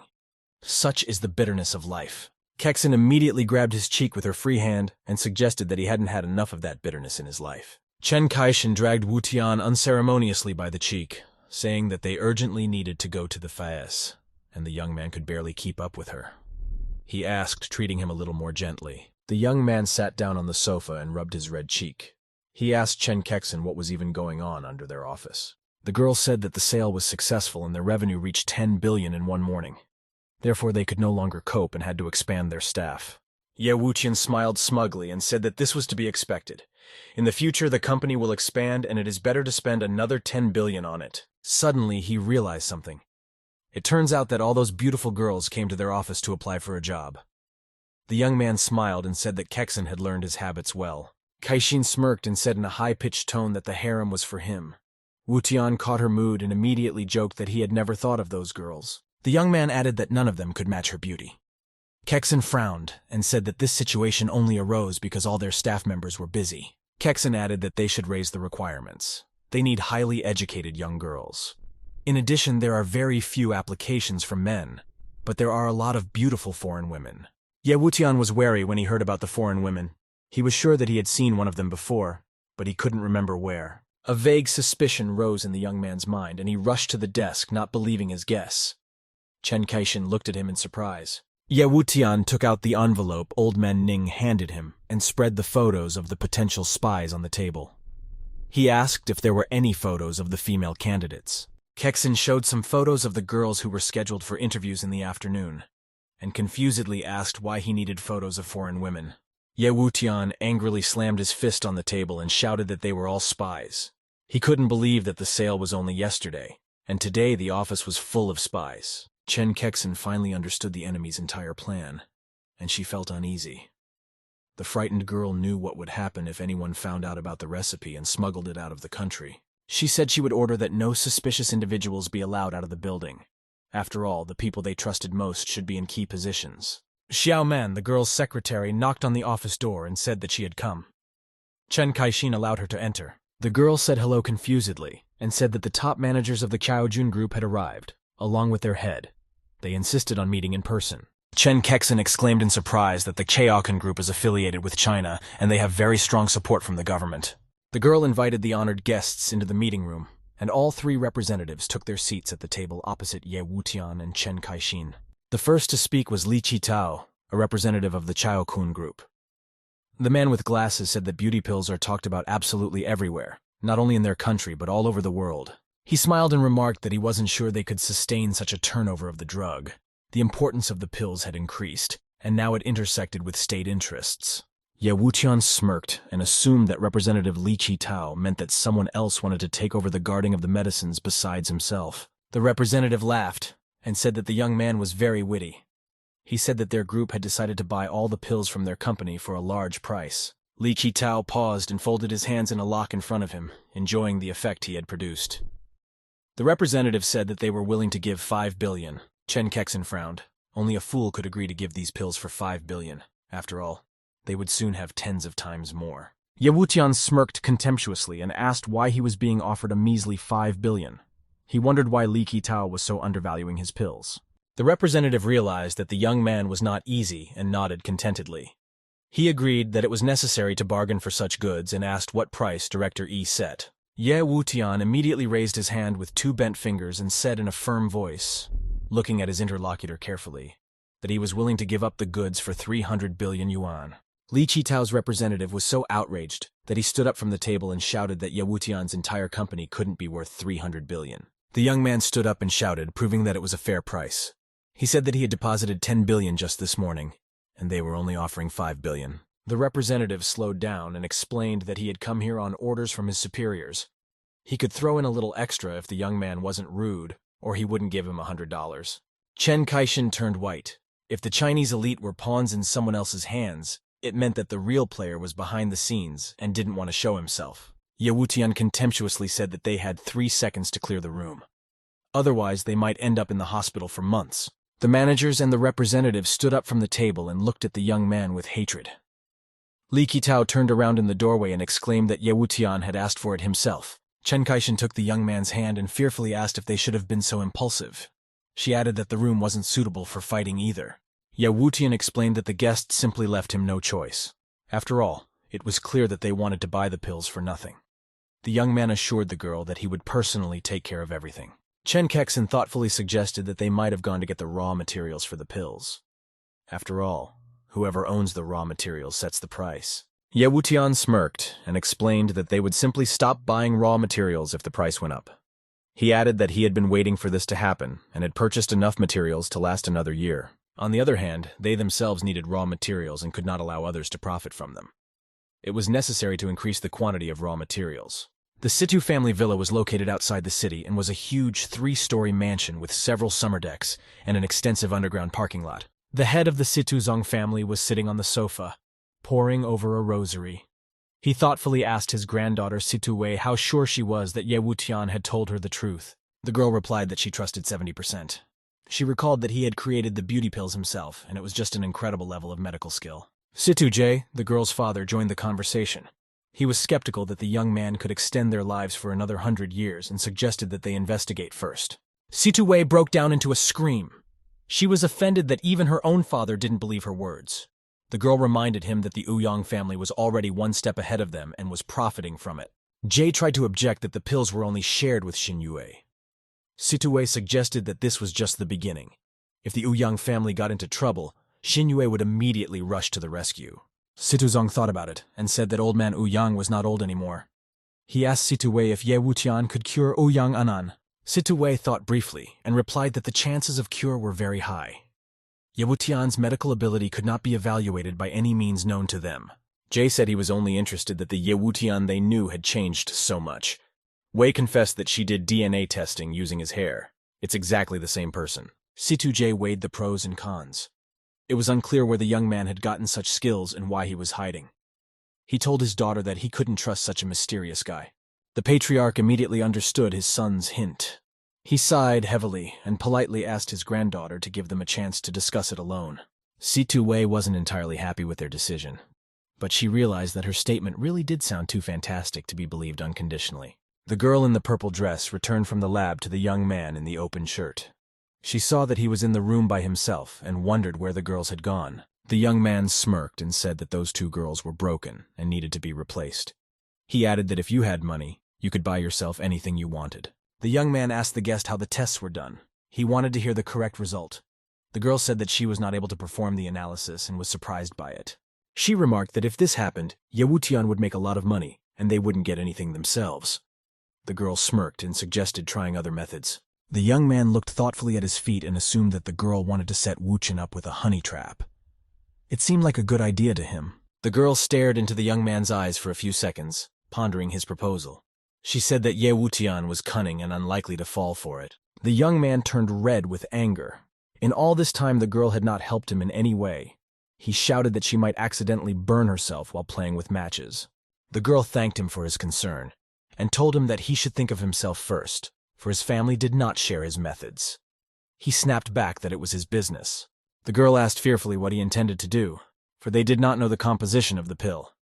She shouted that he would not be able to copy the beauty pill completely. The young man smirked smugly and explained that he was going to launch his product to the masses and discredit Ye Yutian. The girl jumped up from her chair and angrily stated that innocent people would suffer in such a case. The young man cynically stated that people's deaths were a small thing, and he didn't want to miss the chance. The girl turned around and said angrily that she wasn't going to support him anymore. If he wanted to, he could go on, but he could go it alone. The young man sat thoughtfully with the back of his hand against his cheek. He answered that he didn't care whether the girl supported him or not. Chaokan Company responded rather quickly, and within an hour, Tianjin Trading Company was notified to suspend their operations for a thorough inspection. Journalists took advantage of this, telling everyone around them that Tianjin was actually run by scammers. Tests showed that the pills contained harmful substances. By showing Ye Wutian's face with his middle finger in close-up, reporters assured that the unconscious young man did not care about the health of ordinary people. As a result, beauty pills were verified as a drug and public opinion was divided. Many were now in favor of closing down the Tianjin Company. It was increasingly common to see people with their phones. Most of them were sitting on forums and arguing fiercely about beauty pills. It was worse when opponents found each other on the street and could not contain their emotions. They would argue until they were white-hot and then get into a fight. Disfigured people who couldn't get beauty pills began picketing the main offices of the health industry in droves and pelting them with eggs and rocks. They shouted that no one dared persecute perfectly honest people. After all, nothing could help them except these pills. The situation was getting more and more heated. Dongcheng's town governor sat at his desk in his office and watched the reports from the scene. He had a lot to think about. Wang Fengxi, a journalist, burst into her father's office and asked why beauty pills were banned. All the media outlets turned against Ye Wuqian, and now there is a riot outside the window. The mayor sighed heavily and lowered his head guiltily. He wiped the sweat from his face and told his daughter that he knew it himself. The girl began belatedly to guess, but she needed to know the truth, and Wang Fengxi begged to be told that the city mayor was not involved. The town governor grinned and said that she had guessed what the matter was, hadn't she? He asked his daughter why she had come to his office. The journalist almost cried in frustration and asked her father why he had done such a cruel thing, since he had recently admired Ye Wutian and his business acumen. The mayor sadly replied that he was forced into it, and now all he can do is blame himself for being on the wrong team at the wrong time. Due to the recent ban and riots, Tianjin Company was deserted. All the computers were turned on, but not a single employee was on site. Chen Kexin sadly told Ye Wutian that only yesterday, the place was still bustling with work, and the corridors were crowded with employees. A young man sat at one of the desks with his hand resting on his cheek. Ye Wutian said that they had already done their best by sending them on paid vacation. The girl almost roared. Chen Kaixin already understood everything, but it was hard for her to accept it. She clenched her fists in anger and revealed that before the ban she had put everything in perfect order, and their company was in compliance with all the strictest requirements. The young man explained that it was all useless. They would constantly interfere and look for a puncture in their organization. Chen Kaixin confusedly asked what he intended to do. Ye Wuqian smirked and said that their Qinshangshan's lifeline was very long and it wasn't easy to cut it off. He stated that it couldn't last long anyway. The young man smiled and said that they would act differently now. They would have to play their role as weak people. Chen Kaixin began to finally understand what he meant, and assumed that Ye Wutian wanted the people themselves to do everything for him en masse, just like last time. The girl reported that things looked different now. Despite the fact that the eastern part of the city is plunged into chaos, the Ministry of Health still does not intend to give up. The young man smiled and said that they just didn't realize who their main enemy was. Not only would they give away the enemy to the public, but they would also give them a strong dose of medicine. Ye Wuqian couldn't help himself and laughed gloatingly. He was happy about his scheme. After all, it was the city's own fault. There was no need to touch his company. The next day, the entire web was buzzing. Tianjin Company hinted that they had been pressured from above, and from that day on, people would have to take care of themselves without their help. At the same time, a certain Ye Wuqian and Chen Kexin, posing as active users, admitted that they allegedly saw Chief Chaokan in Tianjin's office by chance. This news quickly spread and Chaokan Company's website was hacked. Li Qitao was simply furious. The Chaojun Group's stock rapidly began to plummet downward. Soon, a new announcement appeared on the Tianjin website. The company threatened to destroy the entire stock of pills in 3 days because their company had closed down and the expiration date was limited. Yayuchin was right here too. The news galvanized the public and soon angry crowds stormed the Ministry of Health and its branches in the city. Dozens of people blocked the entrance to the building. Many people threatened the ministry representatives with death. They were even ready to die themselves if the beauty pills were not returned to them. But they weren't the only ones there. Their opponents came up to the angry crowd and began to assure them that the pills had actually failed the test and that the fake had been created just for the sake of a lot of money. Their argument was getting heated. Each side was ready to prove its case in a fight. The large man in favor of the pills threatened to tear everyone apart with his bare hands. He couldn't stand it any longer and rushed to attack his opponents, dragging all his companions with him. The second man supported him and exclaimed that they would beat the crap out of the enemy. Their opponents were not timid. They did not think of retreating, and also shouted threateningly to their enemies that they were not afraid of them and would deal with them very quickly. Shouting and cursing were heard from all sides. The picketers promised their opponents that they would learn what it was like to be disfigured. After a while, the police arrived. The clash was in full swing and the dust was piling up. The police officers watched the mass brawl with amazement. Captain Zhang Xiaomei took out a megaphone and demanded that the street fight stop immediately. She promised that she would mitigate the punishment if they stopped now. Suddenly, a boulder that came from nowhere hit her in the head, and the girl let go of the megaphone in surprise. Her uniform cap flew to the ground. One of the officers standing nearby timidly remarked that the crowd was ignoring the captain's orders. A huge bump instantly grew on the girl's forehead, and she just went wild. An angry Zhang Xiaomei couldn't get away with it. She pointed at the crowd and ordered to use water cannons and wash away all the hooligans with water. The girl stood back and watched the act of retribution with satisfaction. Several powerful torrents of icy water bound the movements of the crowd, and people shrieked. Not an hour later, the place was empty. The opponents were taken apart, and the fiercest disputants were handcuffed. People began to disperse little by little. The instigator of the fight was being put into a police car. When he turned around, he told Captain Zhang that he had done wrong, but asked to see his disfigured face. The other handcuffed people started yelling that she herself had never been ugly and couldn't understand them. The woman shouted that the people around her were looking at her like a monster. An instigator with a disfigured face said sadly that the advent of pills had given them hope. But the group of people pushing Tianjing would not let them live peacefully. The others shouted that their chance for a normal life had been taken away. Zhang Xiaomei couldn't bear to look at them. After all, she had once been disfigured herself, and knew the value of these pills. Unfortunately, there is absolutely nothing she can do for these poor people right now. A police captain has a duty to maintain law and order. Soon, all police crews returned to the scene. The instigators of the fight were taken to the security bureau and questioned thoroughly. Police Chief Shu couldn't take it anymore and threw a weighty stack of reports on the table. He told Captain Xiaomei that there had been 13 major fights and hundreds of injuries in half a day alone. Shu added that the hooligans hadn't forgotten about Cheokun's company. All of its windows have been broken. Every corner of the company has been pelted with raw eggs, and the smell can be smelled a kilometer away. In addition, the departments of industry and commerce were very badly damaged. Even the Ministry of Health building was pelted with rotten eggs. Shu complained that it was actually worse. Chaokon is pressuring him, and the support of beauty pills nearly 500,000 people came to Dongcheng. Jiang Xiaomei said thoughtfully that there would be more fights, but now involving foreigners. And if they let them come, it would lead to international disputes. Shu got angry and shouted why she still hadn't called Ye Wutian. After all, if he hadn't told about destroying the pills, all this chaos simply wouldn't have happened. Zhang Xiaomei confusedly said that she had already called him dozens of times, but the young man doesn't pick up the phone. Unfortunately, she can't contact him right now. Shu finally realized that Ye Wutian had done this intentionally, and all they could do was keep order as much as possible, and the rest was up to the top. At this time, Ye Wutian was quietly resting in a luxurious room of a hotel with a beautiful view of the forest. He knew that no one could find him here. Wutian rested his head comfortably on Chen Kaixin's lap and smiled contentedly while lying on the sofa. The girl said in surprise that she hadn't expected such a big mess. Ye Wutian was satisfied with his small protest. He smirked and stated that the strength of the people was unbelievable.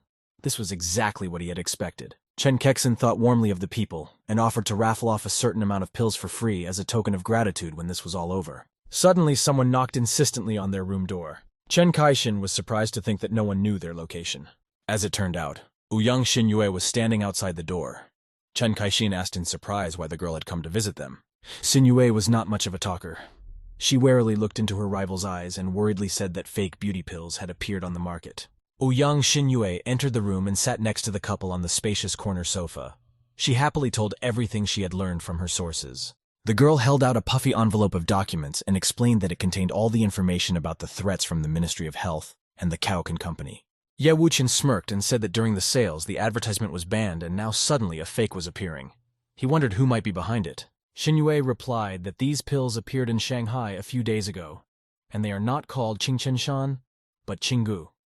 The company calls itself Qinggu Tianjing and has sold 1 million doses. It became apparent that customers were mistaking the pills for a product from the Tianjing group and were therefore buying up the product quickly. Xinyue said sadly that she found out too late, and the pills have spread all over the world.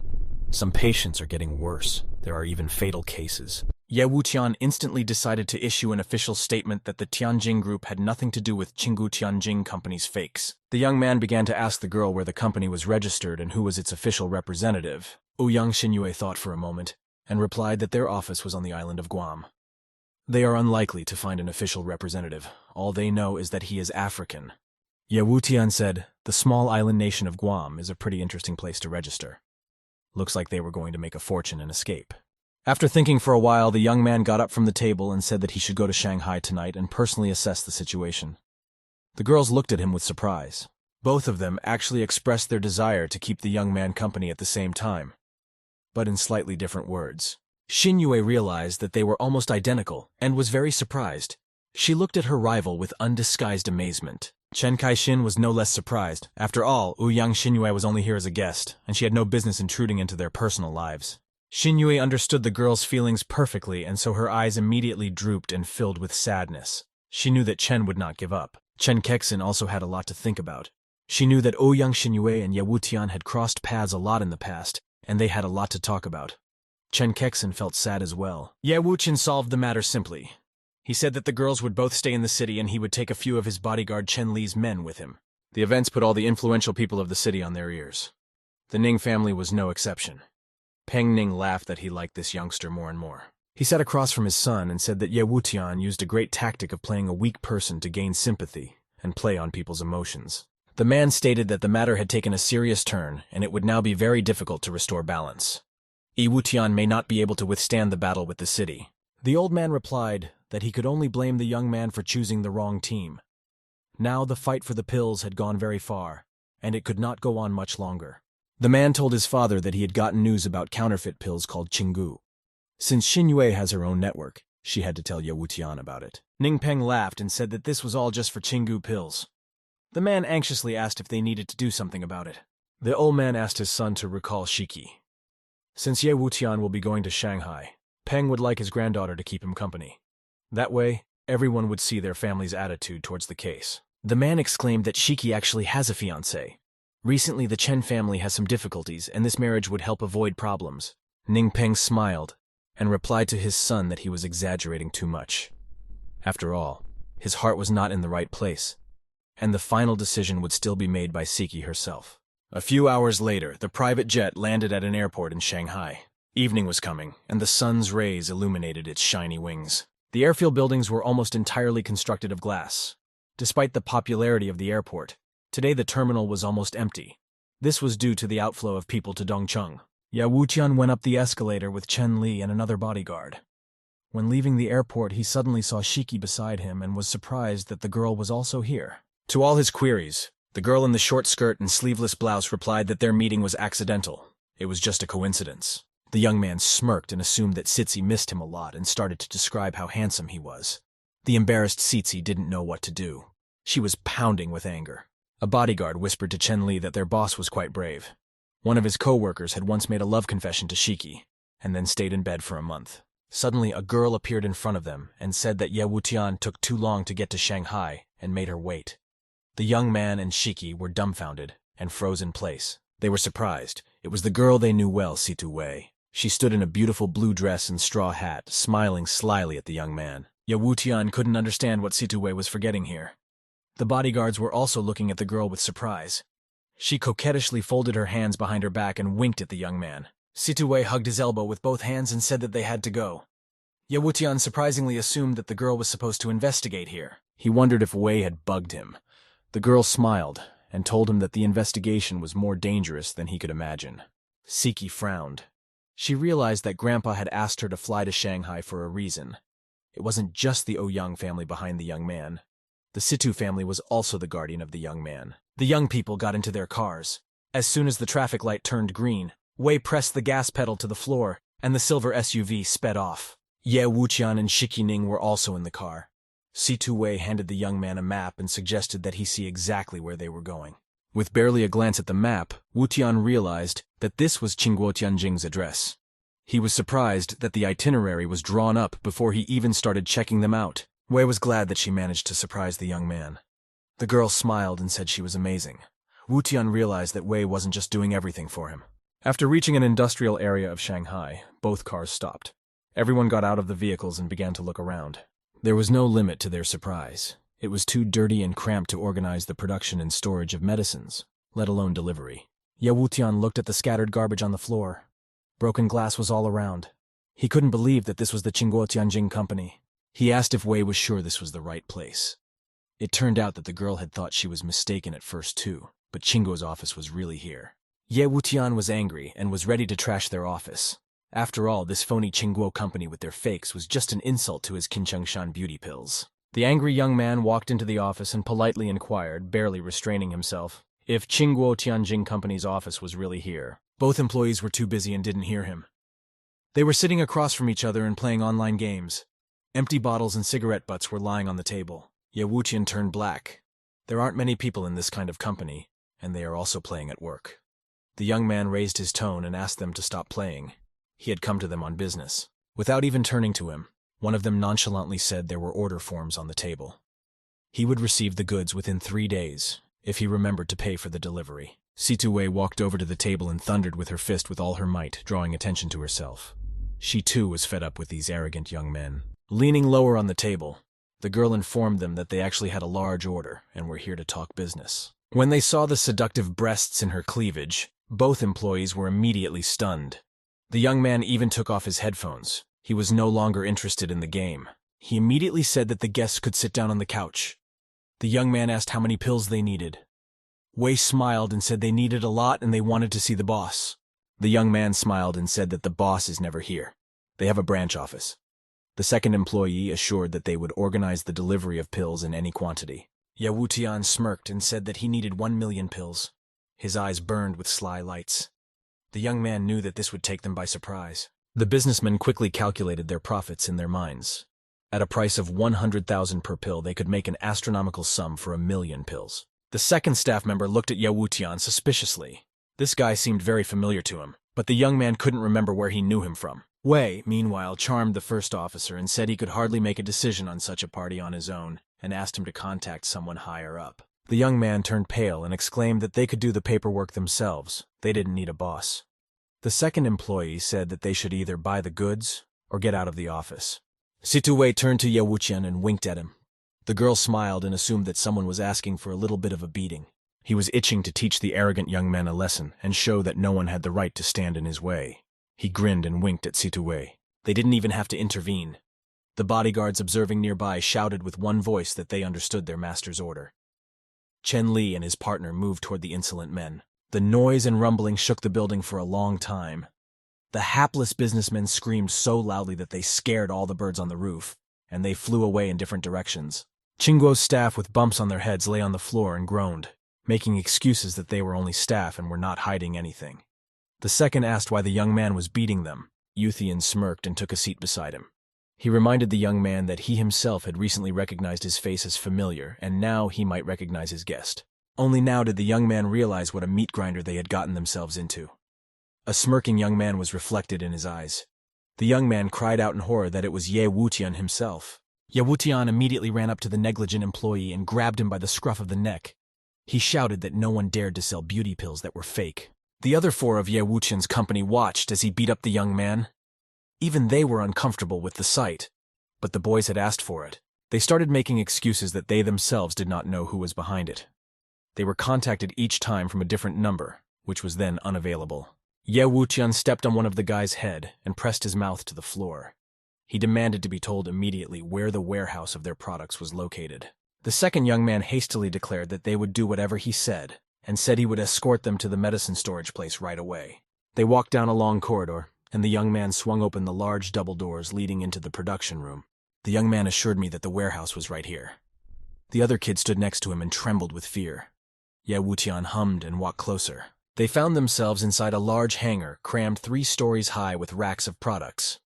Sitsi quickly estimated that there were at least 1 million fake pills in that area. Situé was amazed that such a large number of pills were produced in a small period of time.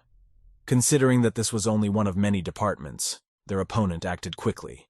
Chenli said that it would be a big disaster if all these fakes were to go on sale, and asked the chief what his orders would be.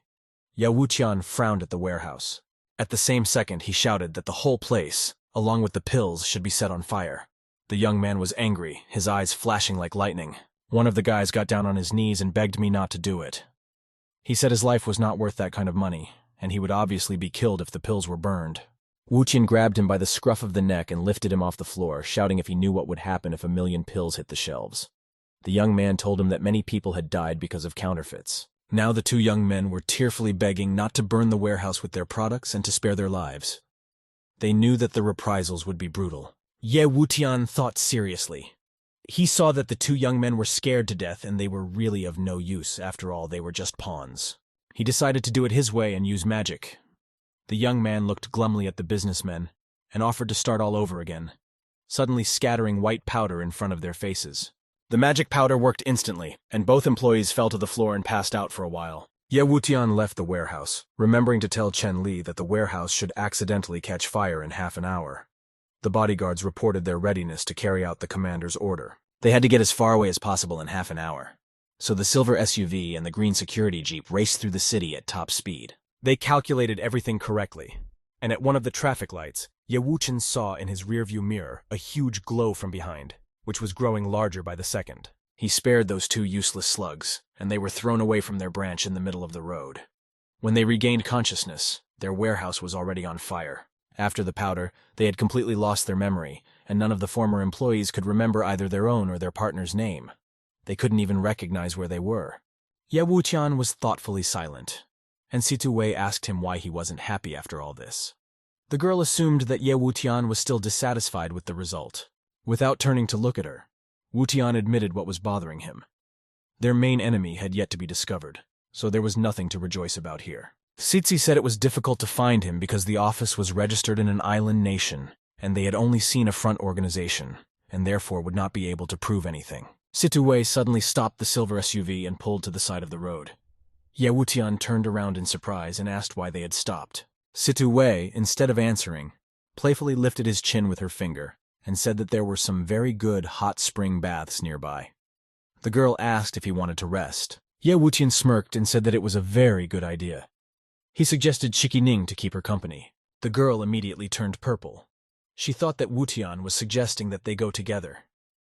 The young man immediately started making excuses, saying that she had misunderstood him and that there was nothing to stare at. Zizi got out of the car and exclaimed that she didn't believe a word he said. If he wants to go there so badly, he can go there.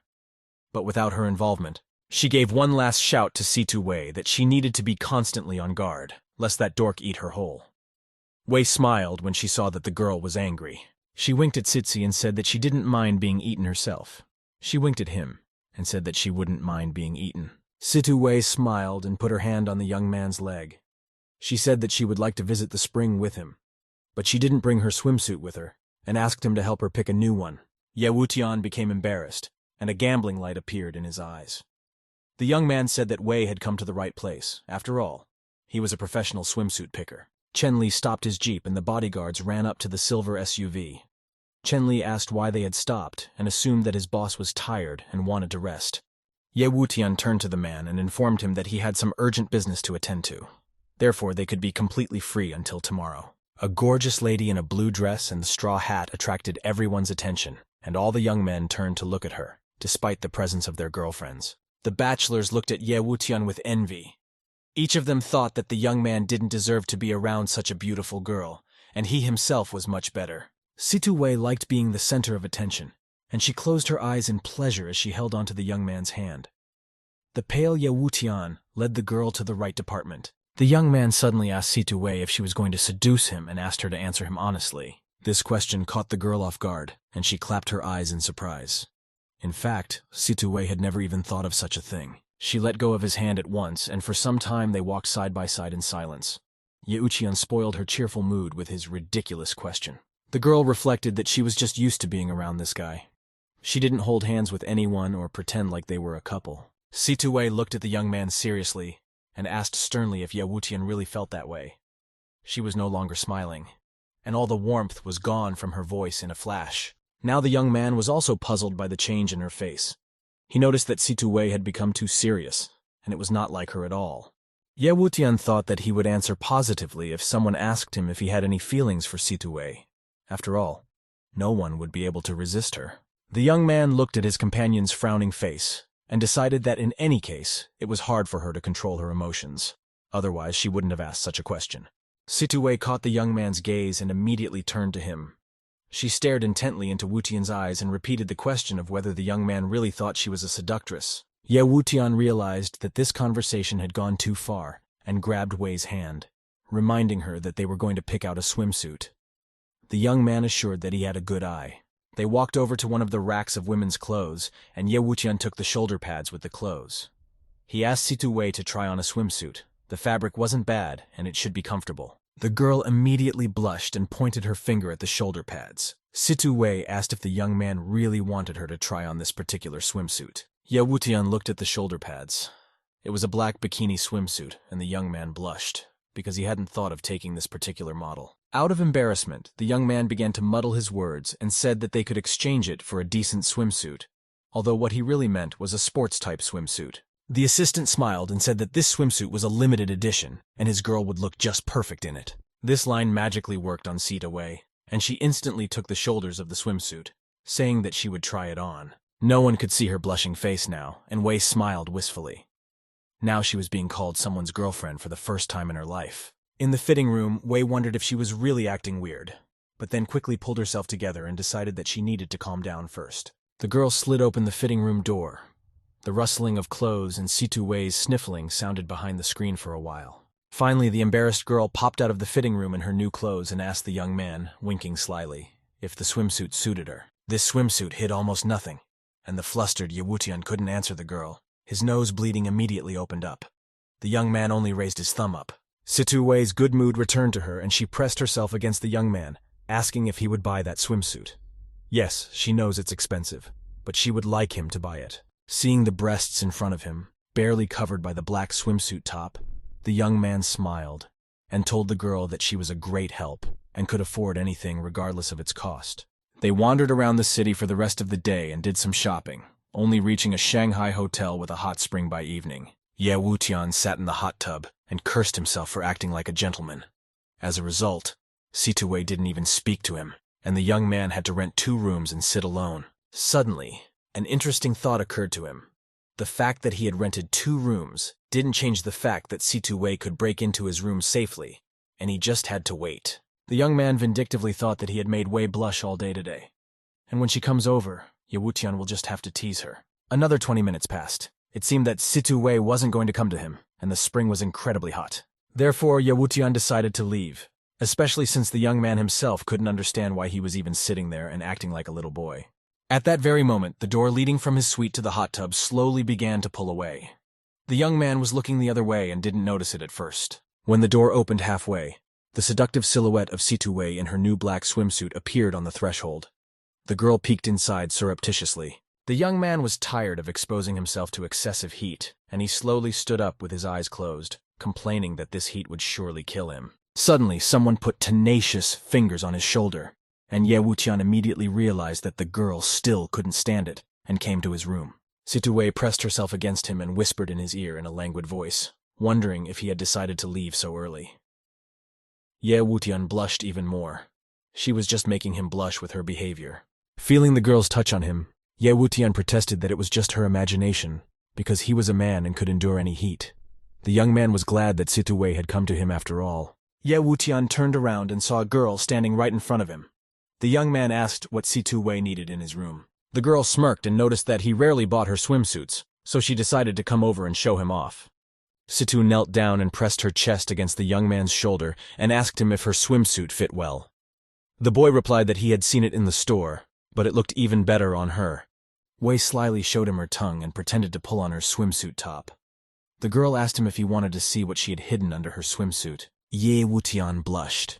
He realized that the girl had decided to go all the way. After all, Situ Wei was always straightforward and said exactly what she was going to do. Struggling to contain himself, the young man pulled away and said that Wei shouldn't trust his self-control so much. He's afraid he might do something unnecessary. The girl snorted contemptuously and pretended to leave, saying that Wutian could continue to dream that she would give herself to him so easily tonight. Situ Wei immediately lowered herself into the spring, following the young man's example.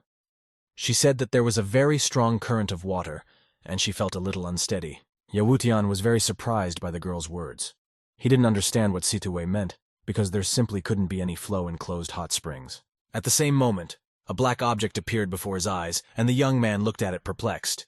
He moved closer to see what it was. Taking it in his hands, the young man suddenly realized that it was the top from Situ Wei's swimsuit, and the mere thought of it drove him into a blush. It was hard for him to be here. The young man turned around to Situ Wei. He wanted to ask if she had really taken off her swimsuit. The girl looked down in embarrassment and explained that the swimsuit top had been swept away by the current. Situ Wei blushed and asked the young man to come over and cover her. If anyone saw her like that, she would never be able to marry again.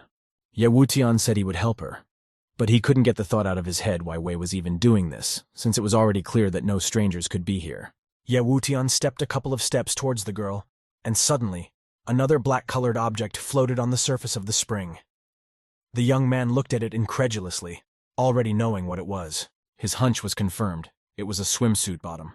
Apparently, Situ Wei wanted him to bleed to death from a nosebleed here in the first place. Meanwhile, the girl winked at him and bashfully told him that the current had been very strong and absolutely all her clothes had been washed away. The young man walked over to the girl and took her by the shoulders.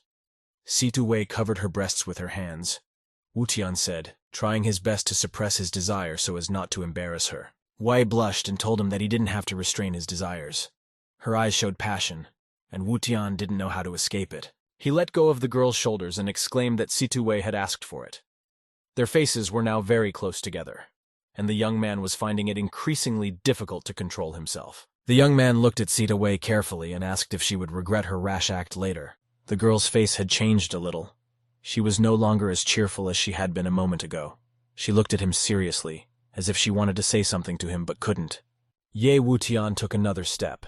Their mouths were so close to each other that they were ready to merge into one. The young man realized that the girl was no longer playing with him but showing her true feelings. A confused Situ Wei forced herself away from the young man and quietly asked him if he could take care of her since she wanted to be his first wife. This question took him by surprise, for he had never thought of Situ Wei as a consort. He had never thought of Situ Wei as a consort nor of marriage in general, for he could not afford it as emperor. The embarrassed Situ Wei never gave herself a kiss. She quietly asked the young man if he could take care of her since she wanted to be his first wife. Ye Wutian looked at her with undisguised surprise.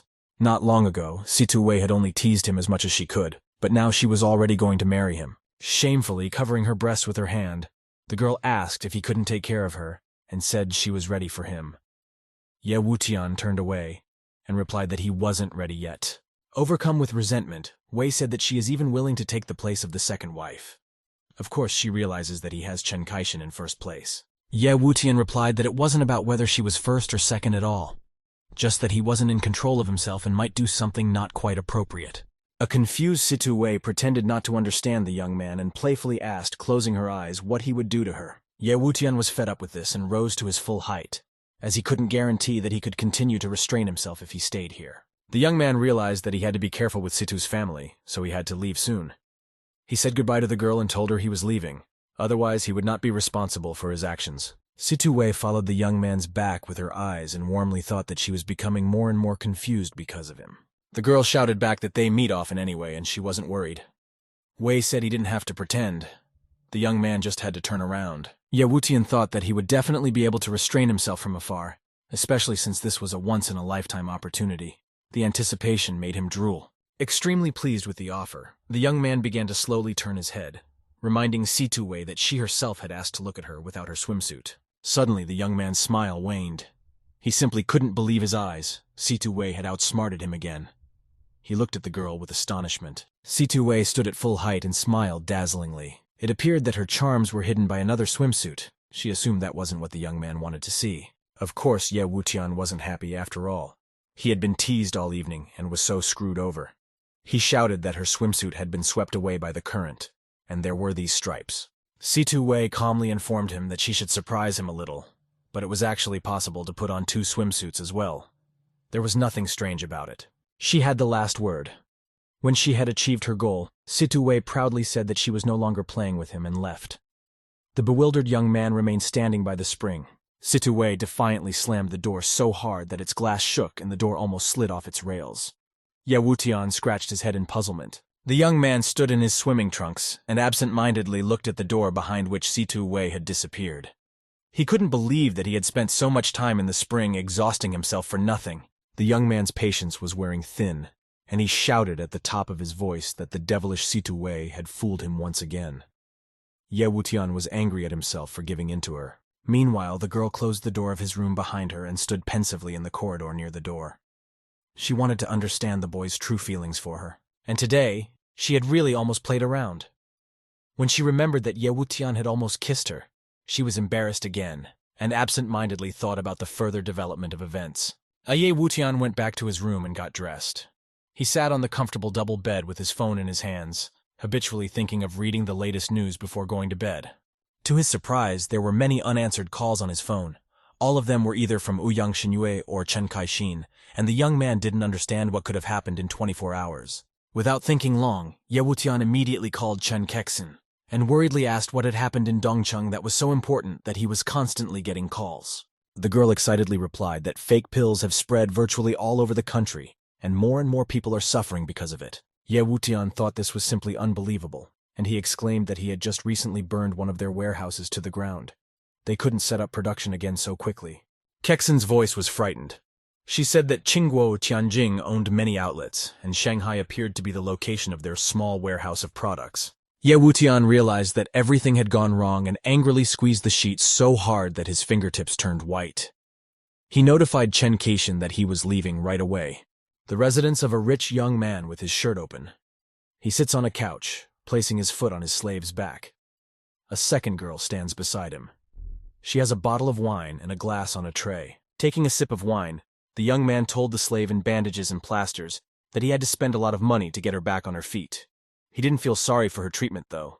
The young man laughed and told himself that thanks to Ye Wutian's pills, he was able to earn as much as 8 million in just 2 days, and it was worth the effort. His eyes were burning madly. The young man was simply obsessed with the lust for profit.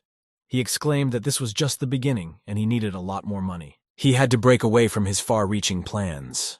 Suddenly, the telephone rang, and the young man turned his head in displeasure. He picked up the phone and immediately turned white when he saw that his grandfather was calling him. It was not good.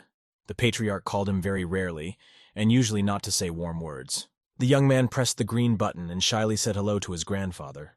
The young man's pride was gone, and now he was like an obedient lapdog himself. The patriarch wasn't saying much.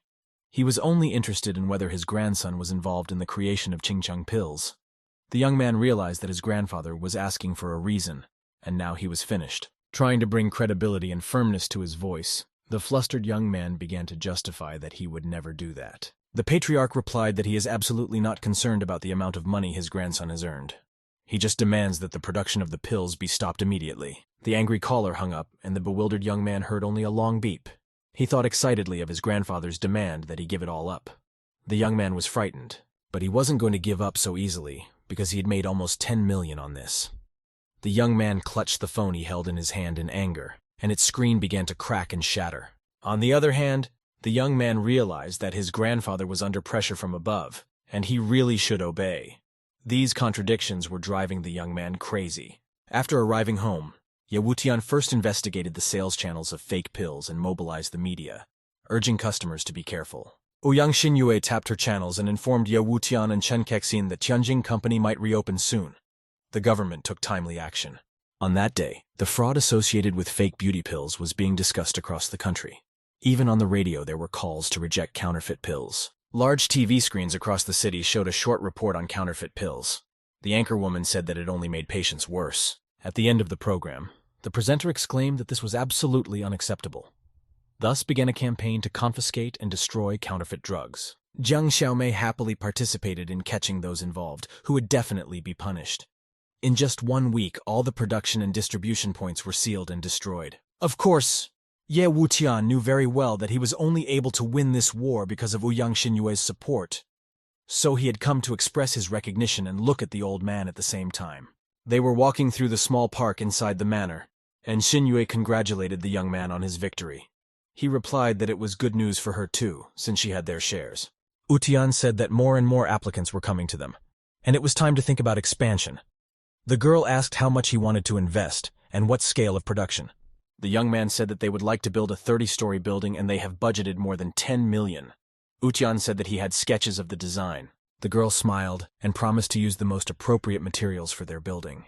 She assured the young man that everything would be at its best. Xinyue took the opportunity to remind her that it was today that Ouyang Anan should be on his feet, according to the young man. Ouyang said there shouldn't be a problem. He was being looked after. At the entrance of the house, they met Ouyang Xianyu. He immediately shouted that Wutian had no business being here and loudly called the guards to have the young man thrown out of the mansion. Ye Wutian smirked and said that Elder Ouyang was about to wake up, and some individuals had already lost control of themselves because of this. The girl stepped forward and told her brother that Ye Wutian was her personal guest, and he had no right to keep him out of the house or call for guards without her knowledge. Ouyang Xianyu smiled understandingly and asked what this guest meant to her. He wryly suggested that Xinyue and Wutian were close friends, possibly lovers as well. He shouted that Xinyue has nothing to be proud of. She sold out for 10% of the shares, and if her sister wanted to go out on a date, she should find somewhere else to do it. The girl slapped his cheek resoundingly. Xianyu grabbed the swollen spot in surprise. Xinyue promised to deal with Xianyu if he didn't shut up and stop talking nonsense. Xianyu was angry and screamed at Xinyue, saying that she was annoying him and he would deal with her now. The young man raised his fist and was ready to strike hard. Suddenly he was stopped by a strong kick to his stomach. Ye Wutian was ahead of the young man and stamped the sole of his shoe into his blue t-shirt. Xianyu cried out in pain and pressed his hand to his stomach. Ye Wutian told the young man that the Ouyang family was only afloat because of Xinyue's efforts, and he dared to raise his hand against her. Xianyu's face twisted with anger and pain, and he demanded in tears that the boy and girl both leave the Ouyang family home. At this time, Ouyang Hao came up to them and asked in surprise what was going on here.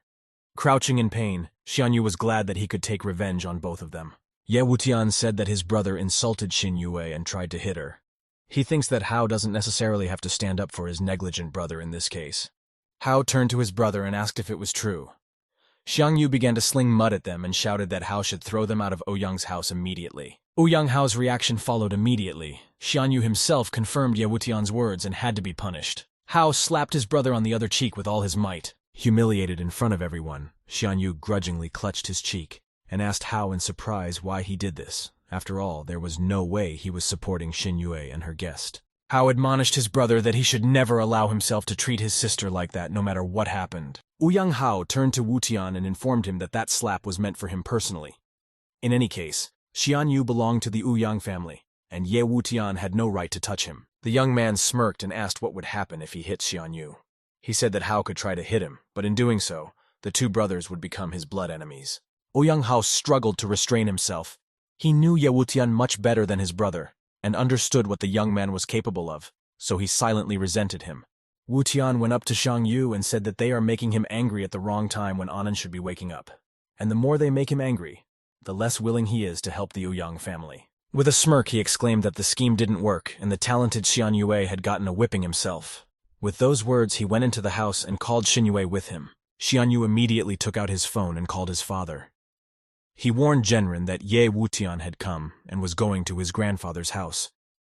He failed to stop the intruder. His father replied that he didn't expect Xiangyu to help him, so he asked him to go straight to his grandfather and he would stay by his side. Old Ouyang Anan was lying on his bed with his eyes closed. Wutian crouched beside his bed. The rest of the family was standing in the doorway, watching. The young man thought gratefully of the marvelous Xuan Yuan Qi technique. After manipulating the patient, he said that Anand should regain consciousness no later than tonight. Xinyue and her father were very grateful. The man laughed and said that it was exactly what they all expected to hear from the wonderful doctor. The brothers were not so pleased. Xianyu turned pale and remarked that the young man had excellent skills in medicine. Ouyang Hao tried to smile and exclaimed that this was great news. Ye Wutian noticed this tension and said that they didn't have to play along. He already understands that the news of the old man's recovery is not equally pleasant for everyone. Suddenly, someone behind him placed a hand on his shoulder. Ye Wutian was surprised by this familiarity and immediately turned around. As it turned out, it was Genren. Smiling awkwardly, he tried to convince the young man that he was mistaken. The news of the old man's recovery is equally happy for the entire Ouyang family. Ye Wutian couldn't understand what the catch was. He realized that the temporary father of the Ouyang Zhengren family would be at a loss if Ouyang Anan couldn't wake up. On the other hand, Genren was smiling so naturally that it could very well come off as the truth. Wutian was sure that they were up to something, but he couldn't figure out what it was. The young man was sure that he had done everything right, and the old man should wake up by evening no matter what. His physical condition was normal, and there was no need to worry about that. Zhengren seemed to sense the young man's doubt in his sincerity, and asked Xinyue to escort Dr. Ye out. He should rest. They would look after the old man themselves. Ouyang Xinyue and the young man went for a walk along the alleys of the vast estate. There were several comfortable benches near a large fountain, and Xinyue chose one of them. They sat side by side on a bench, and the embarrassed Ouyang Xinyue was very grateful to the young man for curing her grandfather. She warmly thanked Ye Wutian for his work. This did not seem enough to the young man, and he stopped the girl and said that she should really look at the situation, because in this case gratitude alone would not be enough. The girl was surprised and asked, turning to the young man, what price he considered acceptable. Wutian was waiting for that, and he closed his eyes dreamily, as if thinking. The young man suddenly pointed his index finger at the girl and declared that he liked pretty girls. Xinyue was stunned. This was too much. The girl angrily assumed that Ye Wutian had decided to force her to give herself away in such a way. A little more, and she would have gotten angry and left no matter what. Ye Wutian realized this, and squealed that he was just joking. The young man was simply amazed that Xinyue was taking everything seriously. Situue was easier to deal with in this regard. Xinyue turned away, and quietly said that she didn't like such jokes. Ye Wutian asked her to forget this conversation, and suggested waiting for news about Anan for the time being. The girl bowed her head and sighed heavily. She was very worried about her grandfather, and here was the object of her affection with his jokes. She knew she couldn't take Kexen's place. The day passed quickly, and evening came. The windows in Ouyang's house began to light up one by one. Everyone was eagerly awaiting the appearance of the Ouyang family elder. Ouyang Xinyue was tired of everything and fell asleep on the young man's shoulder. Ye Wutian couldn't fight sleep for long either and dozed off, reclining comfortably on the back of the bench. Suddenly, the girl's phone rang and woke them both up. She immediately grabbed the phone, hoping it was Anan's father and grandfather who had finally woken up. Ye Wutian opened his eyes, trying to figure out where he was, and realized that he and Xinyue were still in Ouyang Manor. Ouyang Xinyue answered the phone call, rubbing her sleepy eyes in passing. She asked what the situation was at the moment. The young man realized that the conversation was about the patriarch. Suddenly the girl squealed into the phone. Tears appeared in her eyes. It turned out that Ouyang Anan still hadn't woken up, contrary to the young man's expectations. Ouyang Xinyue along with the young man came to the old man's room. Genren and his sons were standing at his bedside. Ouyang Anan really hadn't woken up yet. His eyes were closed. Ouyang Hao pounced on Xinyu and angrily said that the old man should have woken up by now. After all, it was already nighttime, and he still hadn't woken up yet. Ye Wutian examined Anan carefully. He couldn't understand what was wrong, for old Ouyang should have woken up in the afternoon, and he had spoken of the evening just in case. Xiang Yu said contemptuously that he didn't make a miracle doctor. If the old man didn't wake up in 12 hours, Wutian would be in for an interesting surprise. The young man had no time to argue with this arrogant guy. He had to quickly realize what had gone wrong, for he had calculated everything correctly. Wuqian demanded to leave the room. Xiang Yu smirked and wryly suggested that Wuqian just didn't like it when people spoke the truth about him. Ouyang Xinyue couldn't stand it and demanded to be silent immediately. Xiang Yu immediately fell silent. He remembered both slaps well, so he didn't dare to argue with his sister, thinking that he could deal with the two of them later. Xinyue assumed that the night wasn't over yet, and it was worth checking everything again. Wutian told the girl that he would figure it out for himself, and asked to be left alone with the patient. Ouyang Hao demanded to explain to them the reason why the old man was still sleeping, since the young man was asking them to come out. Xianyu smirked proudly behind his brother's back. Now he felt protected. Ye Wutian raised his head, and said that he had nothing to fear. He would have destroyed the old man long ago if he wanted to. And they should go out if they wanted Ouyang Anan to wake up. All four of them left the room, reluctantly obeying the young man's order. Xianyu glanced at him unhappily, and muttered that Ye Wutian was just making himself look important. Ignoring his words, the doctor slammed the door shut, and now no one could see what was going on in there. After closing the door, the young man returned to the old man and looked at him. Old Anan was lying in the same position with his eyes closed, and Ye Wuqian turned away to the spacious window. Without turning around, he told the old man that Anan could pretend no more. The young man knows perfectly well that he has been awake for a long time. Ouyang Anan realized that he had been declassified and opened his eyes. However, it didn't make much difference, because so far no one in Ouyang's family had guessed his true state of health. The old man admitted that he had overheard the conversations in the room and assumed that the young man was the doctor who had saved him. He asked his name, and the young man answered. Ye Wutian turned his head to the old man and reproached Anan for being selfish on top of everything else. The old man pretended not to understand what he was saying. The young man turned to him and exclaimed that there was no need to pretend in front of him. He had only saved him because of Ouyang Xinyue. But he remembered very well how the old man had humiliated Chen Kaixin at the banquet. Old man Anan looked at the young man and remembered that day. Yes, it was his blunder, and he had thought at the time that the commoner Chen Kaixin was claiming a place in the Ouyang family. The old man sighed heavily and said that he was grateful to the young man for saving him anyway. His pride did not allow him to apologize to the young man for his arrogant act. Ye Wutian realized this and said that he should thank Xinyue. She put a lot of effort into saving Anan. He's leaving. The young man has no business being here now that the old man is awake. Old Anan sat up on the bed in a flash. He begged not to give away his secret, and asked no one in the Ouyang family to tell anyone that he had come to his senses. Ye Wutian turned around and said in surprise that he was still testing his loved ones after being in a coma for a long time. The young man recognized in amazement that Anan was indeed a selfish person. Old man Ouyang looked at the young man sternly and politely asked him to choose his words more carefully. Ye Wutian didn't even turn around. Already at the very door, the young man told the patriarch that he was too lazy to mess around with the Ouyang family anyway, so he could do whatever he wanted. After leaving the room, the young man defiantly slammed the door, leaving the old man alone with his remorse. Xinyue had really gone out of her way to save his grandfather. As soon as Ye Wutian left the room, the family members waiting outside the door flooded him with questions about what was wrong with the old man and whether he would be all right. The young man walked past them and explained that he had done all he could. Now it was up to old man Anan. He wasn't going to open his eyes for some reason. Genrin asked Wutian in surprise what he meant and how long it would take for the old man to finally get back on his feet. Without turning around, the young man said he didn't know. It could be a day or the old man's whole life. In any case, he had done his best, and so he bade them farewell. Leaving the mansion, Ye Wutian sadly thought that a large family was not yet a sign of happiness. Even within it, there could be completely different people. Xinyue and his father were the first to arrive at the patriarch's bedside. The man sighed heavily. He had hoped that his father would wake up earlier. Xinyue fell to her knees in tears and begged her grandfather to wake up. Just then, Genrin appeared in the room. He practically pushed them out of the door, reasoning that it was late, and the old man needed to rest. They could continue tomorrow as well. Genrin smiled kindly at his niece, showing with his entire appearance that he wanted only good for the entire Ouyang family. Once the man realized that Xinyue wasn't looking at him, he turned around and threw a hate-filled glare in his father's direction. Wutian was right. He didn't need his father's awakening. Several hours passed. At 2 o'clock in the morning, Ye Wutian's phone rang, and he immediately answered the call.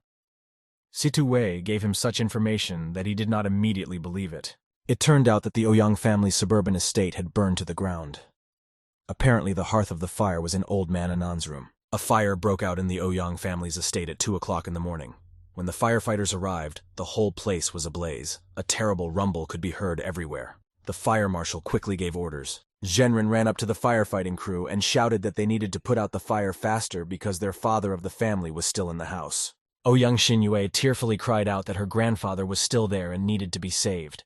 Her father could barely hold the girl back and exclaimed that the fire was too strong. She shouldn't risk herself. After a while, the flames were extinguished, but there were still small fires smoldering in a few places. The once rich Ouyang villa was reduced to ashes. Another hour later, a rescue team was searching for survivors. Despite their intensive search, they failed to find any of the victims. When she finally got to her grandfather's room, Xinyue was surprised to see that his empty bed had been burned to the ground, but the old man was clearly not there. Her father stood there and glanced around the room with a frown. A worried Xinyue grabbed the man's hand and asked what could have happened to her grandfather. Her father couldn't answer her, for he was afraid to voice his assumptions. After them, Ouyang Genrin visited the room. He too carefully examined the room, but could not find any trace of the patriarch of the Ouyang family. Xian Yu happily squealed that Wu Tian had set the arson. Hao frowned at his sister. Xin Yue shouted back that this was not his method. He could have killed any of them many times. Xin Yue's father shouted that they should just find out who was behind it. It didn't matter who it was, the villain should get what he deserved anyway. Genrin stood back and watched his brother. The man felt his prickly gaze and turned around. The man clenched his teeth in anger and repeated again that he would not let anyone burn down his house. No matter what it took, they would find and punish the perpetrator of the tragedy. Genrin looked at him appraisingly and smirked. He said that the man couldn't be suspicious enough to suspect him, his own brother. Walking past Genrin, the man blurted out that absolutely the entire Ouyang family was under suspicion, and his brother Genrin was no exception. A fire at a famous estate shook up the relatively quiet city of Dongcheng. The pictures of the villa on fire adorned the front pages of all local publications. It wasn't just the police who were pressured by the city's top brass. The mayor himself came to the department and said that Director Shu only had 3 days. Otherwise, it would become a laughingstock for the entire city. Shu turned pale and said that 3 days was too short. After all, there were several million people in the city. He realized that it would be very difficult. The mayor sighed and confided that it wasn't really his own whim. He was being pressured by his superiors and had to confide in Director Shu. Shu didn't hesitate for long. He called Captain Jiang over and ordered her to detain the main suspect in the case. Xiaomei asked why exactly she was the one doing this all the time. Nevertheless, Jiang Xiaomei, accompanied by an officer, went to the young man's residence and brought him to the interrogation room. On the other side of the table sat Director Shu himself and Captain Jiang Xiaomei. Shu recalled that 5 hours before the incident, Ye Wutian had been alone with old man Anan.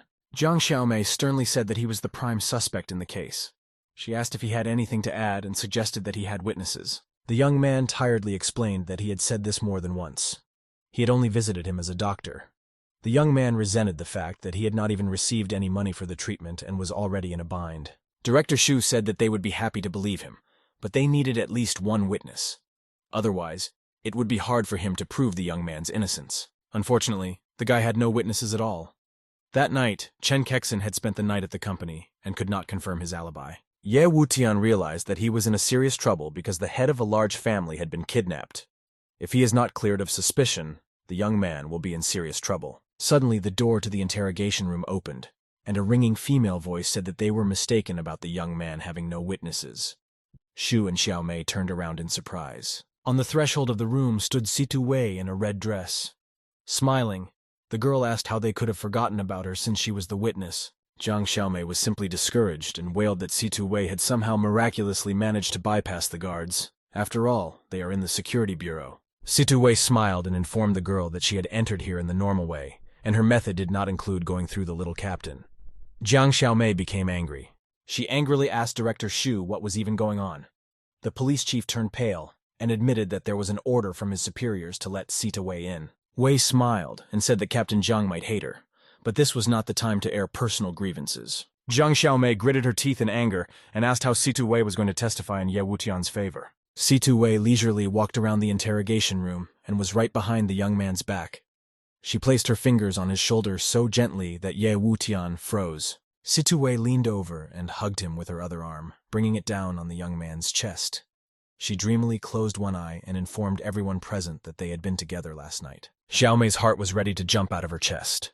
Situ Wei's words that she had spent last night with Ye Wutian simply threw her off balance. The girl looked at her rival with resentment. Ye Wutian turned to Situ Wei in surprise and mentally asked the girl how she could joke with her reputation like that. Situ didn't seem to care at all. She winked at the young man. Captain Jiang Xiaomei was so stunned that she was unable to conduct the interrogation. Without giving up hope, she asked Situ Wei what they had been doing last night. Situ Wei shamefully faded and raised her head. She smiled faintly and replied to Xiaomei that they were doing what they were supposed to do at night. Jiang Xiaomei couldn't take it anymore and yelled at Wutian that he had Chen Kai-shin and was still having affairs with other women. Shu thought that he wouldn't want to be in Wutian's shoes. Ye Wutian mentally tried to insinuate to Xiaomei that he had never met anyone but herself, but couldn't admit it now because he would lose his only witness. Jiang Xiaomei turned purple, but now from embarrassment. Stammering and struggling to choose her words, she asked Wutian if it was really the two of them and Situ Wei who had done it last night. Wei smiled and said that the captain is so innocent. It would be much better if Xiaomei explained what was meant by that, otherwise Situ Wei didn't quite understand her. Jiang Xiaomei blushed and almost cried out in tears that Wei knew what she meant. Wei smiled calmly and replied that she didn't know what she was talking about at all. Situ Wei had managed to piss Xiaomei off, and she was now just yelling that it annoyed her terribly, and she didn't have to explain anything to Situ Wei. The girl smiled as she looked at Xiaomei. The enraged Xiaomei turned to Ye Wutian and demanded to know whether they were doing it or not. The surprised young man remarked that this was actually beyond the scope of a normal interrogation. Jiang Xiaomei was like an enraged tigress. She simply became furious and started yelling at the young man, demanding her to answer whether they had done it last night or not. Ye Wuqian looked away. The last thing he wanted to do right now was to slander Sita Wei, and until the last moment, he had hoped that everything would turn out to be just speculation. Unfortunately, the captain forced him to make a confession. Hearing the positive answer, Xiao Mei's face immediately sank. An undivided sadness appeared on her face. She looked at the young man in surprise. Captain Jiang Xiaomei tried to pretend that she didn't care at all, and laughed contemptuously in the young man's face. Squinting her eyes, she said through gritted teeth that one of them was intemperate and the other overexcited. Uchan mentally begged her to stop and realize that it wasn't really like that. The young man jumped up from his chair and called out to the girl, trying to justify himself. Without turning around, Xiaomei asked her to call her Captain Chen, or better yet, not to defile her ears with her voice. Jiang Xiaomei turned to Situ Wei and asked her as a witness to detail where the two of them had been last night and what they had been doing. The girl smiled contentedly. An hour later, all four of them were standing at the entrance to the Bureau of Investigation. Shu laughed and said that the young man was very lucky with women, but he was not without problems. Director Shu stated that he was clearing him of suspicion. Ye Wutian hoped that they would detain him a little less often. It was not a place where one wanted to appear often. Director Shu replied that it only depended on how he himself could get into trouble less often. He said goodbye and said that he had too much work to do. Jiang Xiaomei abruptly turned around and didn't even say goodbye. She was very angry and intended to go after the principal so she wouldn't see either of them. Situ Wei ordered her to stop. Jiang Xiaomei was surprised that she, a captain, was being ordered to stop right outside her department. Carelessly turning her head, Xiaomei asked what she needed. She didn't want to talk to either Wuqian or this girl. Situ Wei stepped around the girl and grabbed her by her uniform shirt imperiously, pulling her to her side. The captain turned pale. She had not expected such behavior from the girl at all. Situ Wei reminded the captain that this wasn't the first time they had detained Ye Wutian, and it really annoyed her. Now she was no longer smiling, but could really stomp on Xiaomei. The girl explained that she was just doing her job. If Situ Wei thinks she can do it better, she can try. Besides, she's not afraid of Situ Wei's threats. Ye Wutian couldn't stand it and came running to separate them. He said that they had no special reason to hate each other. The rivals stared at each other. The young man hugged Situ Wei and said that she was mad at the wrong person, for he was indeed the prime suspect. Wei continued to stare at her rival. Grabbing the young man's hand, Situ Wei turned around and dragged him towards the car. She said they should go. There was no point in staying here. They got into the red SUV and Situ Wei drove away from the station. Captain Jiang Xiaomei was still standing at the entrance of the Bureau of Investigation, watching them. Her lips were shaking with anger. She knew very well that she didn't care who Ye Wutian was sleeping with, and there was nothing she could do about it. On the other hand, Situ Wei's arrival had ruined everything, and now she was in a very bad mood. Jiang Xiaomei only let herself burst into tears when she was alone. After the terrible fire, the Ouyang family had moved into one of their residences. Ouyang Xinyue sat on her bed in her room and thoughtfully flipped through the city news. The girl's assistant came into the room and said that Situ Wei had been helped out by Ye Wutian, but she had to sacrifice her reputation to act as a witness. Xinyu felt sad. She realized that Situ Wei had nothing with Ye Wutian, but she felt bad that the girl had helped Wutian. Xinyue wished she could be in her shoes. The assistant understood how she felt and informed her that Situ Wei must have a definite purpose. She advised Xinyue to call Wutian herself and talk to him. Xinyue reproached herself that it was too late. It was because of her that Wutian was in trouble. She had been so busy that she hadn't helped him, and now she couldn't even call him. The distressed girl didn't dare to dial Wutian's number and put the phone aside. She told her assistant that they already had a lot of work to do. Meanwhile, the red SUV that Ye Wutian and Situ Wei were in was slowly driving around the city. The girl wanted to stay close to her passenger for a while longer. Situ Wei was not the least bit embarrassed by the recent incident, and she faintly smiled. The girl turned to the young man and said that he was clearly not in the mood. Ye Wutian kept looking out his side window. He was ashamed to admit that he had to sacrifice a girl's reputation just to get the charges against him dropped. Situ Wei had no problem guessing that he was only helping the Ouyang family because of Xinyue. She didn't even call him when he was in trouble, even though she was aware that the young man had been arrested. Wei continued to press the sore spot and stated that Ye Wutian must be feeling lonely and abandoned right now. Ye Wutian was surprised at how quickly Situ Wei understood everything. That was the way it was. Ouyang Xinyue had never called him once. Naturally, this couldn't help but disappoint him. While the young man was thinking about all of this, Situ Wei suddenly stopped the red SUV and looked at the young man expressively while unbuckling his seatbelt. She instantly climbed onto Wutian's lap and asked him not to think about Xinyue. After all, for the sake of helping her friend, Situ Wei had even forgotten about her good name, and that was worth a lot. Ye Wutian calmly looked at the girl and asked if Wei had come as a representative of the Situ family, or purely of her own free will. Situ Wei affectionately placed her hand on his chest and said that there was no difference. Ye Wutian replied that he could only accept her personal help. Wei closed her eyes and said that he was a real fool and didn't show any weakness at all. If anything, there were a lot of suspicious things about the fire, and she wanted to know something. Situ Wei suddenly opened her eyes and asked the young man if he had managed to wake up Old Man Ouyang. Her face now looked very interested. Ye Wutian replied that he would not comment on the situation. He quickly moved on to another topic and recalled that Wei had risked her reputation and asked for a reason. The young man took Situ Wei's hands and asked again if the girl had come to his rescue by herself or at the behest of Situ's family. Wei instantly blushed. She realized that she was losing the initiative. She usually played with the young man, but now he was making her blush. Situ Wei closed her eyes and wondered what would happen if she admitted to the young man that she had come to his aid purely of her own volition. Ye Wuqian instantly pulled Situ Wei towards him, and their lips came together in a long-awaited kiss. The girl opened her eyes wide in surprise. She had not expected this. The young man made her blush very much because before Situ Wei had only allowed herself to play with him. But now he had made her hesitant desires come true. Rejoicing at his spectacular prank, Ye Wuqian immediately jumped out of the car. The young man laughed and thanked Situ Wei for the favor. The girl fell into the driver's seat. The embarrassed Situ Wei looked at the young man with mixed feelings and followed his back with a warm gaze.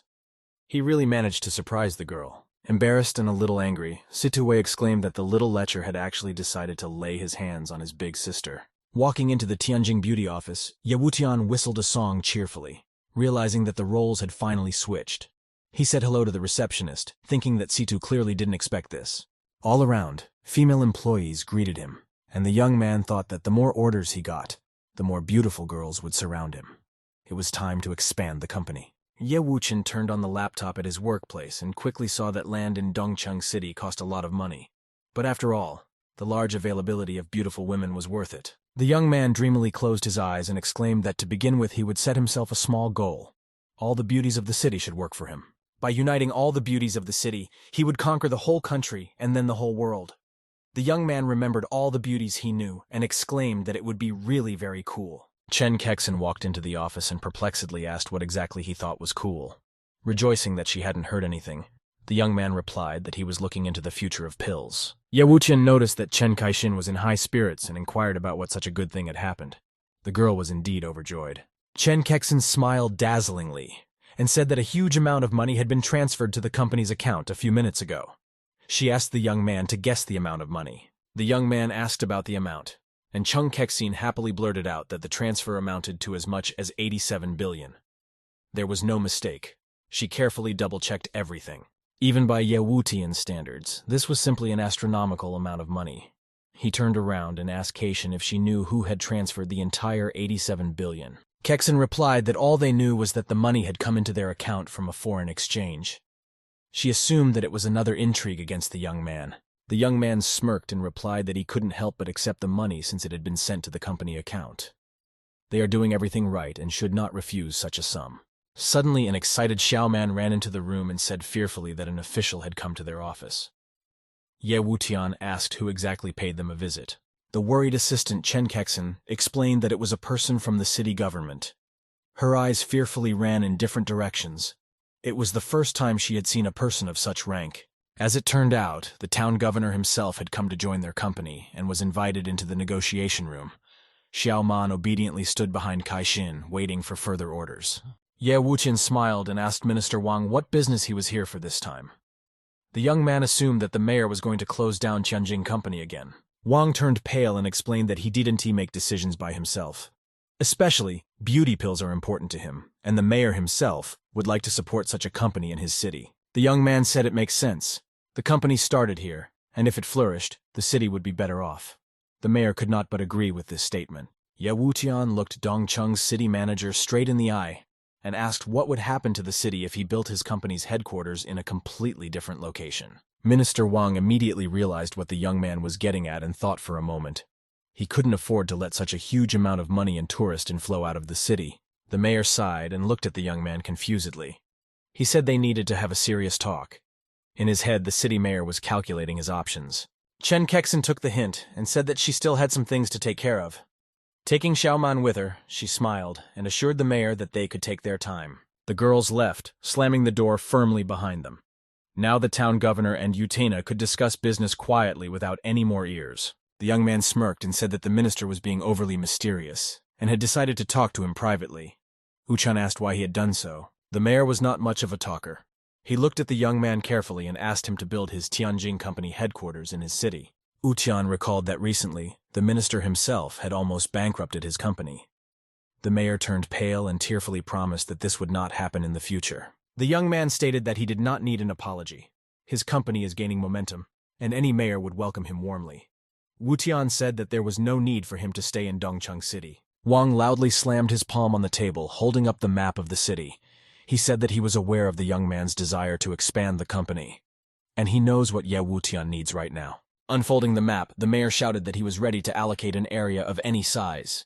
He only had one requirement: the headquarters must be located exactly in Dongcheng. Looking at the map, Wuqian immediately realized that such a huge piece of land was worth a lot of money, and he shouldn't ask for even more. A more generous offer was unlikely to come. The young man laughed strainedly and shook the mayor's hand, thanking him for his support. Wuqian hoped that Minister Wang would take care of him in the future. The land had cost the mayor a lot of money.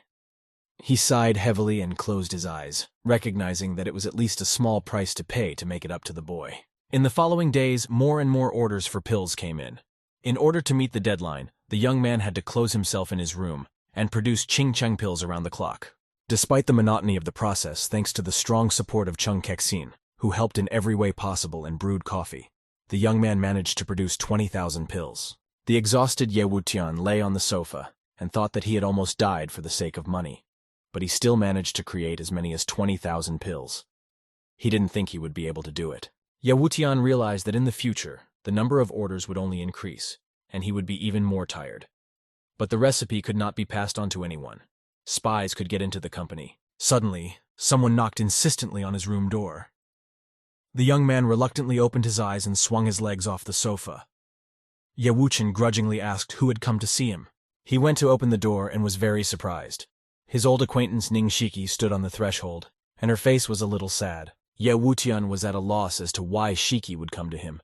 The girl looked like she was going to cry any minute. Sitsi pushed him away in tears and went inside. She asked where the wine was. The young man confusedly replied that there was wine in the kitchen. It was strange that she had only come to drink. The embarrassed Shiki turned around and shouted that this was exactly what she had come for and just wanted a drink. Ye Wutian looked at the girl in surprise and scratched the back of his head. Ning Shiki immediately went to the kitchen and started opening all the cupboards in search of wine. Wutian was confused, thinking that she didn't have to come all the way out here. After a short search, Shiki found what she wanted and frowned at the bottle. The young man shouted fearfully that this bottle was too strong. It was for medicinal tinctures. The girl was not going to listen to him and uncork the bottle. The girl didn't want to listen to him and uncork the bottle. The young man stared at his acquaintance stunned. The young man looked at his acquaintance stunned. Wutian was surprised to think that he had underestimated the girl. He didn't expect that Shiki would be able to drink the bottle at all, but she calmly drained it in one gulp. Sitsi walked toward the young man with an unsteady gait. The wine had gone to her head, and she could barely stand on her feet. Ye Wutian asked her fearfully what she wanted. Sitsi walked straight to the young man with open arms. She reeked of so much booze that one could suffocate. The girl reached Uchian and grabbed him by the collar of his shirt. Her face flushed with alcohol and embarrassment. Sitsi demanded to marry her. The young man was simply stunned with surprise. Not only did Ning Shiki break into his house and drink a bottle of strong wine, but she demanded to marry him. The young man realized that something unusual was going on, since she was generally rude to everyone. He put his arm around the girl's shoulders and asked her to explain what had happened to her. Siki couldn't stand it and roared. Her whole body was trembling. The girl couldn't cope with her emotions. She could barely hold herself back from screaming. Sitsi pushed the young man away and grudgingly asked him whether he agreed to marry or not. Uchan replied in the negative, and asked why she was asking about marriage in such a state. The girl in tears told the truth. As it turned out, her fiancé just wanted to use her and enter Ning's family. She didn't see it and took him seriously. Uchan and Sitsi sat on the steps in the kitchen and talked. The young man reminded her that regardless of his goals, her fiancé was treating her well. Sitsi shouted that everything was different now. Ye Wutian said thoughtfully that it was very difficult to get Shiki, knowing the Ning family's morals. The young man asked how her fiancé had even managed to get the girl's attention to himself. Ning Shiki blushed and replied that she actually only liked men who could defeat her. But her fiancé was among the defeated men. Ye Wutian firmly replied that he didn't want to be a backup anyway. After all, Sitsi has actually been abandoned and is looking for someone to comfort, and he can't accept that. Ye Wutian turned to her and exclaimed that Shiki should understand him correctly. The young man said that he too had a sense of dignity, but Ning Shiki could no longer hear the young man. He did not notice that the girl had fallen on her side and was sound asleep on the kitchen floor. Wutian looked at the guest in surprise. He couldn't understand what had gotten into her. She had traveled a long distance out of the blue, drank a bottle of strong wine alone, and fallen asleep as if she were at home. Ye Wutian rightly reasoned that Chen Kai-shin would hardly like it if she saw a drunken woman sleeping on their couch. But the young man couldn't leave Shiki on the street either. He decided that the best solution was to bring her back. The young man bent down and lifted the dazed girl onto his shoulders. After a while, Ye Wutian brought the girl to the Ning family's manor. The girl was terribly sleepy, and she couldn't think of anything at all. Ning Peng was quite surprised to see his young friend in the arms of his drunken daughter. He turned pale and asked the young man what it was all about. He told his father that he did not understand, because Sitsi had first come to him for a drink, and then said she wanted to marry him, and he was now confused. Ning Peng smirked slyly, and asked the young man what he himself thought about all of this. He could care less. Shiki was barely on her feet and could hardly hear them. Ye Wuqian looked at the floor and raised his head. He firmly told old man Ning that he didn't have a bride anyway and didn't care. The only question was whether Ning Peng himself would agree. The old man squinted his eyes, looked at the young man gravely, and replied that he agreed to marry his daughter to him. Ye Wutian didn't expect such a response at all. He had hoped to make a joke again. The young man confusedly asked Ning Peng if he was sure of what he was saying. Peng replied that he didn't look like a liar. Putting his arm around Shiki's shoulders, Ning Peng dragged her behind him to the back of the house and told the young man that he should think about his words. There was no need to rush to answer him. The old man slammed the door shut behind him, signaling that he had said all he had to say and needed to get on with his business. The young man continued to stare dumbfounded at the closed door. Ye Wutian suspected that Ning Peng was up to something, otherwise why would he give his granddaughter away so easily? On the other hand, the old man hadn't hinted at any favors, and it seemed normal. Walking down from the porch of the house, the young man dwells on the fact that nothing in this world is given away for free, much less Ning Peng's granddaughter. However, and just doesn't want to think anything about it. Ye Wutian stood by the side of the road and reproached himself for reaching here in Shiki's car, but didn't think about how he would get back. After thinking for a bit, the young man decided to take out his phone and call his bodyguard Chen Li to pick him up as soon as possible. Suddenly, a yellow cab stopped in front of him as if on cue. The young man was surprised and thought he was very lucky to get a cab by chance. As he got into the car, the young man laughed and told the driver that he was very lucky. They had saved him a lot of time by coming. The door slammed shut and the yellow cab carriage moved off, quickly increasing its speed. The young man paid no attention and relaxed. He got comfortable in the back seat and finally sorted out the contents of his pockets. The driver wore dark glasses and a green jacket. Ye Wutian told the driver that he drove away too fast, and the young man didn't even have time to slam the door behind him. The driver didn't even look at the young man. The young man looked at the serious driver with surprise. He could at least smile and joke, but the driver looked at the road with a serious look and remained silent. Ye Wuqian only now suspected something wrong. The driver didn't smile, didn't say a word to him, and the cab itself looked at least strange in the middle of the night in the middle of nowhere. The young man leaned over to the driver and said that he hadn't told him where to take him. He smiled and said that it was not a good idea to go somewhere unknown. The driver again remained silent as he continued driving. Ye Wutian was now certain that this cab had stopped at the Ning family mansion for a reason. He leaned over to the driver and yelled that the driver should stop the cab now. The young man was quite frightened. He didn't want to be ambushed again. The driver quickly turned to the passenger and lightning fast pulled out a gun, pointing it at the young man. The muzzle of the gun flashed in the cabin, and the young man realized that this guy wasn't going to stop. Ye Wutian was very surprised. Not only that someone was following him and his enemies had brought a car in the form of a cab. The driver was also a trained fighter. The young man reached into his sinus cavity and thought about whether it was worth the risk to use the drug. Anything could happen at such a high speed on the road. It seems the driver was well aware of his talents and recommended that he refrain from any action. At 90 miles, they would not survive. Ye Wutian said thoughtfully that his accent gave away a foreigner, but he couldn't remember anyone with that voice. The young man asked what the driver needed. The chauffeur said carelessly through gritted teeth that someone was interested in meeting Dr. Yi in person. Wutian realized that they knew exactly who they were after. Leaning back in his seat and slowly reaching into his pocket, the young man asked who wanted to see him and who they were in general. After a little thought, Wutian asked what they wanted. The driver immediately pointed a gun at him and informed him that the young man would find out everything on the spot. Besides, his phone was in his pocket and there was no need to try to retrieve it. Ye Wutian laughed nervously and said that it wasn't about the phone. He was just needing his arm, because it was uncomfortable to stay in the same position for a long time. The young man tensely reconstructed the events.